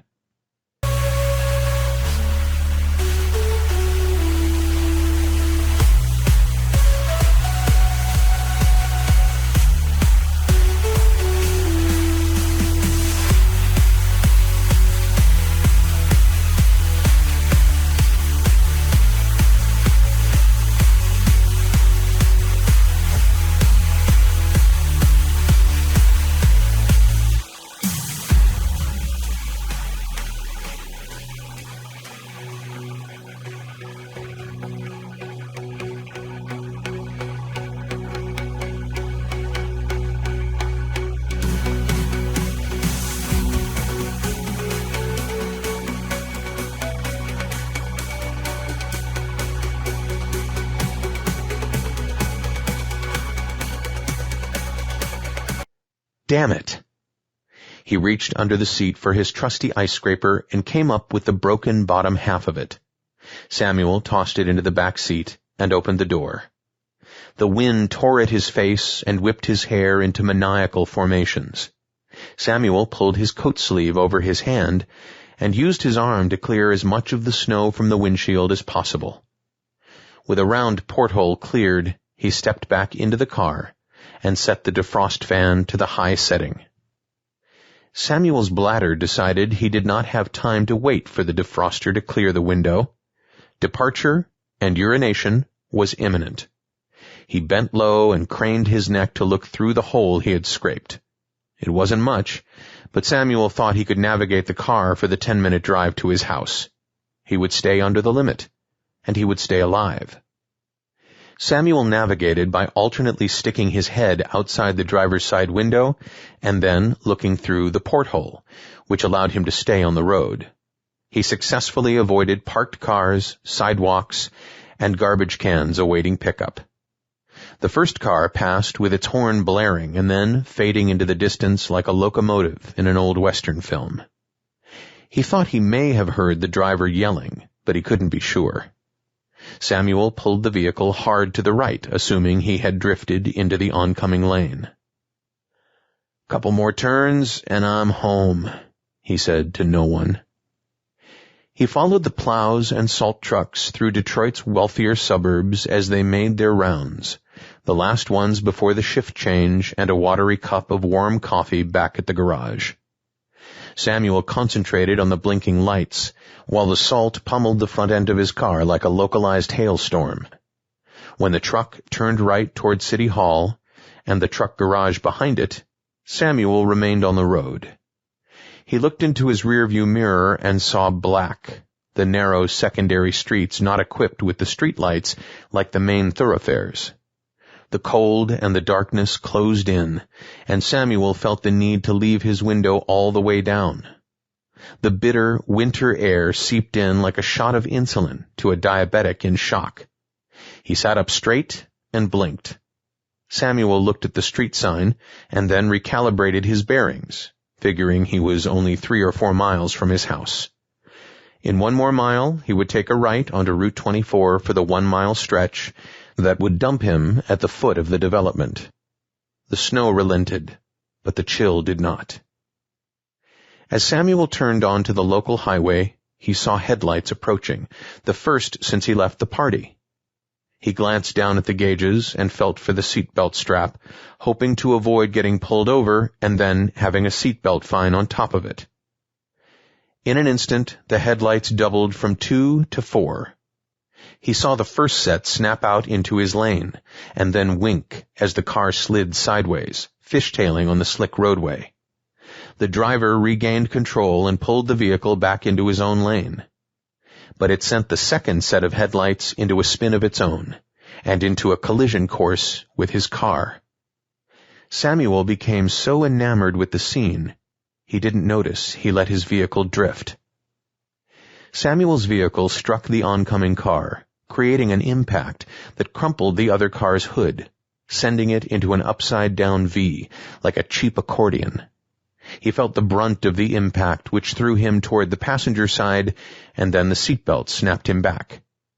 He felt his car spin and strike 3 more times, unsure what he was hitting. The sound of crunching metal made him wince. All he wanted was for the car to stop moving, even if it meant slamming straight into a tractor-trailer. Samuel waited and waited, the seconds feeling like lifetimes. When it finally stopped, he was facing the opposite direction on the highway, his passenger side door stuck to the guardrail. The silence lasted for a few seconds. His ears rang, and the adrenaline spiked his bloodstream. Samuel felt the warm, sticky blood flowing into his left ear, and he winced. He did a mental check, and realized he was alive, and without serious injury. The euphoria of that revelation lasted until he looked out the other side of the car at the discarded mess of steel balled up next to the opposite guardrail. Samuel climbed from his car and limped over the frozen roadway toward the other vehicle. He thought he remembered 2 sets of headlights, but either that vehicle fled or the whiskey had created the extra set of lights. He smelled gasoline and burning rubber, while drops of sizzling liquid pooled in the roadside ice. He looked both ways and saw nothing but the dead of winter. Somewhere beyond his vision, a distant siren blared. A groan from inside the mangled metal brought his attention back. Samuel approached, unsure where the front of the vehicle could be. He saw twisted steel, dark plastic, and scraps of humanity thrown together inside the death cage. He walked toward the car and stepped over a hockey stick, followed by a book. The closer he came, the more personal belongings he stepped over. The car's dinging door alarm was on but struggling to maintain sound, as if it was covered in thick foam. Samuel saw the steering wheel contorted like a pretzel as he looked inside the gaping wound where the windshield used to be. He saw the small, delicate frame of a young woman, the seatbelt tight against her throat. Jet black hair covered her face. Samuel shoved his face inside and heard the ragged, desperate sound of her lungs. He looked at her painted fingernails wrapped around the steering wheel. The smell of exhaust mingled with blood made him queasy. "Are you okay?" he asked. As soon as he spoke the words, he felt like a fool. He could not bear to ask the question he really wanted to ask. "I'll get help." He spun and remembered the Italian restaurant 50 yards up the highway. It was probably getting close to closing time, but an old phone booth stuck out near the guardrail like a beacon of hope. Samuel had just spun toward it when he felt the warm, weak grip on his hand. He jumped and let out a muffled cry. The driver's hand held his. He could feel her erratic pulse, see shallow breathing, but he could not move. The grip squeezed his hand as if to say, "All was forgiven. Accidents happen." Samuel felt the encompassing love, and he knelt low to see inside the remains of the car. He used his free hand to reach in and gently push the hair away from Mara's face. The memory advanced like a fluttering reel of film until Samuel sat at a glass pane, holding a corded phone to his ear. Kim came into the visitation room and looked at him. She had not been able to apply her morning makeup over red, puffy eyes. Her face resembled the photograph hanging above the dresser, the one of her and Samuel in college. She loved that picture and the wispy memories of youth it represented. They both remembered the night that photograph was taken and always joked that Kim's hold on her car keys was as strong as the one she had on Samuel's heart. Kim, I thought it was fine. There's no point. After what we've been through, after what you've been through, I can't. Kim trailed off, fumbling through the conversation. I'm so sorry. I'm going to make this right, he said. Kim sat, her bottom lip trembling. The kids? My mother's, she said. Now what? Now you figure out how you're going to live with this, Samuel. Now you have to ask God or whatever demonic force that commands you for forgiveness and hope he doesn't strike you down. What should I do about... I don't give a fuck, Samuel. You do whatever it is you need to do. He could hear the pain in her voice. I'll deal with it. Kim laughed. I'm sure you will. Samuel opened his eyes, returning to the cave where Mara lay at the mercy of the reversion. I'm so sorry. Mara squeezed Samuel's hand just as she had on that cold night. She smiled, and the worry lines in her face loosened. I can't believe that all this time you knew that. Samuel shook his head, tears clouding his vision. I'm the reason you're here, stuck in this prison. Come closer, Mara whispered, her eyes closed and the life drained from her voice. Samuel moved closer and bent down, taking her hand in both of his. I let you see what I thought you needed to see while you were here. He nodded, setting at least some of his guilt free. Mara, I can't believe I did that to you, and... She squeezed his hand again and shook her head as much as possible. Life did that to me, not you. Samuel started to speak, but Mara squeezed his hand, stopping him. There isn't much time.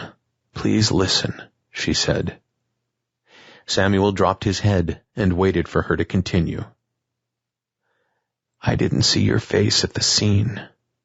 I passed before you came over to the wreck. But when you arrived in this place, I argued with Kole. A memory sparked in Samuel's head. He remembered seeing the disagreement at a distance.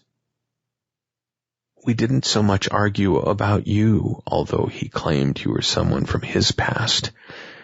I guess you could have passed through both of our lives, but I don't really know.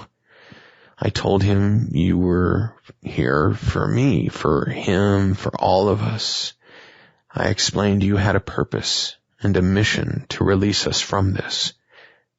But he didn't agree. Major didn't agree either, did he? Samuel asked. She shook her head. They could have been here for other reasons, she said, a wet cough thundering through her chest. But I knew why you were here. And what that meant for me. What does it mean for me? He asked. I don't know. I wish I could say, but I can't. You'll have to figure that out. Samuel looked up. Their bodies appeared to float in pure darkness. The reversion had begun to peck at their feet. Samuel could feel the power trying to dissolve the molecules in his body. The cave and the rest of the dead locality attached to it were gone, swallowed and consumed by the inevitable force of the reversion. How? When? Where? Mara let the single-word questions hang in the air without attempting to answer any of them. If you can figure out why you're here, the answers to those questions might show themselves to you. Do you know why you're here? He asked. Mara nodded. Yes. It was all she said. Mara's eyelids fluttered, and Samuel felt her breath hitch in her chest. He wiped her forehead with the back of his hand and felt the cool, clammy touch of death descending upon her, challenging the reversion for the last spark of life left.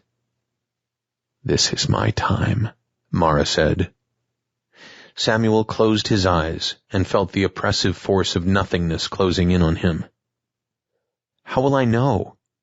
How will I know how I got here and what to do about it? Mara opened her eyes and looked at Samuel for the last time. He saw the forgiveness and sadness inside, the emotional turmoil simmering in the deep recesses. She bit her lip and spoke again, her words barely audible this time. "I will show you." Samuel saw the inky blackness like oil-slicked surf, the silent waves pulsing over her body. He felt weightless as the power of the reversion disassembled the atoms left in the locality. He screamed in helpless futility as he watched the darkness creep over Mara. It slid over her foot, and when it retreated, it left nothing but empty blackness behind. He watched as the forces nibbled and bit at her essence, like fish feeding on a floating corpse. He knew whatever was happening to her physical body was a different experience than what was happening to her spirit. Samuel smiled, seeing Mara's angelic face from the coffee shop in his mind's eye, rather than the pasty, sickly face of her lying in the cold dirt of the cave and waiting for death. Samuel watched as the last remnants of Mara's body disappeared beneath the relentless pursuit of the reversion. With her body gone, he became a drifting ship amidst a horrific ocean of darkness and silence. The reversion began the same process on him, albeit at a much slower pace. He reached down to touch his knee and became queasy, uncertain of his bearings and feeling like an astronaut tumbling through deep space, carried into oblivion without the slightest friction to stop it. He closed his eyes and opened them to try to stabilize his mind, but the attempt failed. Samuel opened his mouth to scream when a voice entered his head. He knew it was Mara before she even spoke. "I must show you what you can no longer access from your own memory. If I don't do it now, the reversion will claim you forever." Samuel cried, ready to follow her, ready to do anything to escape the fate perched on the threshold of his humanity. "Your final moments, those inaccessible to you since you arrived here, those moments will enlighten you, provide answers to questions you have not asked. They will also explain your presence here, and once you have that knowledge, you will know what you must do." "What if I don't?" he asked. "All you can do is trust in what I have to share." Samuel felt Mara's essence dissipate. The energy in his body shifted, and he felt his mind snap back into the physical realm. The blackness of the reversion retreated until the fuzzy hole of a dream reality filled the middle, like viewing it through a telescope. The blackness surrounding the edges of his vision reminded Samuel this was something for him to witness, but the reversion still held him in its clutches. The objects swam through his vision until they began to settle and form within the frame. A burning knowledge began in his stomach, and the pain blossomed outward as the scene materialized. When the object stopped and the lens on the vision focused, Samuel cried. He remembered the scene, he remembered the cast, and even though the pain tore through his psyche, he also remembered his lines. Samuel was not sure he could manage to sit through the clip until he felt the inner strength of Mara speaking to him. "You must, and from your suffering will come your salvation." Samuel slid the triskele from underneath the thin mattress that smelled of piss and disinfectant. He smiled and held the item in his hand, pleased to have been able to smuggle the talisman into his cell without hiding it within one of his body's orifices. The cinder block wall stared at him from all angles, disguising up from down and inside from out. The stainless steel sink sat next to the basin that functioned as a toilet. Both fixtures faced the bars of the open cell and anyone that happened to be walking the corridor of his ward. A black marker sat in the corner of the room, while a simple calendar hung from the wall above it. The air inside the prison hung, as if it too was sentenced to a life of pure, dead boredom. "I'm cold!" Samuel yelled. He shuffled to the front of the cell and looked out. Samuel saw nobody. "I need a fucking blanket!" The sound of scraping metal preceded the methodical tapping of boots on the polished floor. "'Bout time!" Samuel stepped back and waited as the guard approached with a thin blanket folded down to the size of a postcard. He looked at Samuel and sniffed, turning his nose up at the stench. "Flush the damn toilet, you animal." The guard tossed the blanket through the bars. It landed at Samuel's feet. He bent down and picked up the linen. Samuel listened as the boots clicked their way back to the front desk, sealed off with the massive steel door shrieking into place. Samuel unfolded the sheet, masquerading as a blanket, and did the mental calculations in his head. He looked up at the heating duct burrowing through the cinder block walls and hoped the sheet was long enough. He took the thin felt slippers from his feet and knotted the end of the sheet around both until the ball of cloth outweighed the rest of the fabric. He looked up at the 3-inch gap between the ductwork and the ceiling, and then visually measured the ball in his hand. He walked toward the sink and splashed his face with water. The pungent stench of chlorine invaded his mouth, and Samuel remembered the inmates telling him to never drink the water from the sink inside the cell. Samuel laughed at that advice and its absurdity in his current situation. He looked at the calendar and the mangled photo tucked under the corner. It would not matter for Samuel. He would never see his family again. He punched the wall and felt the skin on his knuckles pull back until the warm blood flowed over them. Samuel punched the cinder block again until the bones in his hand succumbed to the power of the cement. The lights in the corridor buzzed. Samuel looked up to see the overhead fluorescent bulbs wink and extinguish as the electricity retreated from the wires. Several wire-encased sconces flickered to life where they were mounted between cells. The curfew buzzer sounded, followed by a sighing symphony of incarcerated souls. Samuel did not feel tired, but then again he lost track of day and night long ago. He slept when the lights went out, and woke when they came back to life. Samuel waited for his eyes to adjust, staring at the battered photograph. He kissed 2 fingers on his right hand and touched them to Kim's face. Samuel would give anything to be standing in that frame, his hand on her back as they smiled at the optimistic future awaiting them. He sat on the edge of the bunk and put his face in his hands. There could be an appeal. He swore at himself as soon as the thought appeared. His attorney had taken him through those permutations, and an appeal was as likely as the guard opening the door and setting him free. "Then stop stalling and get to it, you fucking coward." Samuel stood and nodded his head, shaking the last bit of doubt from it. He took the end of the sheet containing the slippers and balled it in his right hand. Samuel stepped back and lobbed the sheet toward the duct. The first 2 tries bounced off the wall and fell back to him. The third toss landed on top, before sliding across it and out the other side. Samuel stopped, hoping the guards would not have heard it strike the duct. "It'll never hold you." He cursed the voice trying to keep him from ending the pain once and for all. "Got steel straps tied into the block to reinforce the duct. It'll hold." He winced at the sound of his voice.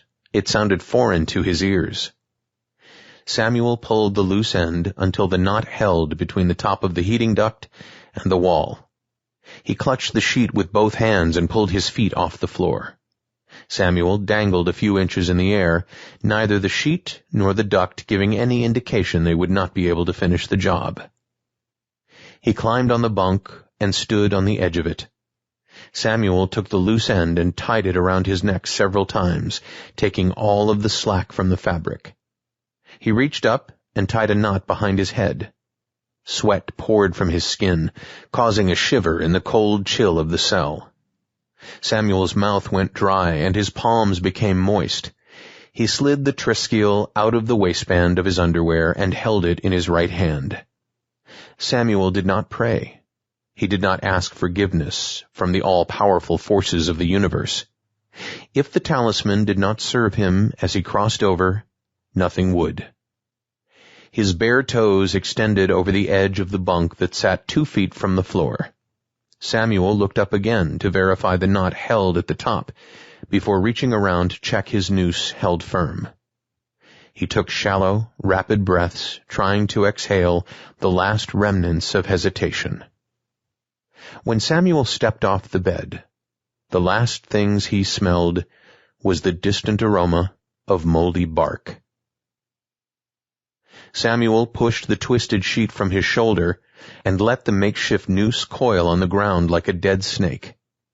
He looked up at the decaying branch, shook his head, his eyes darting about the empty forest as his heart raced in his chest.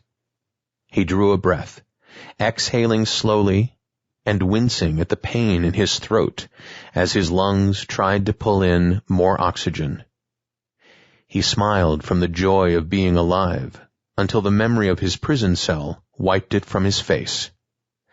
Like a leaf at the mercy of the wind, the image of the bars floated from Samuel's reach. Worry rushed back in to fill his mind as he struggled to find a connection, a reason for being here. He noticed the sun dropped closer to the horizon, as if touching the tops of the trees to ignite them. Darkness crept closer, surrounding the far edges of his vision. He closed his eyes and felt forgiveness in his heart. He could not recall her name, or remember why she had granted him absolution. To be continued. This has been Reversion, The Inevitable Horror, the Portal Arcane Series, Book 1, written by J. Thorn, narrated by David H. Lawrence the 17th. Copyright 2012 by J. Thorn. Production copyright 2015 by J. Thorn.